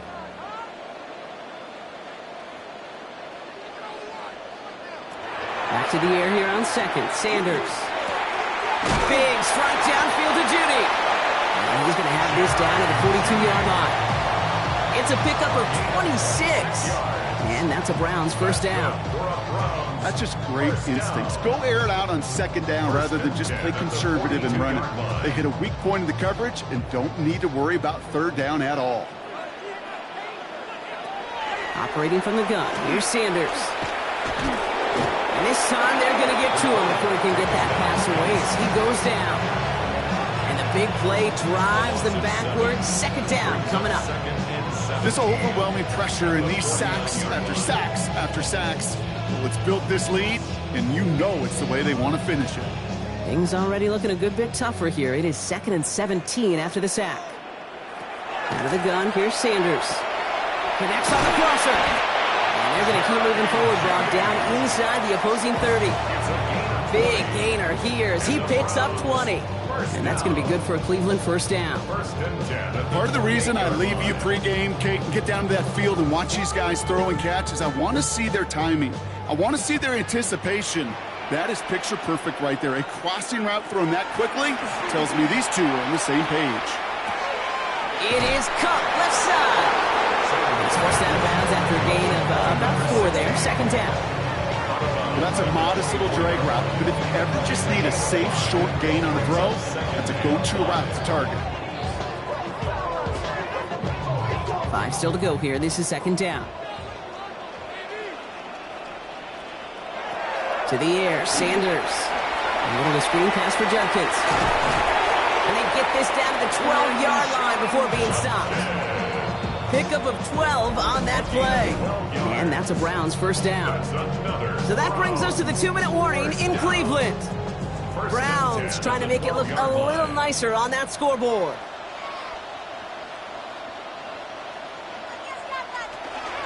It's an option give to Judkins. And a nice start here on first down. He gets him 6 before the stop is made.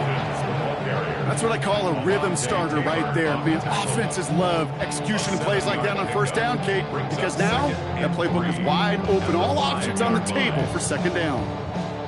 Last run got him 7. Here comes 2nd and 3. Here's Sanders now. Near the goal line.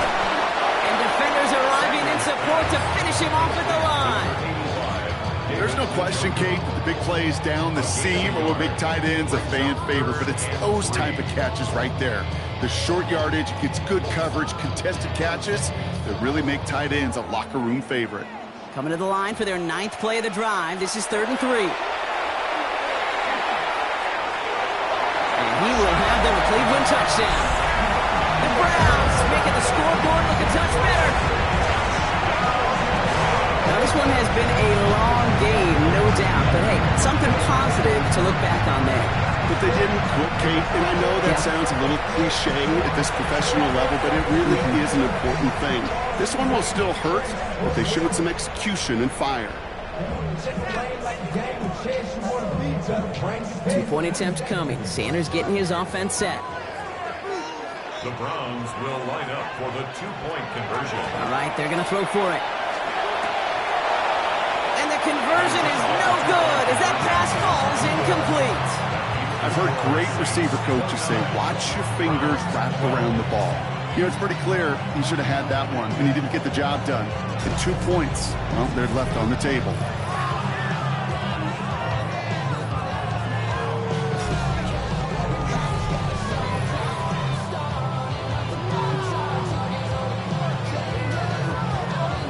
Well, don't look up at the clock, everybody. That is certainly not their friend as they get set to try an onside kick.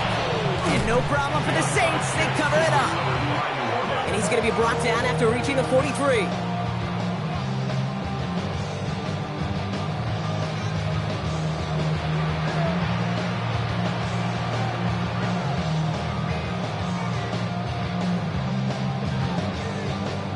The Saints come marching onto the field.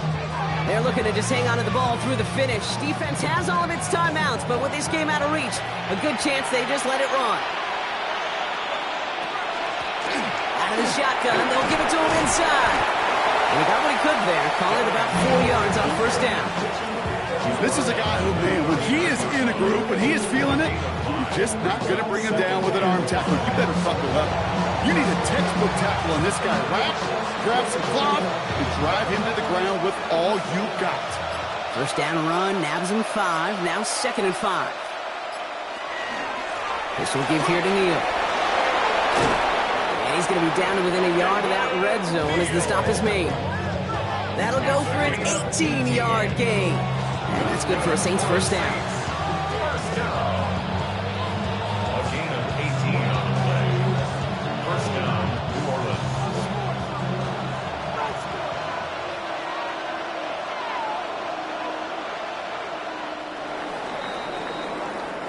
this a win on the road for the Saints. Well, as they celebrate to the boos of the home crowd, I'm sure you're having flashbacks, buddy. It's got to be music to their ears, hearing those fans voice their displeasure. It is so sweet, Kate, when you win on the road for a couple reasons. Yeah, I do remember. I remember silencing those road crowds. There's no better feeling than to hear, those boos and those cheers and all that noise just silence because you beat them in their building. You know the other great sound? The plane ride home.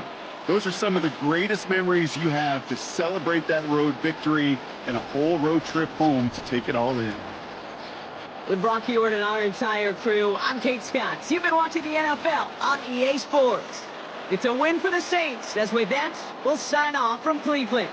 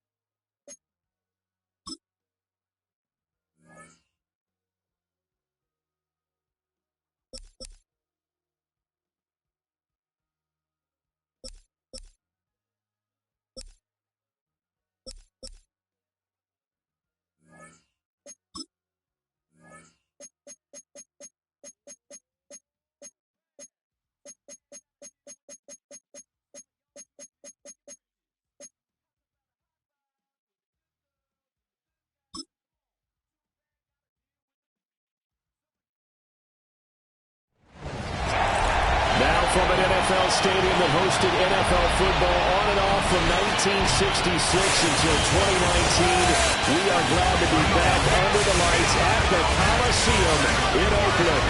Tonight we are all set to witness what should be a good one. It's a battle of eras, if you will. Today's NFL superstars set to face the best of the best, the Madden legends.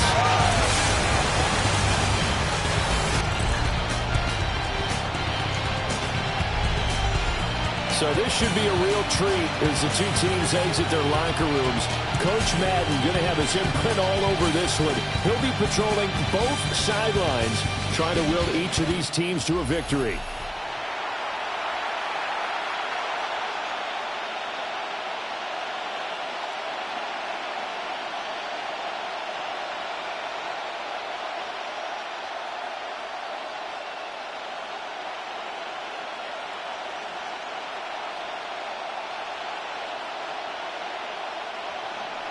With Charles Davis, I'm Brandon Gaudin, and that's another Brandon. Brandon Aubrey will get us started. Off we go from the East Bay. And he takes this near the 25. Just a little pass there. Called it the 26. The legend set to go to work. It is Peyton Manning who leads him out at quarterback. Peyton spent 14 years as a Colt, 4 more as a Bronco. And the numbers, they speak for themselves. 14 times a Pro Bowler, better than 71,000 passing yards, 539 touchdown passes, and, of course, twice a Super Bowl champion. Now a play fake. Manning goes right side, complete to Gronk. And past the 40 before he's out of bounds. A good start offensively. 15 yards on the game's initial play. You don't always expect tight ends to be big in terms of run after the catch, but after that play, he joins a growing band of players that's putting that stereotype right on its ear.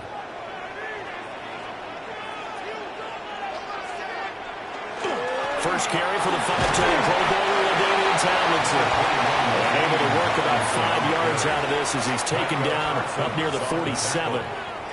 A quick burst there, and he nicely bit off a pretty decent gain. At the 47-yard line. Ball on the 47-yard line. Here's 2nd and 4.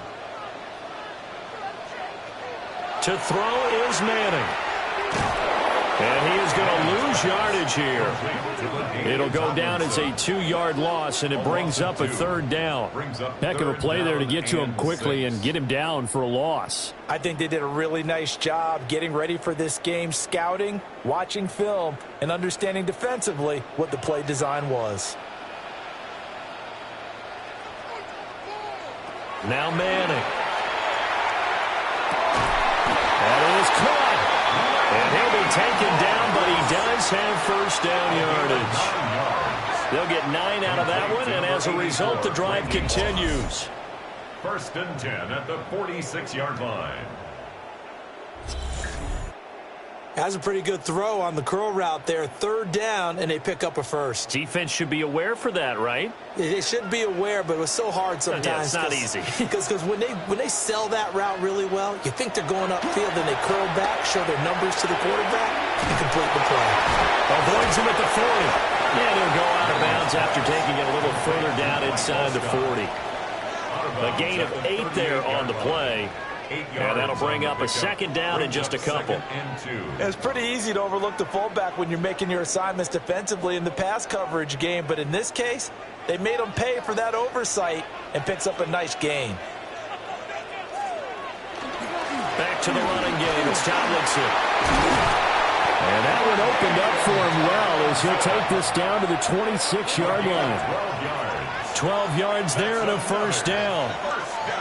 We often give credit to the O-line there. 2 tight end formation. Those tight ends block pretty well also. Yeah, and that's one of the most dynamic positions in football now. The tight ends who can block at the line of scrimmage at the point of attack, and they can also get downfield and catch the football. Short throw complete to Gronkowski. And he'll be out of bounds as he gets this down about the 21 or 22. But yet another completion here on this opening drive, and he's now perfect 4 of 4 to start. Pretty solid execution here. And how about how everyone's handled their nerves? Because you know what it's like to start a ball game. You're so amped up and ready to go that sometimes the execution isn't there. They can throttle it so far. Well drilled, well prepared, and excited to start this game. Call it a gain of 4 there, so it sets up a big play here. 3rd and a yard. But if you're going to have a relay race, you're probably going to pick your backs and receivers to run it, but don't underestimate the conditioning of the offensive line. They're out there just dictating things, staying on the field, and keeping a long drive going. Throwing now is Manning. Look in the middle of the field, and he's got a man complete. And he's got the first down as he gets it to the 8. They only needed 1 yard on 3rd down. They get 10 instead by going to the air. 1st and goal at the 8-yard line. That's a big conversion there on 3rd down, and this has been a great opening drive. You know, at this point, they'd hate to settle for 3, but they've created a fresh set of downs and a 1st and goal. A terrific opening drive has them knocking on the door. 1st and goal. Now Manning. And that's going to be incomplete. Too tough to hold on to that one. It's 2nd down. My first thought is surprise, because that's one of the better tight ends around, and I've seen him pull in balls like this before. But how about a little credit to the defense forcing that incompletion? Nothing on 1st down, so the ball remains at the 8-yard line. 2nd and goal. Manning. Got his tight end. That's complete. That's Gonzalez. And he'll take this into the end zone for a Legends touchdown. Tony Gonzalez, a 7-yard touchdown grab.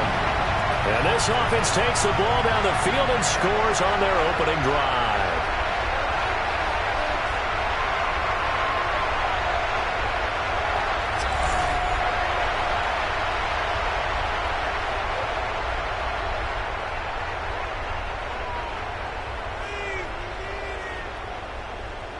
Here now, Pat Summerall for the point after.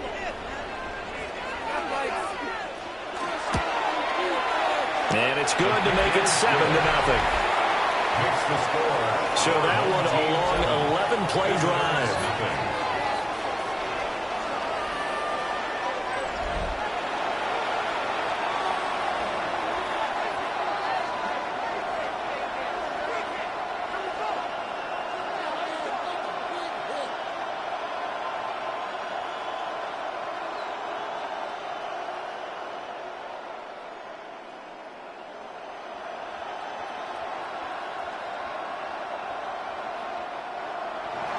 After the touchdown, here's Summerall to send this one away.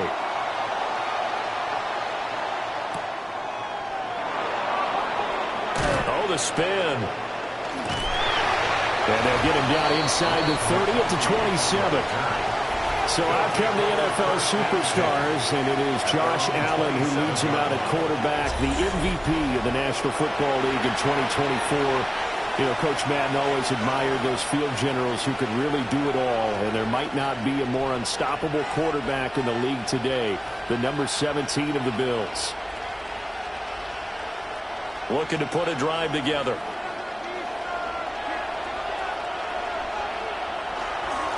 On the ground, this is Saquon Barkley. Excellent job pushing through tacklers that time to pick up 6. Brandon, to me, what's important right here on this drive is for them to get at least 2 first downs. They've got to give their defense a chance to settle down, catch their breath a little bit after they give up a touchdown on the opening drive. And from the 34, here's 2nd and 4. Now a first carry for Derrick Henry. Trying to find a lane, but instead he'll get back to the line of scrimmage and no more. Defensively, we always know that he is tough in run support, and I think the way that he gets there is he understands what an offense is going to do before the ball's even snapped. A great job of scouting prior to the game, then reading, reacting, and taking the right path to the ball carrier. And some room to work. And they're going to have this across midfield and inside the 45. Well, they were in search of a short gain on 3rd down, and they wind up nabbing over 20 yards. And a first down. Ordinarily, third down is a passing down, but how about that explosive run right there? And when you get a run like that, that means everything came together. Offensive linemen, they didn't just get to the first guys. They got to the second level to help downfield. And I've always said, any run over 7 yards means the wide receivers have done an excellent job blocking downfield. So 8 yards on the completion there, and they'll be left with second and a couple. So after several rushes to start the game, Charles, they go to the air there and get a nice completion. Nice mix-up on the play calling, right? Establish the running game, make the defense think you're going to do it again, and then hit them over the top.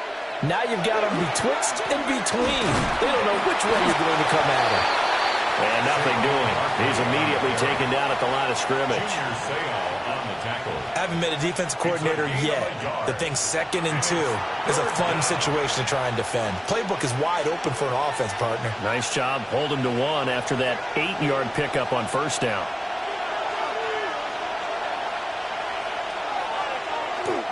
They'll try to run for it with Barkley.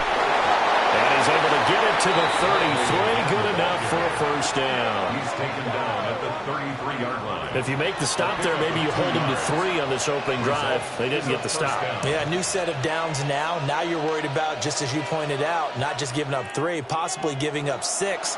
Let's see what they decide to do here because they've got to change up what they have been doing. It hasn't been working. A first down carry for Barkley. And he struggles to get a yard here, maybe a yard, down to the 31. He's had success on this drive, but not on this play. Finally, they bowed up defensively. I think they were determined not to let him take it pretty much all the way down the field. Yeah, it looks like they handled their run responsibilities correctly this time. What we call them run fits, everyone was in the right place. Here's Allen to throw it. And that'll be caught by St. Brown. Short completion, just 4 yards. And it brings up 3rd and 5 now. It's a game of matchups, and that's why you take your receivers and move them around a bunch, especially your best guys. And when they work out of the slot, you often hear the coaches talk about how great it is because it gives you a two-way go. You can break out or you can break in. That makes it hard to defend. Allen from the gun on 3rd down. Allen, he lost the football. And this effort won't be enough as they rally up to stop him a couple of yards short. Much like a running back going through the line, quarterbacks have to be aware of protecting the football as well. He left it exposed that time, wound up having it knocked free, but fortunately, had an alert teammate who was able to get it.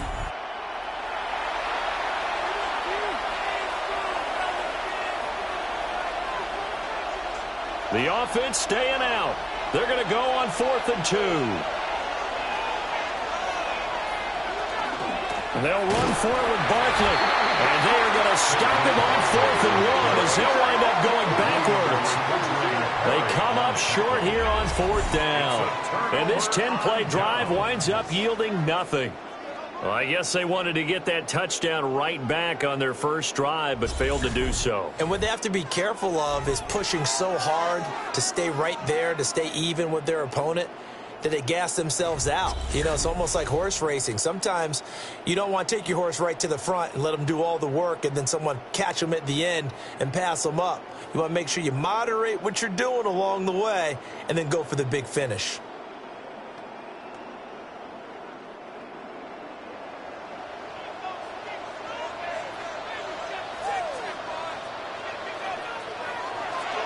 Play action.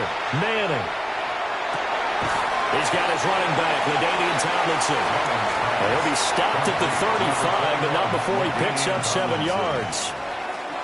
And his play caller does a nice job of giving him an easy throw to start this drive, and he takes advantage of it.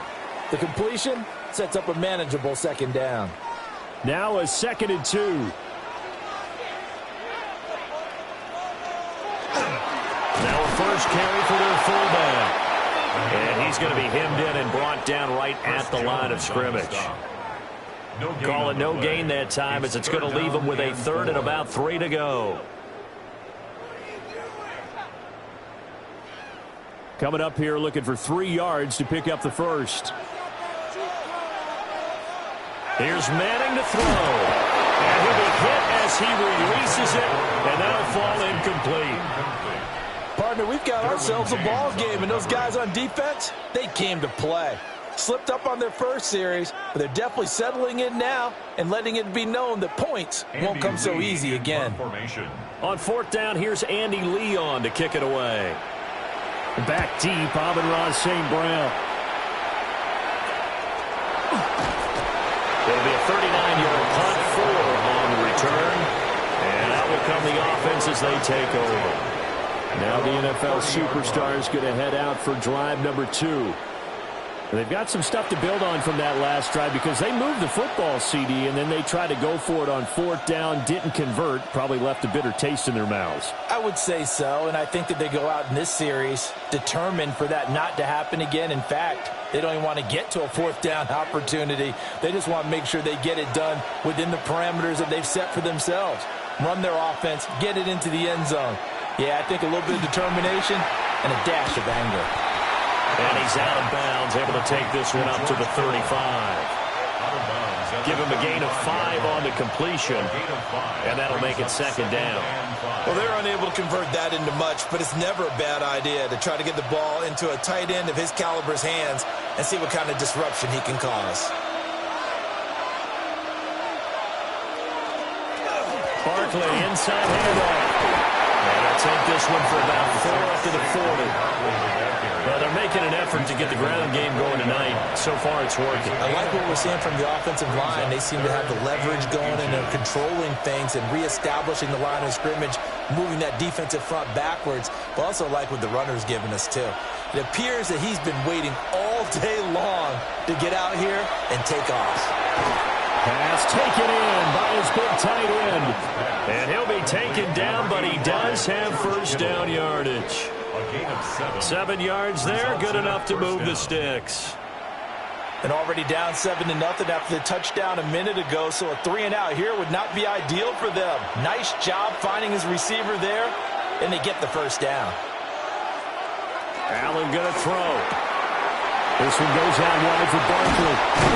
And he's corralled, but not before getting it inside the 35. Right about 20 yards on the pickup. Officially, they'll say it's going to go for 19. Nice little nifty play for him there. Yeah, that's the ability to read a defense and utilize players that don't often get picked up in coverage easily. And I'm talking about being able to use the backside of the backfield. Because I know that when I used to cover, hey, we got everybody oh, he just snuck out there, and they just got a nice first down there. Well, we're going to say get those backs into space, right? And they were able to do that there. Nice pickup on first down. That is now 19-yard gains on back-to-back plays. And a first down. What a drive this has been, just chewing up the yardage. And here's one of their best plays yet as they finally get down into the red zone and look to finish this off with 6. So the ball down to the 16 here for 1st and 10. Up the middle with Barkley. And all the way down inside the 5 to the 4. Another nice gain. That's now 30 yards between those last 2 plays. And goal at the 4-yard line. Well, they came into this game saying it was important that they set the tone and show that they can run the football. And I believe that they've done that here in the first quarter.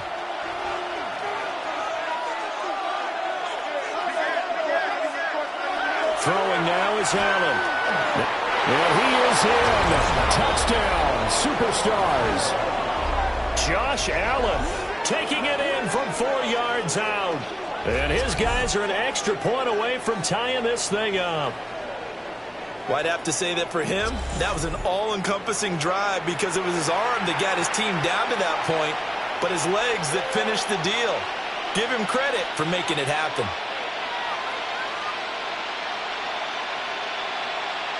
Brandon Aubrey now for the extra point.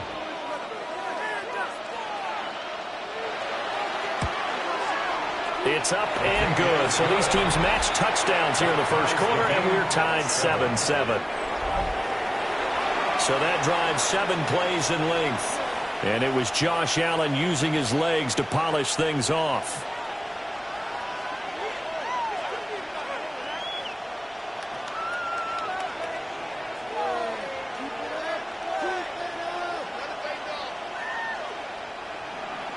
So all even at 7 now as they kick it away.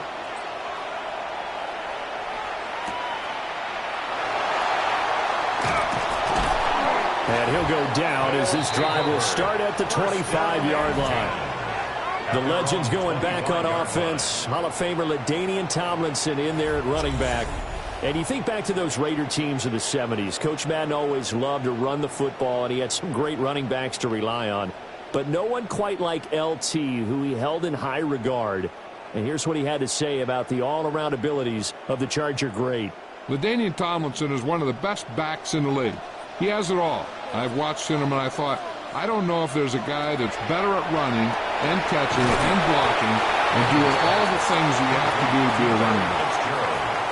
So 5 yards here, 5 on the play. And it's second down. I think defensively you're okay with that. You're in the first quarter. He's going to get some catches, but they rallied to him quickly. And that's what you count on, and I like what you just said. First quarter, can you do it all game long? They catch it, you tackle them, they go down on the spot. Because when you're able to do that, you don't give up big chunks of yardage after the catch, now you put the offense in a position where every series they have to work hard to pick up first downs, and you tend to stall them out when you do that. They gave up the completion there, but this is what zone defenses count on. Catching the ball and not much run after the catch. 3rd and 3. They'll try and pick it up with Tomlinson. And he's going to have the first down at about the 38. 5 yards is the pickup there as that extends this drive. That's good. On 3rd down, that's a good job of situational football and understanding where the first down marker was and getting there.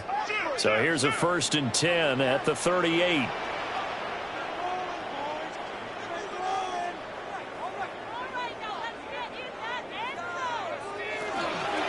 Again, it's Tomlinson. And he'll manage to pick up about 4. It's 2nd down. But that was a quality play to start a new set of downs. That was simply an offensive line winning the battle up front and winning in a big way and giving their guy in the backfield a nice lane to hit. 2nd down at 6 now from the 42.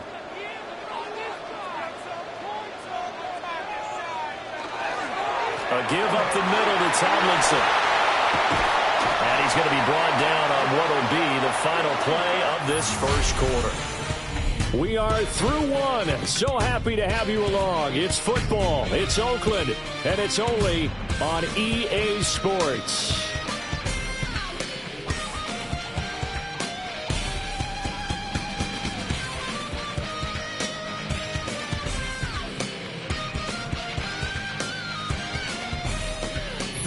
Back with Charles Davis, I'm Brandon Gaudin. The offense already on the field here to begin quarter number 2.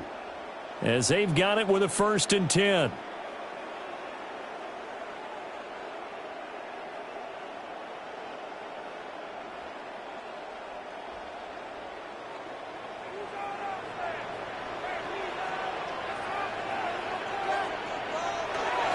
They fake the handoff.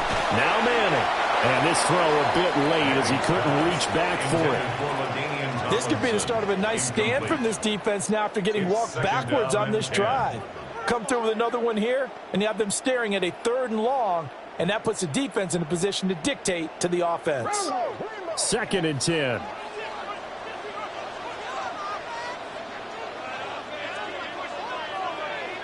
Now Manning. And that one too far in front. He couldn't reel it in. It's incomplete. I know coaches tell us all the time that having a powerful arm isn't the #1 thing they look for in a quarterback.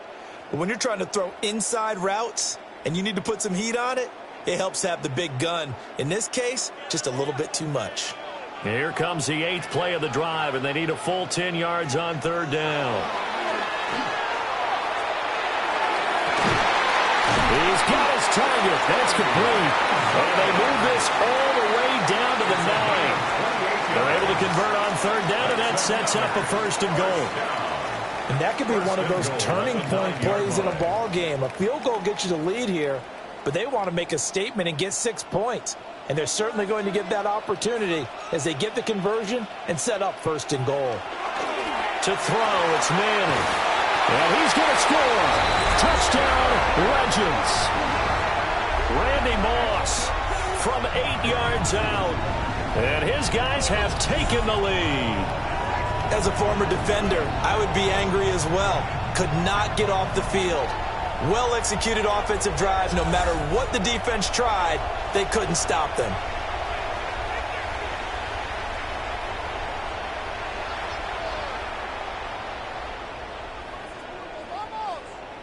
Summerall now for the extra point.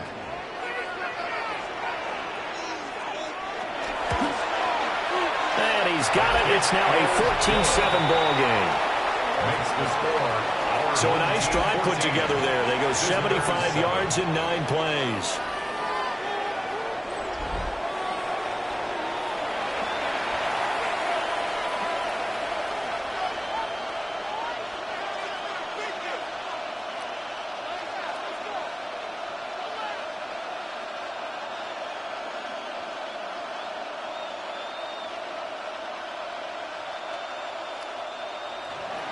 After the touchdown, here's Summerall to send this one away.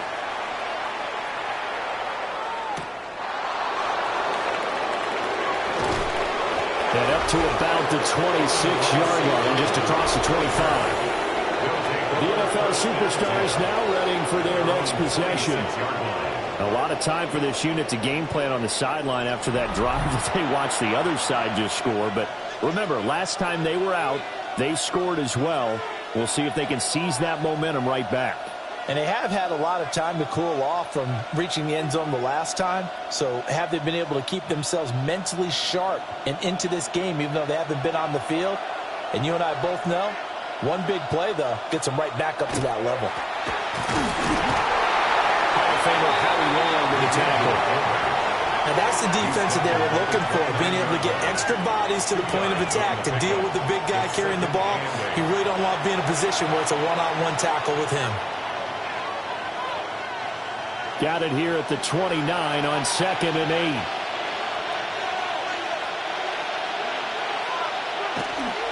So they fake the handoff. Now Allen. The tight end Kittle has it on the left side. And he'll be out of bounds right at the 40.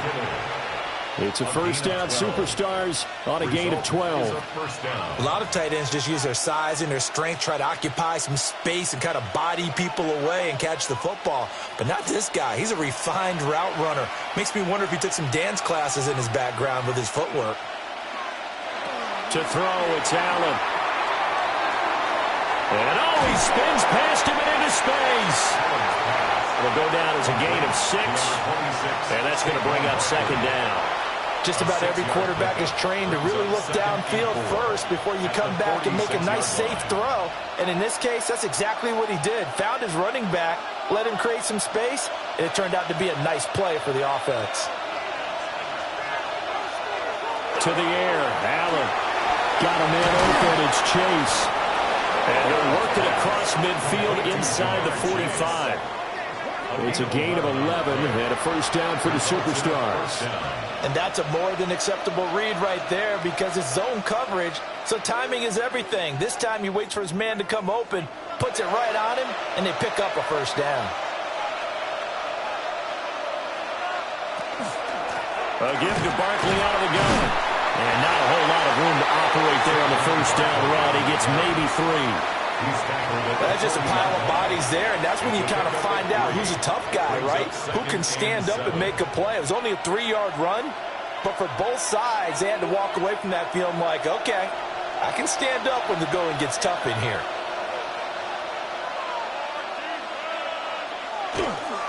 Running again with Barkley on 2nd down. And they will only muster a yard here to the 38.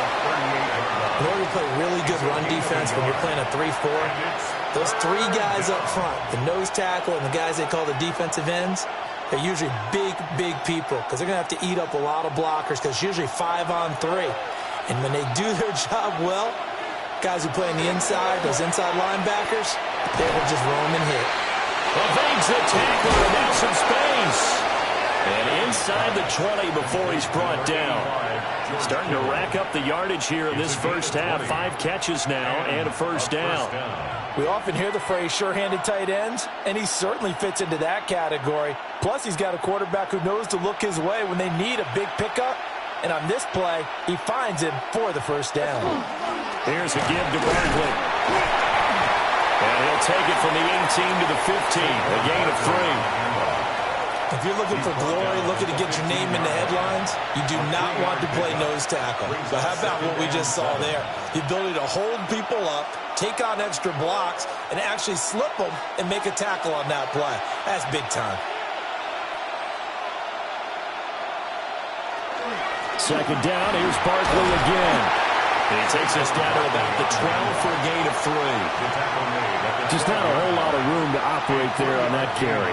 No, not at all. They did a really nice job staying in their proper places and not allowing any lanes to open up. The offense on third down tonight, they've been near perfect. 4 for 5 to this point. This is 3rd and 4. Allen. That is caught. Touchdown, Superstars. Amon-Ra St. Brown. A 12-yard touchdown grab. And his guys are an extra point away from tying this thing up. That's why you've got your star out there. Throw the ball to him. They did. That's simply saying we don't care what coverage you put out there. He's so good. We're going there with the football anyway, and there's not a thing you can do about it. Inside the red zone, they go to him. He gets it done.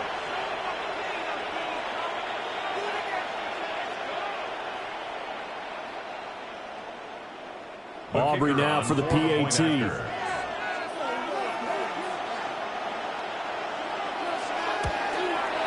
And we've got a good one brewing. We're all knotted up at 14. That ties the game at So 14. that one a pretty time-consuming 10-play drive.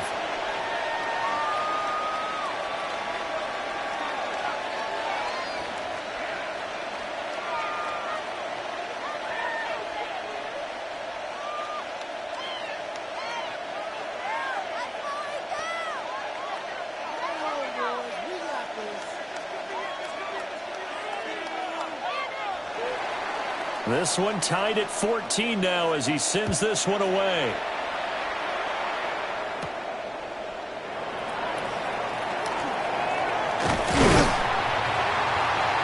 And able to take it past the 25 and up to the 28-yard line. The Legends making their way back out on offense with Terrell Owens at wide receiver. Owens, former third-round pick of the 49ers in 1996, and really came out of nowhere. Played at Chattanooga, but he developed into one of the great receivers in NFL history. And Coach Madden always appreciated the different ways in which T.O. could be a factor in a ball game. Terrell Owens is such a big, strong, powerful guy. You don't always have to get the ball to him deep. You can hand it to him on a reverse, throw it to him on a slant, and he can just run right through the defense. Officially, it's a 1-yard loss. That's going to bring up 2nd and 11. Sometimes you just sit back and marvel at what he can do defensively. Speed, strength, quickness, he's the whole package. And that package just wrapped up the runner for a loss. A loss of a yard there to start out. That leads to a 2nd and 11. They'll wind up getting 3 on the keeper there, but it leads to a 3rd down. Anytime you decide to use your quarterback as a runner, most of the time when you design a play, you're expected to break a little bit bigger than this one, because when you run him on short gains, your risk-reward and him taking hits, I'm not sure that's the payoff they were looking for.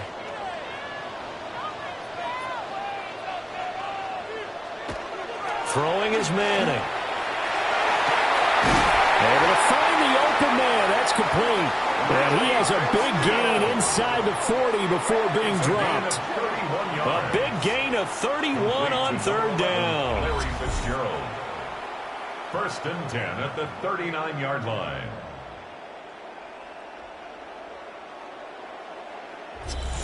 Well, partner, I'm not sure how this drive's going to end, but how about the way they flip field position there? A nice attacking play. They picked up a heck of a chunk of yardage. Manning going to throw. And he'll dump it underneath to his running back, complete. And he works it to the 30-yard line here, right at the 30. So the completion results there in 9 yards. And it'll bring up a 2nd and short.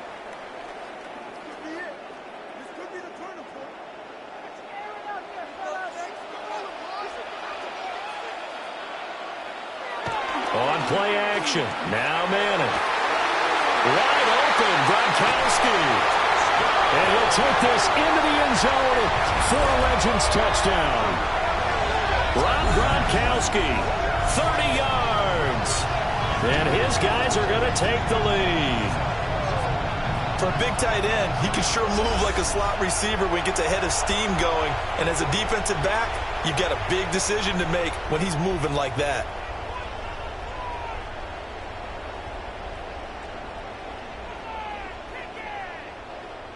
Here's Pat Summerall for the extra point.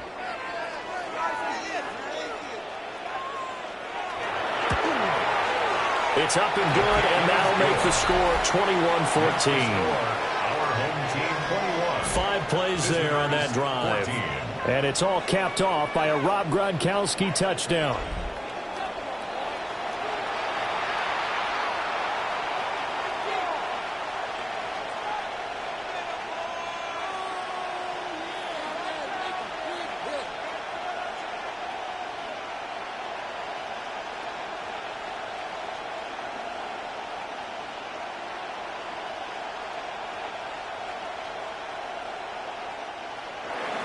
After the touchdown, here's Summerall to send this one away.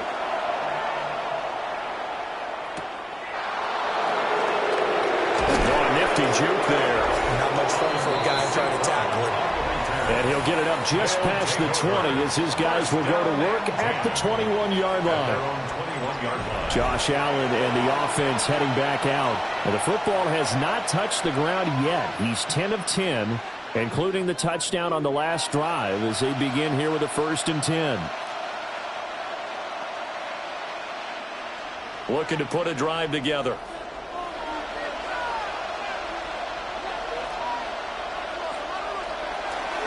They'll drop it off with Saquon Barkley. And manage to break a tackle and get this forward for a couple. It'll be 2nd down. Yeah, I don't know if it's exactly a win-win, but if you're on offense, you'll take that kind of a run, all right? It was kind of stacked up, found a little bit of yardage, and frankly, they're pretty close to staying on schedule on offense. The playbook is still open for the coordinator. Now Allen. Quick slant caught by Chase. He'll be dropped after a gain of about 6 across the 30 to the 31. You can see the time and effort and thought that they put into their passing game because it was evident right there. It looks like a simple pitch and catch, but you and I both know that they have planned for this and worked hard to make it happen. Allen now looks to throw. He dumps it off to Barkley. And he'll go out of bounds, it looks like right at the 40. And that gain of 9 buys them a new set of downs. I'm not sure that that was necessarily a safety valve or a check down throw on 3rd down. Sometimes just try and find the open guy and get him the ball. He did exactly that and found a way to pick up a 1st down. A handoff to Barkley. And some good acceleration there as he's across midfield to the 48-yard line. 77 yards for him on the ground so far tonight as he has been terrific in this first half. Defensively, they were in the 3-4. Solid run up the middle. What made it successful? Well, what you have to do is control the nose guard, but sometimes you don't do it by blocking him. You do it by influencing him. Get him moving to one side or the other and hit him back on the opposite. And the result here, a pickup of 8. Leaves him with 2 to go on 2nd down. It's a gain of 8. Now that's staying ahead of the chains. Really good pickup on 1st down, hitting the tight end there. Now it brings up a 2nd and manageable. Just found a hole in that zone. 2nd and a couple.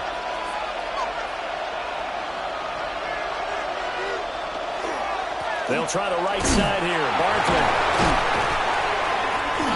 Fighting through. He's got space. And he's taken down inside the 30. It's a 1st down. Superstars on a gain of 12. For a lot of guys playing this game, there's no better feeling than running right through a tackle. He's able to lower his center of gravity and churn his legs for a really nice pickup.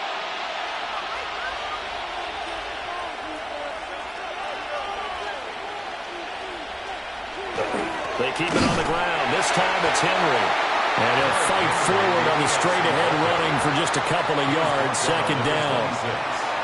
And the big fella stuffed that one up in a big way. I think doubling him has to be a priority because you can't move up to the next level if you don't take care of him first. Here's a 2nd and 8. Here's Allen. Over the middle, hooks up with the tight end Bowers. And brought down, but not before they get it inside the 10 to the 7. 18 yards on his first catch of the game. It's a first down.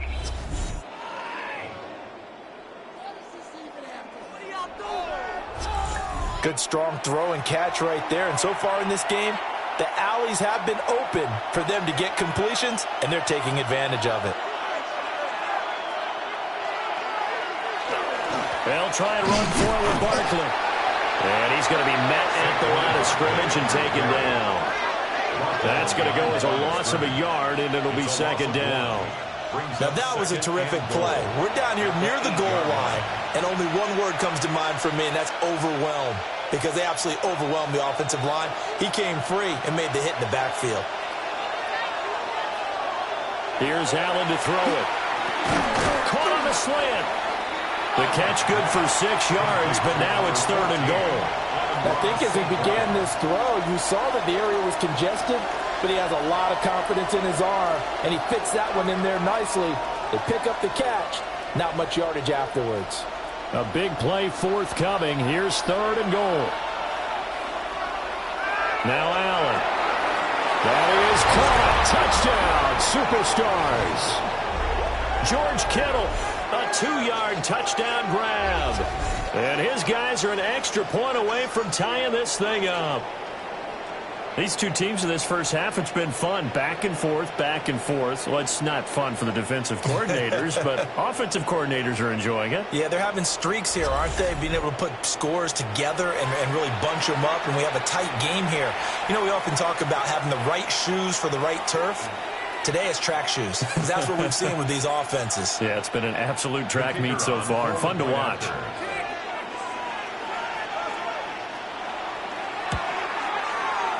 The extra point up and good by Aubrey. And we've got a tie game here in a back-and-forth first half.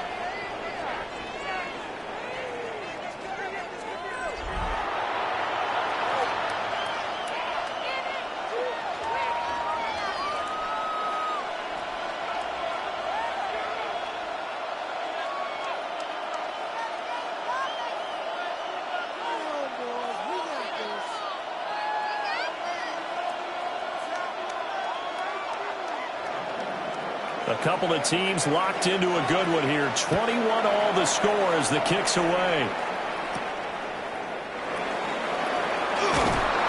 And makes it across the 20 as his guys will set up shop at the 23-yard line. And now this offense comes back out onto the field. So both of these teams, Charles, coming off touchdowns now, but this offense, they just had to stand on the sideline, watch their opponent author a really impressive drive to reach the end zone. Yeah, and I think you're not telling yourself the truth if you don't think there's some one-upsmanship going on right now, because they just had their touchdown answered by a drive of double-digit plays that also found the end zone. Now they want to do something even more impressive to answer that one. And they'll run with LT to begin the drive. They'll be brought down on the 30-yard line after a gain of 6. It's time for them to be good teammates right here. And what I mean by that is possess the ball for a little while. Get at least 2 first downs. Give their defense a chance to settle down a little bit after they give up a touchdown. They don't need to run another play here before the 2-minute warning. Let's see if they do it anyway.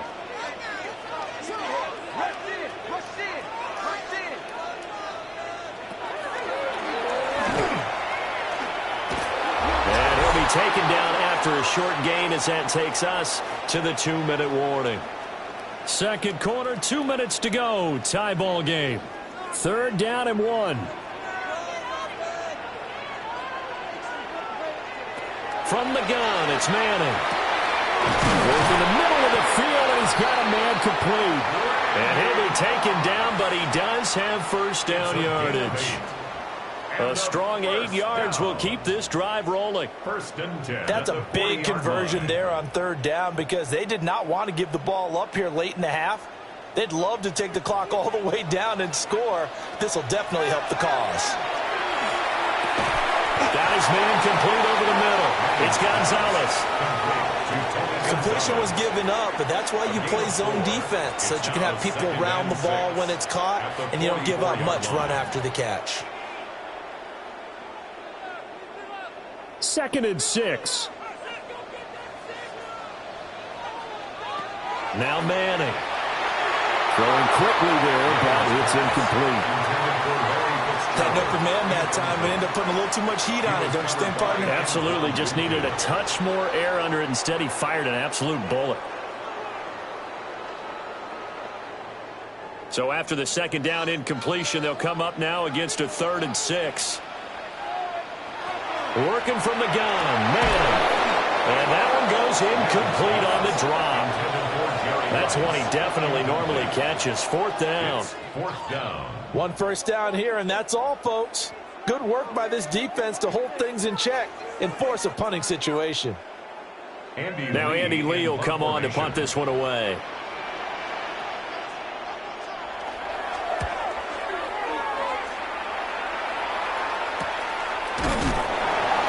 It's a 42-yard punt. They keep him to just a yard on the return.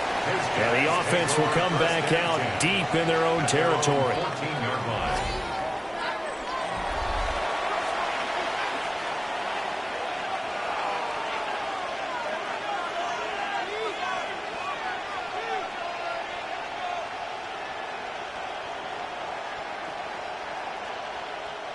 The offense now at the line, ready for their next drive.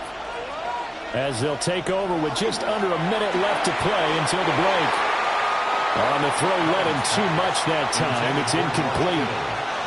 That is the first time that they've targeted him that he has not come down with a catch. He's caught everything that's been thrown his way. A dominant pass receiver that can break down any defense, because when he's doing that kind of work, it really hurts you on the back end. And even though it's an incompletion there, I think they're going back to that well. Thrown across his body, and it's intercepted. Picked off by Derek Brooks. And he will take this one home. It's a touchdown.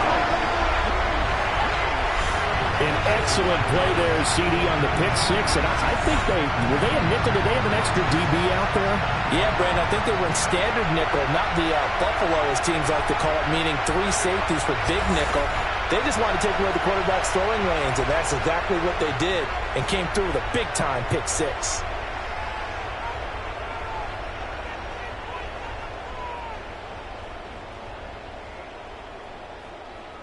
Summerall now for the extra point.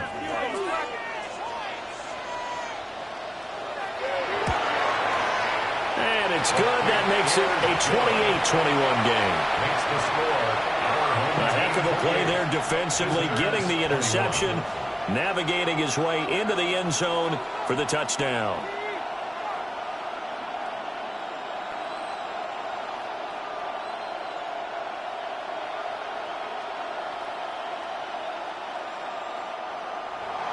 So they'll get another shot on offense following that pick six. And now the kick is away.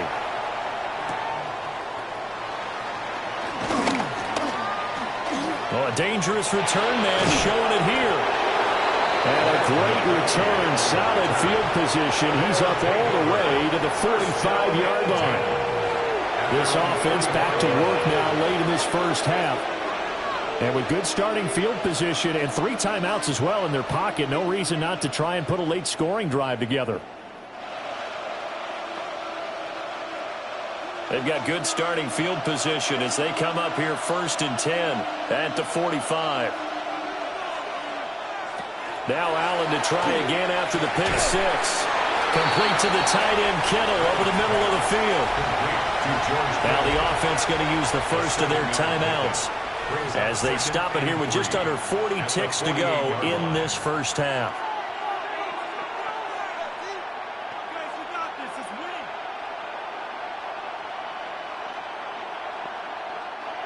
Here's 2nd and 3.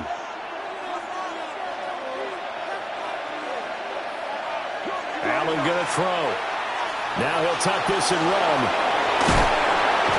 And he'll get it inside the 40 to the 39. Now another timeout called for by the offense as they'll stop him with a little over 30 seconds to go in the first half of play.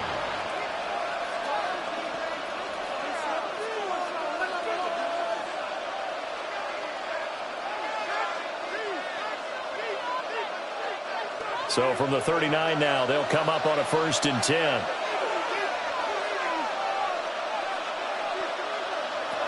Throwing now is Allen. And that is incomplete. He couldn't hold on through the contact. Brings up 2nd down. It's another zone defense. It looks like it's open for possibilities, but it did a nice job patrolling the middle of the field and forcing an incompletion. Now a 2nd and 10.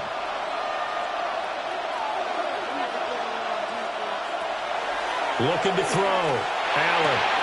Here's a diving catch right side. 12 yards there as they keep this drive rolling. It's another 1st down.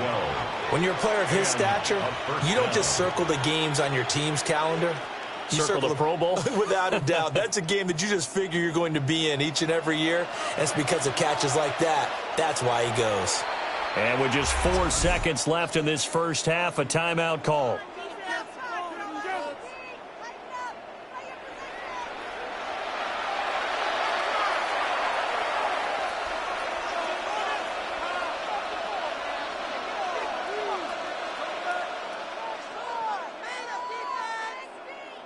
So with 4 seconds to go in the half, here's the field goal unit onto the field.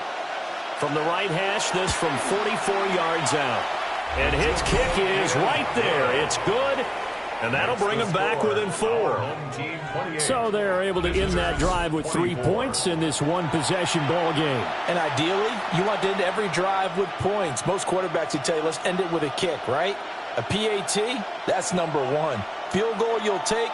Punts, you really don't want to do that. In this case, they'll take the field goal and get prepared for the rest of the game.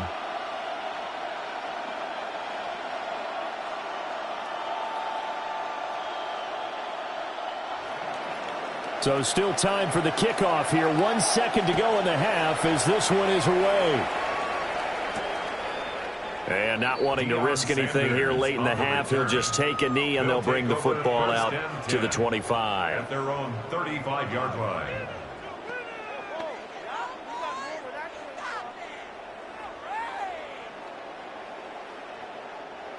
The offense back out there at the line, ready for their next drive. 1 second, all that remains. He's going to loft one deep left side here. And a penalty flag comes in as that one winds up incomplete, but the contact is going to move the ball well downfield. So that PI call will give him one more play. And it'll be an untimed play as well.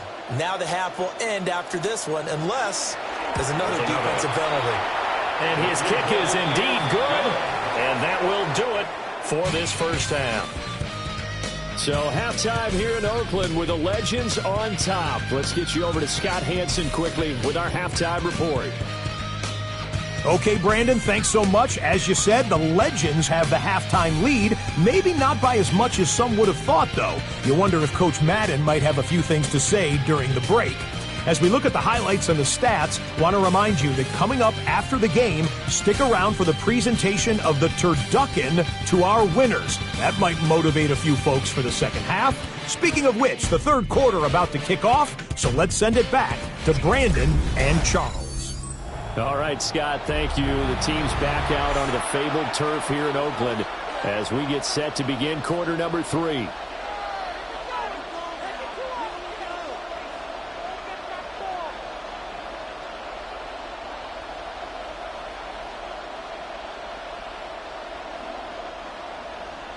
Both these offenses have been in fine form. What will the second half bring us as we are underway in quarter 3? And able to get this out to the 25. So the NFL superstar is going to have it first to start this third quarter. Well, Charles, in that first half, we saw a fair amount of offense on both sides of the football, and now the team trailing here will start with it in the third quarter.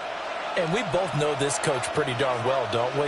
Because his game planning is always on point. And now that he's getting the ball to start the second half, how about all the offense that you already referenced in the first half?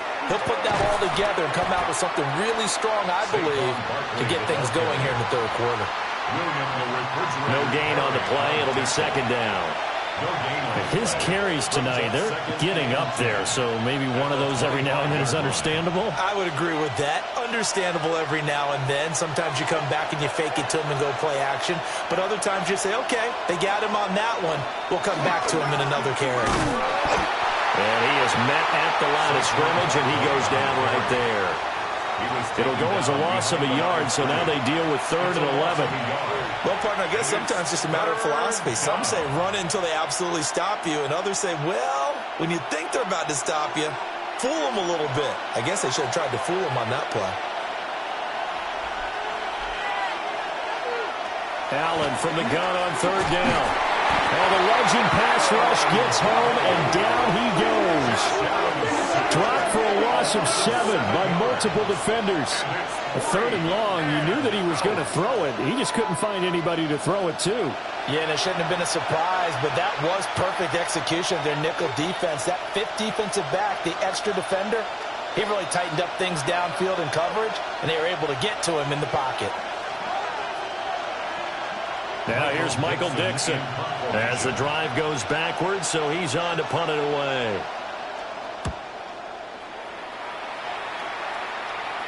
And a fair catch taken back near about the 35, 36-yard line. So a change of possession here on the punt.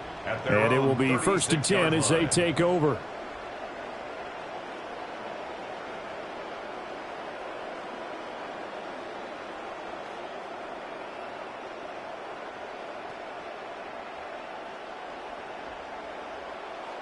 Good starting field position for them as they come up 1st and 10 at their 36-yard line. And the drive will start with a carry by LaDainian Tomlinson. And he can only manage to get a couple. 2nd and 8 coming up. Not a huge carry there on 1st down, but not all of them will be. But still, all in all, a positive play for the offense. It's all about picking up at least a few to set up what you're going to do here on 2nd down. Here's 2nd and 7.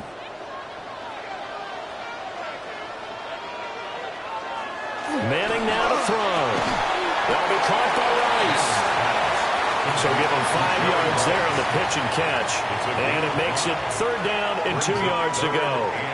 That was a nicely run slant route, and what the receiver's trying to do is make the defender think he's going upfield for a deeper route, and then breaks it off, usually after about 3 to 4 steps, and cuts towards the middle of the field. And now what he's trying to do is use his body to keep the defender away from the football and get the quarterback a really nice target. And he's got a 1st down as he's up to the 48. They're able to convert with a gain of 4. It's amazing how much advice defensive players get on 3rd down. You hear the bench screaming out, watch the draw, watch the screen, watch the pass here. Very rarely did they reference watching the fullback, and he slipped through and picked up a 1st down. To throw, it's Manning. And it's a short one here, complete to his tight end. That'll go for a gain of 7. And that will bring up 2nd down. I know sometimes we can get fooled when we watch him make catches, as we just saw him do there, because he really looks like a wide receiver the way he goes about his business. Yeah, 230, 240 range. Yeah, not super huge. Maybe not counted on to be that inline point-of-attack blocker that we used to have in the good old days. But you can flex him out. You can run wide receiver routes with him. You can make him a primary target, and that's how he'll shred a defense. I'll tell you what, this defense hasn't played its best, but they're still right in this football game. And if they keep making plays just like that, they're going to give their offense a chance. This now a 3rd and 4. They fake the handoff. Now Manning. Oh, he had a man running free, but he overshot him, and it's incomplete. And with the way things have gone so far tonight, I figured this was going to be a touchdown because he's wide open. But instead, the ball's laid out just a bit too far, and they come up empty. Here's Andy Lee now, as he's on here to punt it away.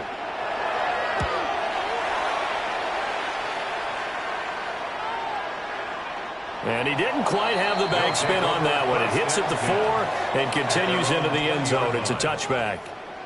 Now this offense back out and set to go for their next drive. And our game's hit a little bit of a lull here, a little bit of a snag. Punts on back-to-back drives. And old school coaches don't necessarily mind that. Didn't turn it over, right? Didn't create a big play for the other team. Right now what you're looking for is can you gain an advantage in field position? And that's what both teams are seeking right now. Yeah, they'll be seeking to gain that advantage here on this drive. And he will find his man Chase complete. And he'll get this one way up just shy of the 45-yard line. Call that a very strong gain of 24. That was an excellent read right there. Saw cover one. That means it's just a single high safety.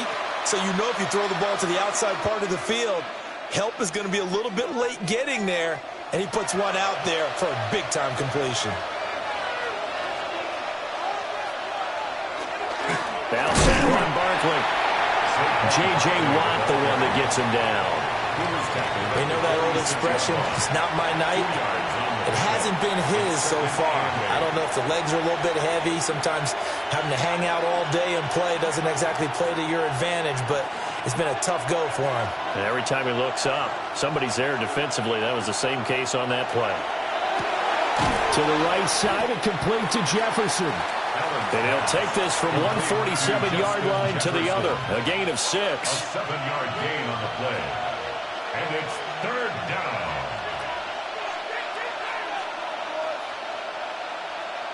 They'll come to the line, needing only 2 yards to gain the first here. On third down, Barkley. And he'll be taken down, but he does have first down yardage. 96 yards for him on the ground now. He has been a tough man to bring down all night. Well, someone's been having a good game so far, and you know something? A lot of it's been power running. They decided to turn him loose again on third down, didn't they? They did indeed. He delivered the tough yards. On the quick handoff, it's Juszczyk. And a short gain there down to the 37-yard line. Well, any lane that might have been open there was closed pretty quickly, and that was because the defensive front, they won that battle at the point of attack at the line of scrimmage. They used great leverage, held their spot, and stacked him up. Inside handoff, Henry.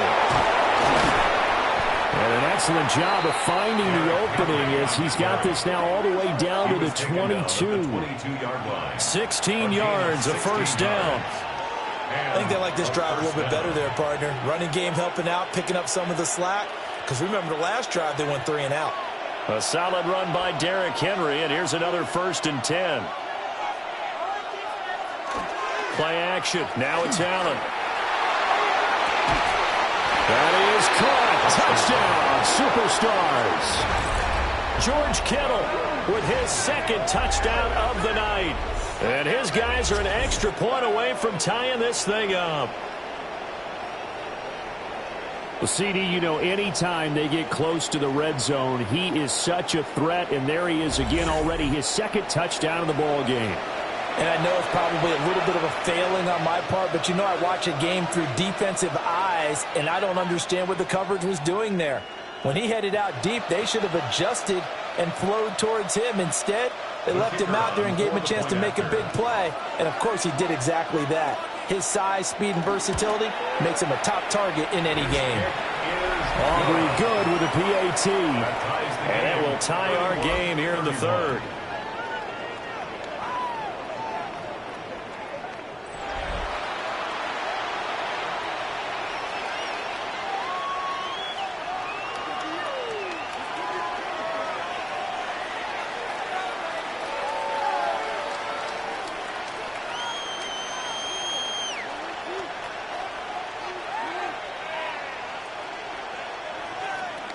So a tie ball game here as the kick's away.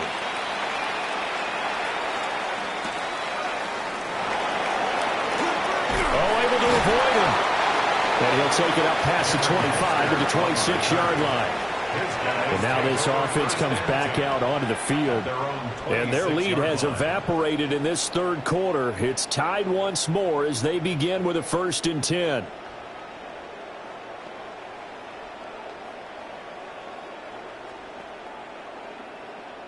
Looking to put a drive together.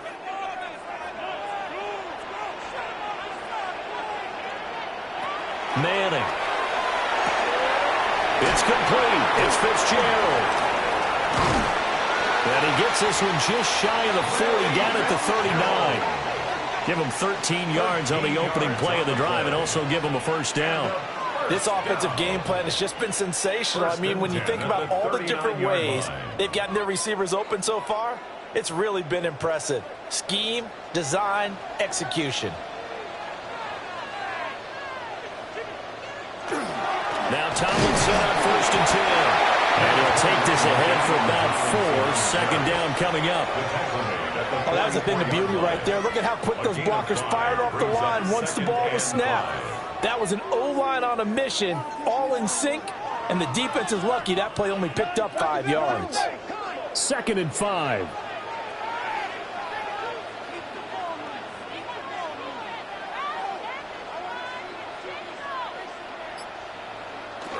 They go again to Tomlinson.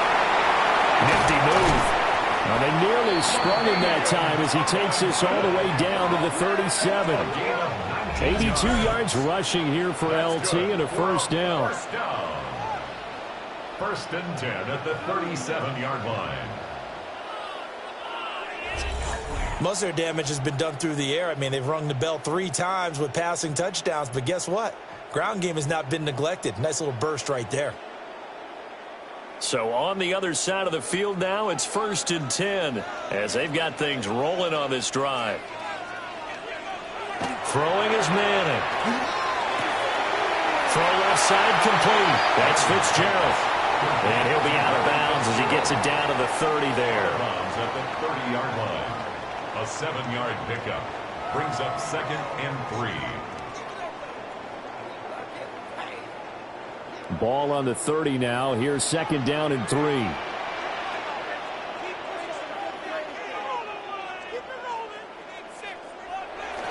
Now a play fake. Manning. And he's going to score. Touchdown, Legends. Rob Gronkowski, his 2nd touchdown of the night. And his guys are going to take the lead.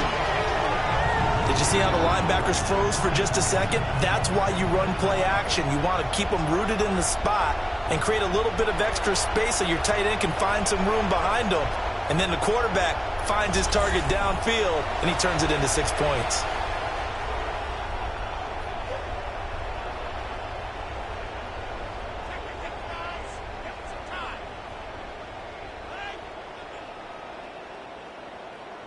Here's Pat Summerall for the extra point.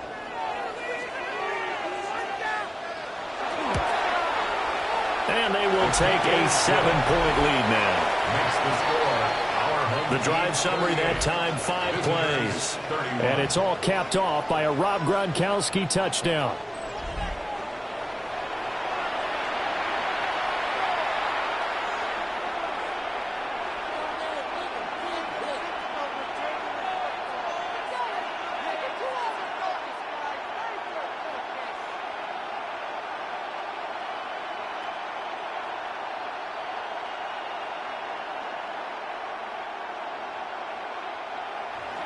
After the touchdown, here's Summerall to send this one away.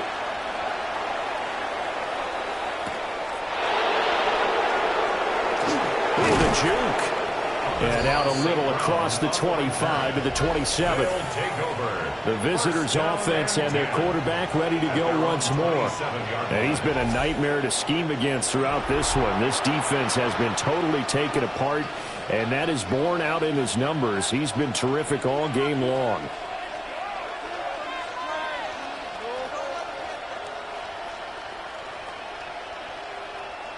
The offense now at the line, ready for their next drive. This drive here beginning probably with a pair of motivated groups. Remember, the offense scored a touchdown. And their last time out, looking to repeat that in Charles' defense. They were very frustrated after giving up 6 the last time on the field. And frankly, it's just a battle of wills in a lot of ways because you know they're both motivated. They're both game planned for this drive, and they both have specific outcomes in mind. To me, it just comes down to who can execute better and which side can step up and assert its will over the other. First man through, it's the fullback use check. He's brought down at the 34. Call it a gain of 4. And that's why the fullback position was created. You just want a big, strong, powerful guy you can hand the ball to and pick up good yardage. The heavy set out there. 3 tight ends in the formation for 3rd and 3. Allen. And it's a short one here, complete to the tight end. That'll be tackled about 2 yards shy of the line to gain. A 1-yard pickup leads to 4th down. As a defense, you're more balanced when you're in zone coverage because you're able to keep your eyes on the quarterback and see the play develop in front of you. You're able to keep the quick pass in front of them and stop it right at the line of scrimmage. And here's Dixon to punt now as he gets this one away. It'll be a net of 40 yards following a punt of 44. And they will take over 1st and 10. Now this offense back out and set to go for their next drive. And they'll just simply be looking to build off the confidence of the last time out where they scored a touchdown. And confidence is powerful, isn't it? When you've scored once, you feel like you can go back out there and get it done again. Doesn't matter what the defense throws at them. They feel like they're in a groove right now, and they want to get out there and show it. Yeah, hoping to stay in that groove here this go-around. Now Manning. And it's a short one here, complete to his tight end. On the gain of 3 on the play, and it'll be 2nd down. And there's a completion to the tight end, and look at the size of these players nowadays. At that spot, 6'4", 6'5", and up. A lot of guys used to be basketball players, somehow came back to football. And that's really good for the game of football. You're getting better athleticism, great hand-eye coordination, guys who know how to control their bodies. Hello, bro, smiling face with smiling eyes. Hi, dollar user, welcome to my live stream, smiling face with sunglasses. At Novik Shaw on 1789. At Novik Shaw on 1789. Thing. But in this case, he came up quickly and made a nice, sure tackle. Now Manning.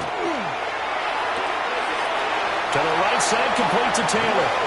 And he gets this up across the 35 before he's out of bounds. Call it a gain of 7, and it gets him a new set of downs. And defensively, they were in zone coverage there. Do you have to be a little careful? You're losing playing against a good quarterback like he is to not play too much zone? Yeah, you have to be careful about how much time you're giving up. I think it's a good point you just brought up. So maybe if you still want to play zone, you go to a zone blitz scheme. And you can drop anyone out of your defensive front, defensive end, defensive tackle. It doesn't matter. You just exchange someone to bring more pressure towards the quarterback and still try and cover downfield. Ball on the 39. Here's 2nd down and 8. A give to LaDainian up the gut. And some space here. And good vision there as he's across midfield and down to the 45-yard line. 98 yards rushing for him in the ball game now on 14 carries. I think we're seeing the effect that runs like that are starting to have on this game. They're a little bit slower, that front 7 reacting to the football, almost like body blows in boxing, slowing them down, and they're really starting to take over in this game. And he's going to get stopped up quickly. Give him a yard down to the 43. And that last carry puts him right at 100 yards for the game. So how has he done it? Because he's been patient, followed his blocks, let everything develop, and then burst through for big gains. This is 2nd and 8. Shotgun now for Manning. And that is incomplete. A lot of force bearing down on him there. He could not hang on. It's 3rd down. As his old brain remembers, when I see 5 wide receivers on the field as a defender, I know the ball's coming out hot. They expected it and got there and popped it free. 8th play of the drive forthcoming, and they need 8 yards on 3rd down. Throwing now is Manning. Pass taken in by his big tight end. And he's going to get this inside the 30. 68 yards receiving now for him in the game. And a 1st down on that last catch as well. 10 at the 29-yard line. I'll tell you what, a lot of those mid-range throws have been available because sometimes teams get too concerned about the deep ball and they leave too much space in front of them. and these guys have been taking advantage so far. Back to the running game. It's Tomlinson. And he is met in his tracks behind the line of scrimmage. That whole thing was thrown off track thanks to the defense of Fred Warner. Really nice play. I have zero rooting interest in either team in this game. I only want a good game. But with all the offense we've seen from them tonight, it's kind of nice to see the defense step up and make a big play. Yeah, I was wondering if they were ever going to get him in the backfield. Nice to see him get a stop. And he'll be brought down on what's going to turn out to be the final play of this third quarter. 1 quarter to play. It's football once again here in the East Bay. The fans love it. And we're back after this. This is a special presentation of the NFL on EA Sports.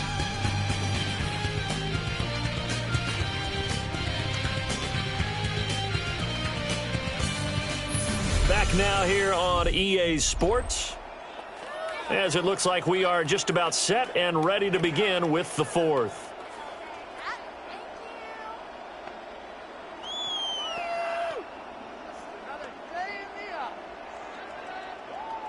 So offensively on this drive, 2 of 2 on third downs, and now they face a 3rd and inches. They'll look for a first with Tomlinson.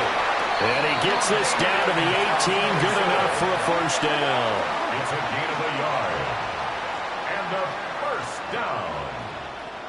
1st and 10. I think there's a fatigue factor that's kicking in defensively. You know the will is still strong, but I think the offense is starting to bend it just a little bit, don't you? Yeah, absolutely. It's looked that way. We'll see if they can continue this already strong drive. And able to get him down, but he does reach the 5.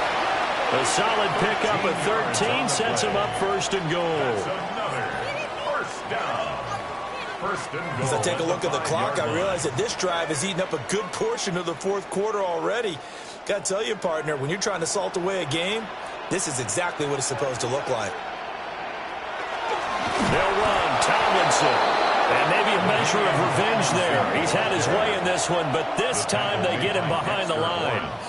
Nothing doing there as the 13th play of the drive proves to be unlucky. Well, that was one of the few times they've been able to contain him thus far. He's over 100 yards for the game, but he lost a bit off his total on that carry. Again, it's Tomlinson. And they get him down at the 1. He had the broken tackle, but ultimately could not get into the end zone. It'll be a gain of 5, and it's going to set up a 3rd and goal.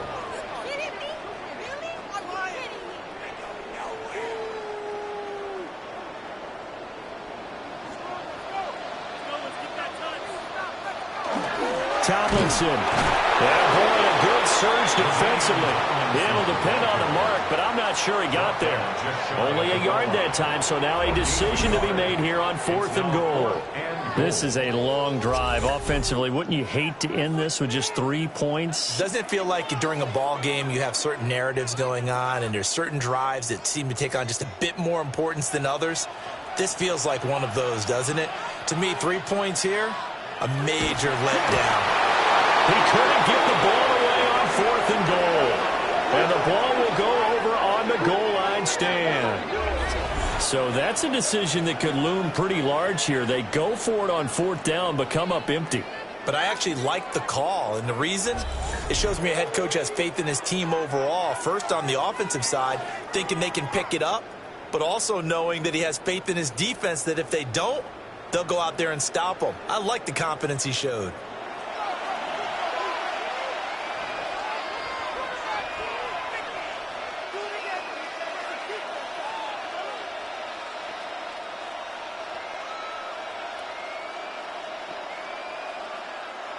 First and 10, and kind of tipping their hand at running the ball. 3 tight ends are out there. They'll start on the ground. It's Derrick Henry. This will be stopped about 2 yards shy of the marker. 8-yard gain, 2nd and 2.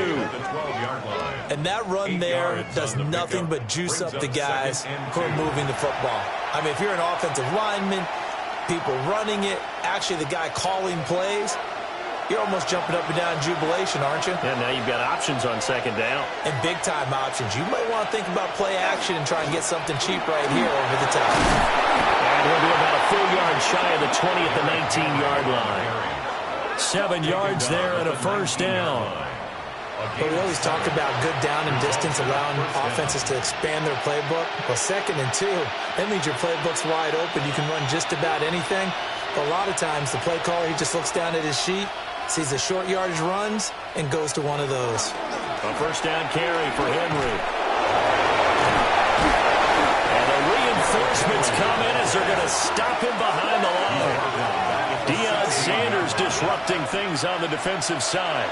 There's no question that coming into this game, this defense is pretty vocal about its desire to take this running back out of his game. And all that pregame whooping has turned into results. So their task a little bit more difficult now. 2nd and 13 that they're walking up on. Connects with Kittle underneath.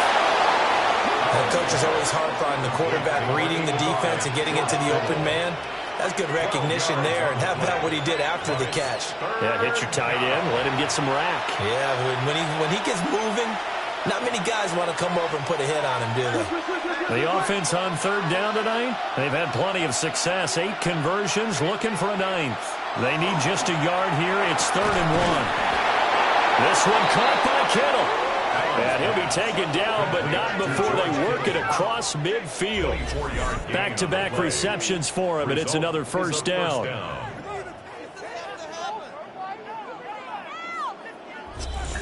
I like the design that we're seeing right there. This is what they need. Down by a touchdown here in the 4th. They just need to keep working their way downfield. And when they see openings, take their shots. The drive continues as they search for a tying touchdown. Here's 1st and 10. Allen now looks to throw. Throw to St. Brown, complete on the left side. Brought down, but after we saw a flashy little move, stopped short of the 40. They like going to him in the slot. He catches another one. I think this comes under the heading of, until they stop him, why not go back to it? He has something going really well. Great working relationship with the guy throwing the ball, and they keep making the connection. Henry up the middle.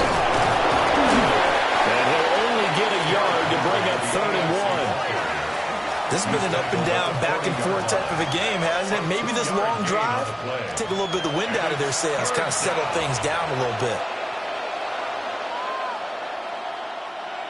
This will be play number 8 here on the drive. It's 3rd and a yard. They'll try and run here with Scatteroo. And brought down, but not before he was able to break the tackle, and the extra effort moves the sticks. 2 yards on the play. And a first down. That's quite a spot there for his first carry of the game, but obviously they had plenty of faith in him, didn't they? No question about it. And here, why not go with the fresh legs? Able to push forward, pick up that first. Now a handoff to Henry. Looking for a seam, but finding none. He'll get back to the line of scrimmage, and that's it. No gain on the play there. 2nd down. Nice job there defensively to clamp down because really they've been on their heels this drive. Agreed, and they really needed that one for confidence, just to feel a little bit better. But I don't know if I would be daunted by them stopping me on one run. This drive is going pretty well. I could come right back at him. And this will go as a gain of 7 as he gets it to the 30-yard line. When you see zone defense and you know you've got a drag route on as your primary call, you've got to be really careful as a passer about how far you let your guy go because he might wander into some tough coverage. So they need 2 yards here on 3rd down. Remember, they're already 2 of 2 on 3rd down conversions on this drive. To the air, Allen will try to pick it up himself. And they move this all the way down to the 9. Josh Allen, very athletic at 6'5", showing the versatility, picking up the first on the scramble.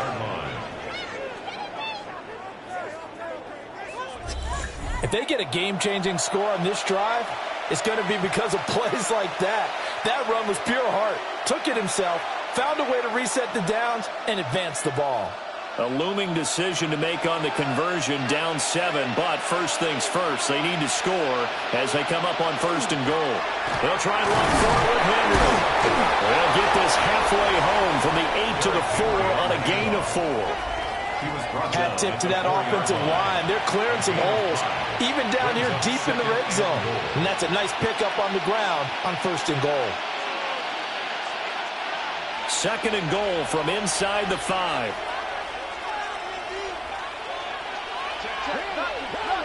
Here's Allen to throw it. And they're going to get him. They bring him down with a sack back at the 16-yard line. Brought down by multiple defenders, and it's a loss of 12. 2nd goal, last thing you need to do is get pushed backwards to take a sack. But he couldn't find anywhere to go with the football, had to eat it, and ended up on the ground.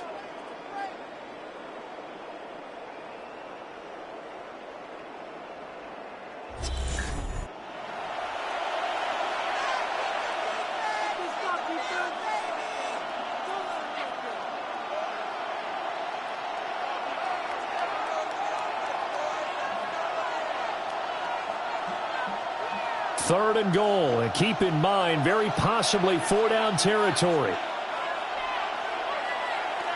Allen off the play fake. And pressure coming, and they got him once again. Lawrence Taylor able to drop him that time for his 2nd sack of the evening. And it appears to me that someone's defensive coordinator is jockeying for a raise. A sack on 2nd and goal, a sack on 3rd and goal. Now brings up a decision on 4th down.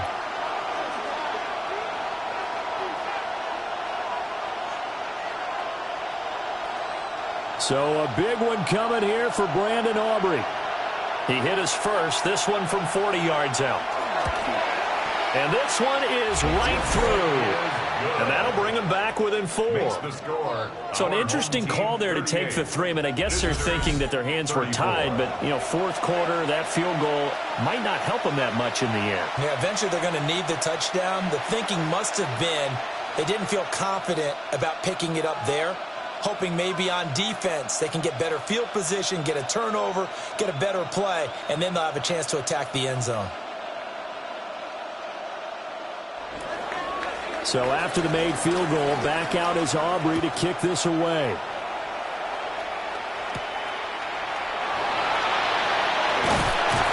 And a decent return out to the 27-yard line. And now this offense comes back out onto the field. They have the lead, obviously, late in the game. I guess the good news for them is if for some reason they would make a mistake, a field goal does the opposition no good. Everyone loves to have a little bit of a cushion, and that helps you immeasurably. But the bottom line is, do all the things that you're taught in order to close out the game. Don't even let that become an issue. Yeah, but still a one-possession game. This one not fully over yet. I see the surprise in your face there, partner. That is a rare incompletion from him. He's been on point this entire game. He has percentage completion-wise way up. Not that time.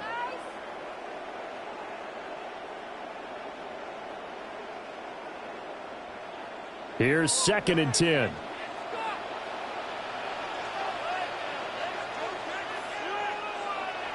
Now Manning. Over the middle, complete. It's Rice. That'll leave them with a 3rd and 2 coming up. They got 8 yards there. Right there, he rose to the occasion late in a close game. It's something he thought about, dreamed about, and worked on throughout his career. Because in these types of situations, he wasn't going to allow extra coverage to keep him from getting the football. Here's Manning to throw. And that's going to be incomplete. The coverage too good there. The contact popped the ball free, and it's 4th down. That's an excellent job right there on 3rd down. Like any defense, you never want to let them get anything started, and that would have been a 1st down. Instead, you saw the contact on time, no penalty, and before this drive could get wings, it's 4th down. Here's the veteran punter Lee as he sends this one away. Here's St. Brown on the return. It'll be a net of 39, 41-yard punt, 2 on the return. The visitors' offense and running back Saquon Barkley ready to get going again. And it's hard to believe you could run the ball a whole lot better than he has. The vision, the cutback ability, the acceleration, it's all been on display throughout.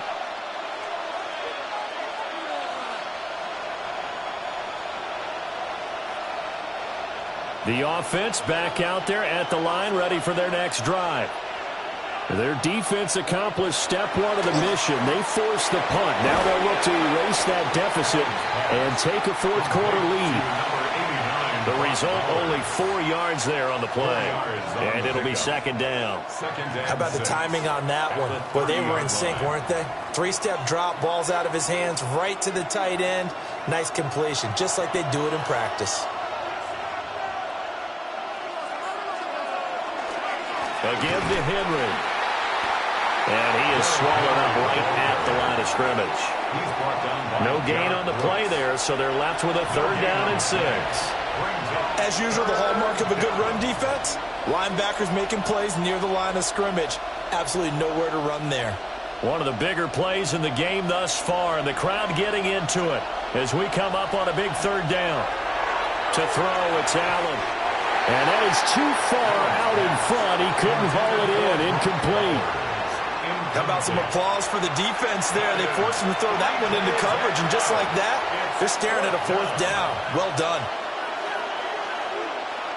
Now here's Michael Dixon as he's on to kick it away.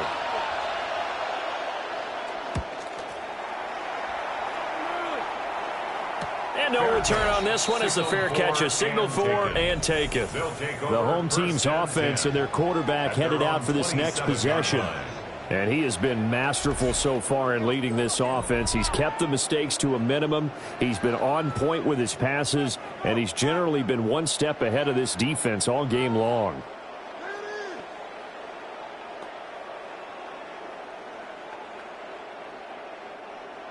The offense now at the line, ready for their next drive. Right now clinging to a 1-score lead, Charles, and I think operating within that 4-minute offense with a little less than 4 minutes to go applies here, right? It certainly does, and that means the playbook is still wide open. But you are a little bit more careful about what you're calling. You want plays that are going to gain yardage, how would you say it, consistently, right? You don't need the big shots downfield, but make sure the clock continues to run. Pile up the first downs, and the goal, end the game with your quarterback kneeling down at the end, and you still have the lead. And he'll get a couple up to the 29. Now defensively here, we're going to get a timeout. It's just their first. They'll be down to 2 remaining as we step aside here in the 4th quarter.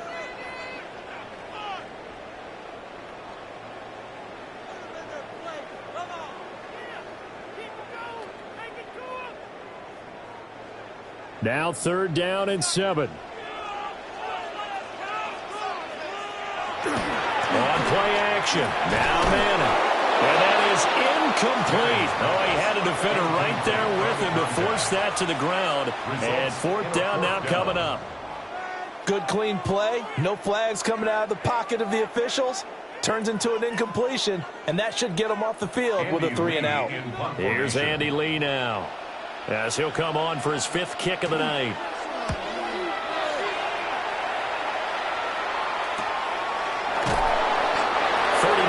On the punt, give him just 1 yard on the return.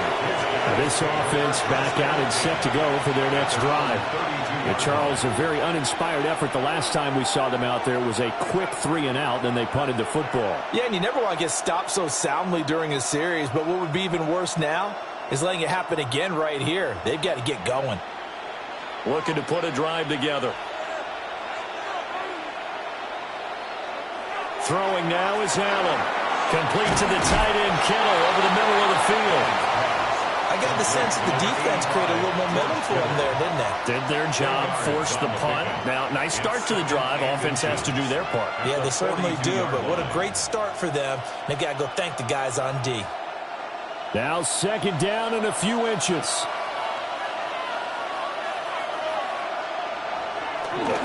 A handoff, running left, Henry. And he will get enough for a 1st down, and that will lead us to the 2-minute warning. 2 minutes to play here in Oakland. Who gets the turducken? It's on its way in from the oven, and we'll find out who gets it after this. They keep it with Henry on 1st down. And he'll fight forward on the straight-ahead running for just a couple of yards. 2nd down. Partner, they're clearly saving those timeouts, but they still have to work with some urgency to put themselves in the right position. Here's a 2nd and 7. Here's Allen. that nearly in.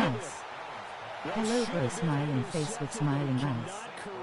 Hi, dollar user, welcome to my live stream, smiling face with sunglasses. At no hit short on 1,789. At no hit short on 1,789. Leads him to believe that he's going to get those completions. And that means the guys going out for passes that run even harder because they expect it as well.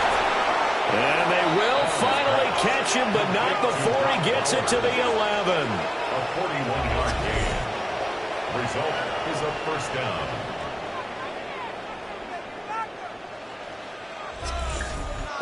Well, this game has certainly had no shortage of offense. Both teams have been revved up from the start. And here's yet another big play. Boy, both defenses have just got to be dragging out there because they've been run ragged throughout. Allen. That's to the right side, complete to Kittle. And it looks like he'll be just a yard shy of the 5 here as he's out at the 6. Not a big window to throw. Coverage wasn't too bad there. Yeah, they had him under wraps pretty well, but somehow able to muscle his way open and catch the ball. Here comes second down at 5. Throwing, Allen. Now a run here off the RPO, and he can't get a throw away. He's taken down. Now another timeout called for by the offense as they get the stoppage with a little over 50 seconds left to go in the game.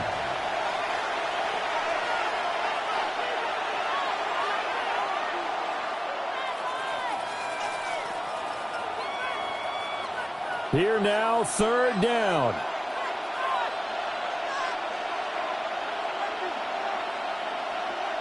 Now Allen. And that's going to be incomplete. The contact there enough to jar that ball free, and it brings up fourth down. Partner, they've got one chance left to keep this one going, and I think for you and me, let's think along with their offensive coordinator now. Has to think back, cycle through every play of this contest, and remember what's worked and what hasn't. Because right here, he needs the best play of the game in order to... And this is caught. Touchdown. And they've taken the lead here in the final minute.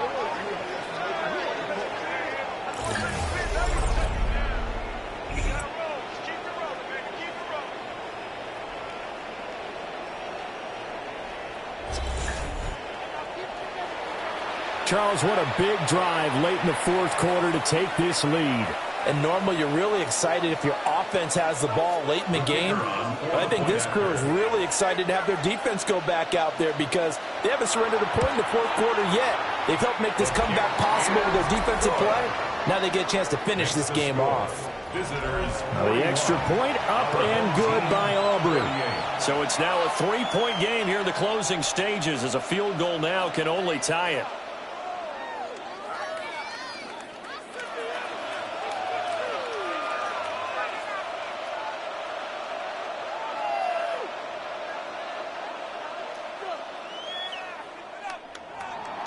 So after the touchdown, Aubrey now to kick this one away.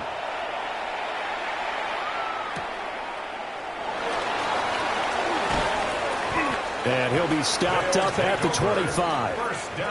The situation for him offensively as follows. Down by a field goal, 43 seconds to go. They need at minimum 3 points out of this as they come up 1st and 10.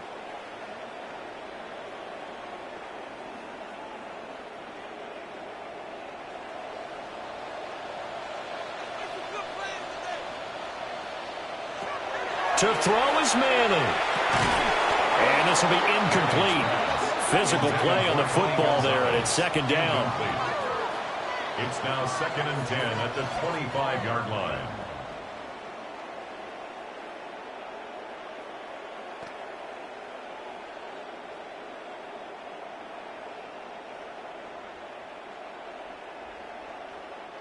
A little less than 40 seconds remaining. Here comes 2nd and 10. Back to throw. Manning. And he can't get a throw off. He's taken down. What a huge play at this point in the game. A loss of 7 yards. Well, the Legends going to use the first of their timeouts as the clock will stop with 35 seconds left to go.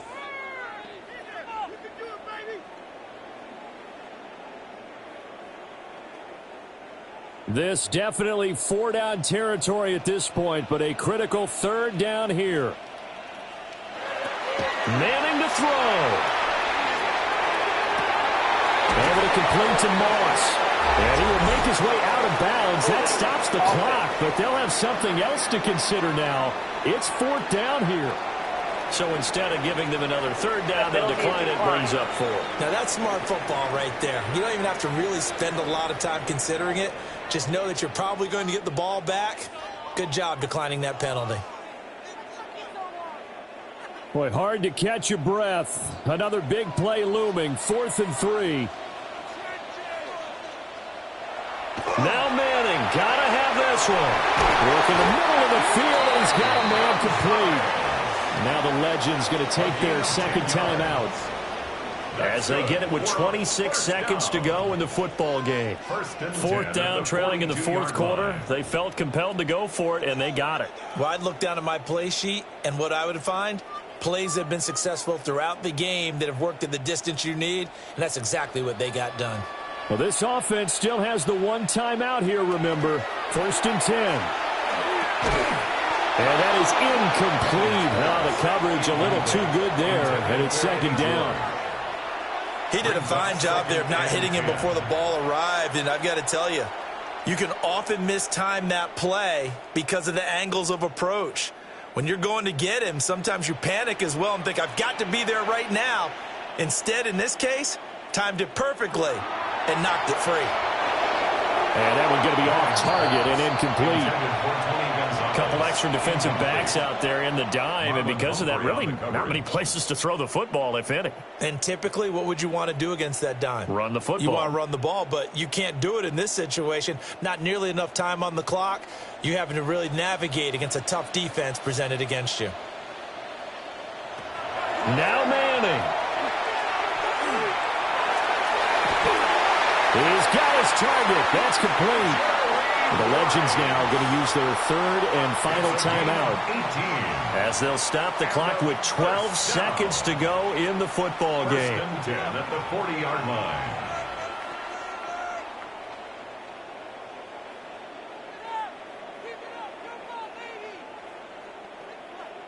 So the field goal unit is on the field as this is a big spot right here. This to potentially send us to overtime. And this is good from 57 yards out. That was bombs away right there. And they will tie this game here in the final seconds. We've seen some big kicks in the NFL the last few years, and that one might just rank right up there. And you know, you can hear the crowd react, right? But I was focused in on the sideline and watched them absolutely erupt. I don't know how many of them thought that he was actually going to make that kick, but how about how they felt when the ball went over the post? So overtime on the horizon, barring a wild finish here as the kick's away. This taken in at the goal line. And the tackle going to be made right there at the 25-yard line.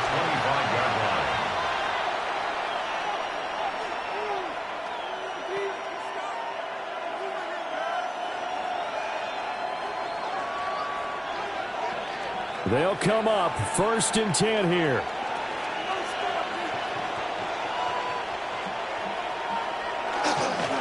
They'll start this drive out on the ground. And they're able to get this one across the 35. And we've got free football. 4 quarters done, and we're dead even. We'll have overtime after this timeout.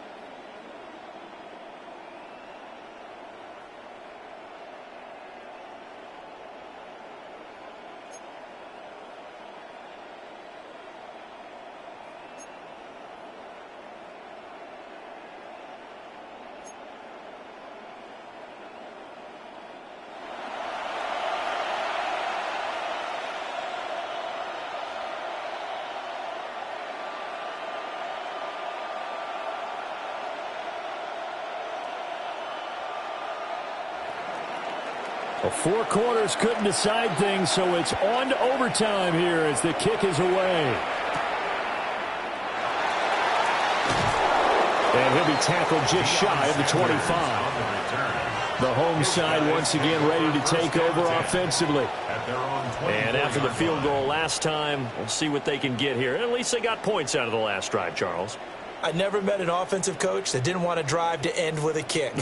Most of them wanted to end with a PAT, right? In this case, a field goal, they'll take it. Way better than the alternative, which is a punt. Yeah, but you've met fan bases that wanted that, that weren't happy with that field goal. I haven't met a fan base yet that wants to drive to end with a kick, other than the extra point. That's it. Oh, and it's intercepted. Picked off by Jalen Ramsey. And the return here will go to the 31-yard line. What a gigantic interception here in the first drive of overtime. And now, Charles, with where they're out of the field, I mean, they're already in field goal range to win this thing. And the head coach is just talking to the special teams coordinator right now and saying, okay, where does he want the ball positioned? Because that's all you're going to do on offense. Move it to that spot. Make sure you take care of the football and probably third down, kick the field goal, and try and win this game.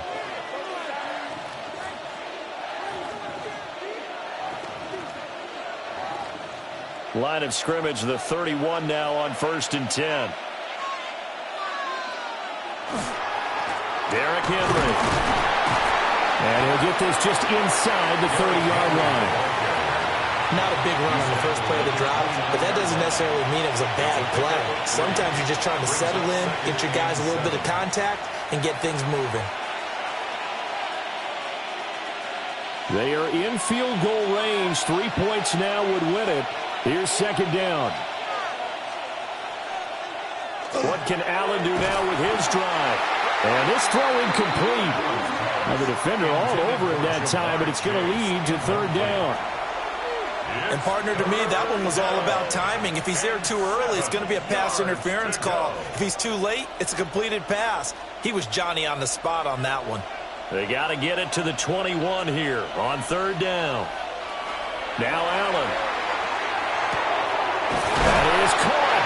And they move this all the way down to the 9. They're able to convert on 3rd down, and that sets up a 1st and goal. 9-yard line.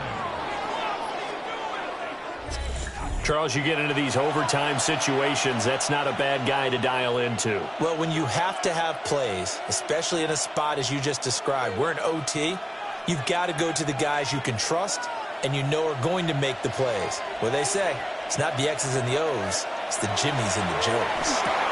Got his tight end. That's complete. That's Bowers. And he'll get this down inside the 5 to the 4 before he's out of bounds. A 4-yard gain. Well, right now, every little bit of yardage helps. So they're obviously well within his range. It's just about keeping the football and getting in the right spot. Know your kicker. Get, as you mentioned, get it to the right spot, the place that he wants to kick it from. And if you do decide to throw the football, it either goes to your team or no one. It's the only kind of throw you make. Henry again. And he'll be stopped up short as the tackle is made at about the 3. Call it a gain of a couple. The defense stiffening here. It's 3rd and goal. And that carry probably not so much for yardage, just to get the spot that you want to kick the field goal. In any yardage game, there's really kind of gravy. And this just becomes what my old coach used to say. Get into position to be in position. And that's what they want, the right spot for their kicker to line up the field goal. That is not going to be any help as they dump him behind the line of scrimmage. With his size, he's a tough man to bring down, but they do a nice job there stopping his progress and not allowing him to get back to the line of scrimmage. And now it all rests on the right foot of their kicker. And now we're going to get a timeout here called by the defense. They'll be left with just one remaining here at OT.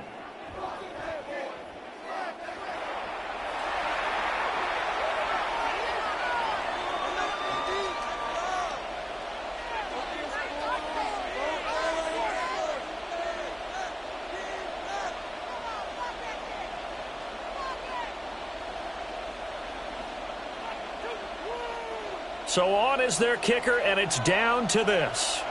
This to win it in overtime. And he got it. The kick is good in overtime. time, he's able to split the uprights. And they've come in here and stolen one on the road. So it's a win here at the Coliseum for the NFL Superstars. And after a great night of football, time for the best of traditions. Sure, it's great to lift a Lombardi trophy, but a close second might be lifting that turducken and taking a big bite after a hard-fought victory. For my partner Charles Davis and our entire great crew, I'm Brandon Gaudin. The NFL Superstars stand tall as we say so long from Northern California.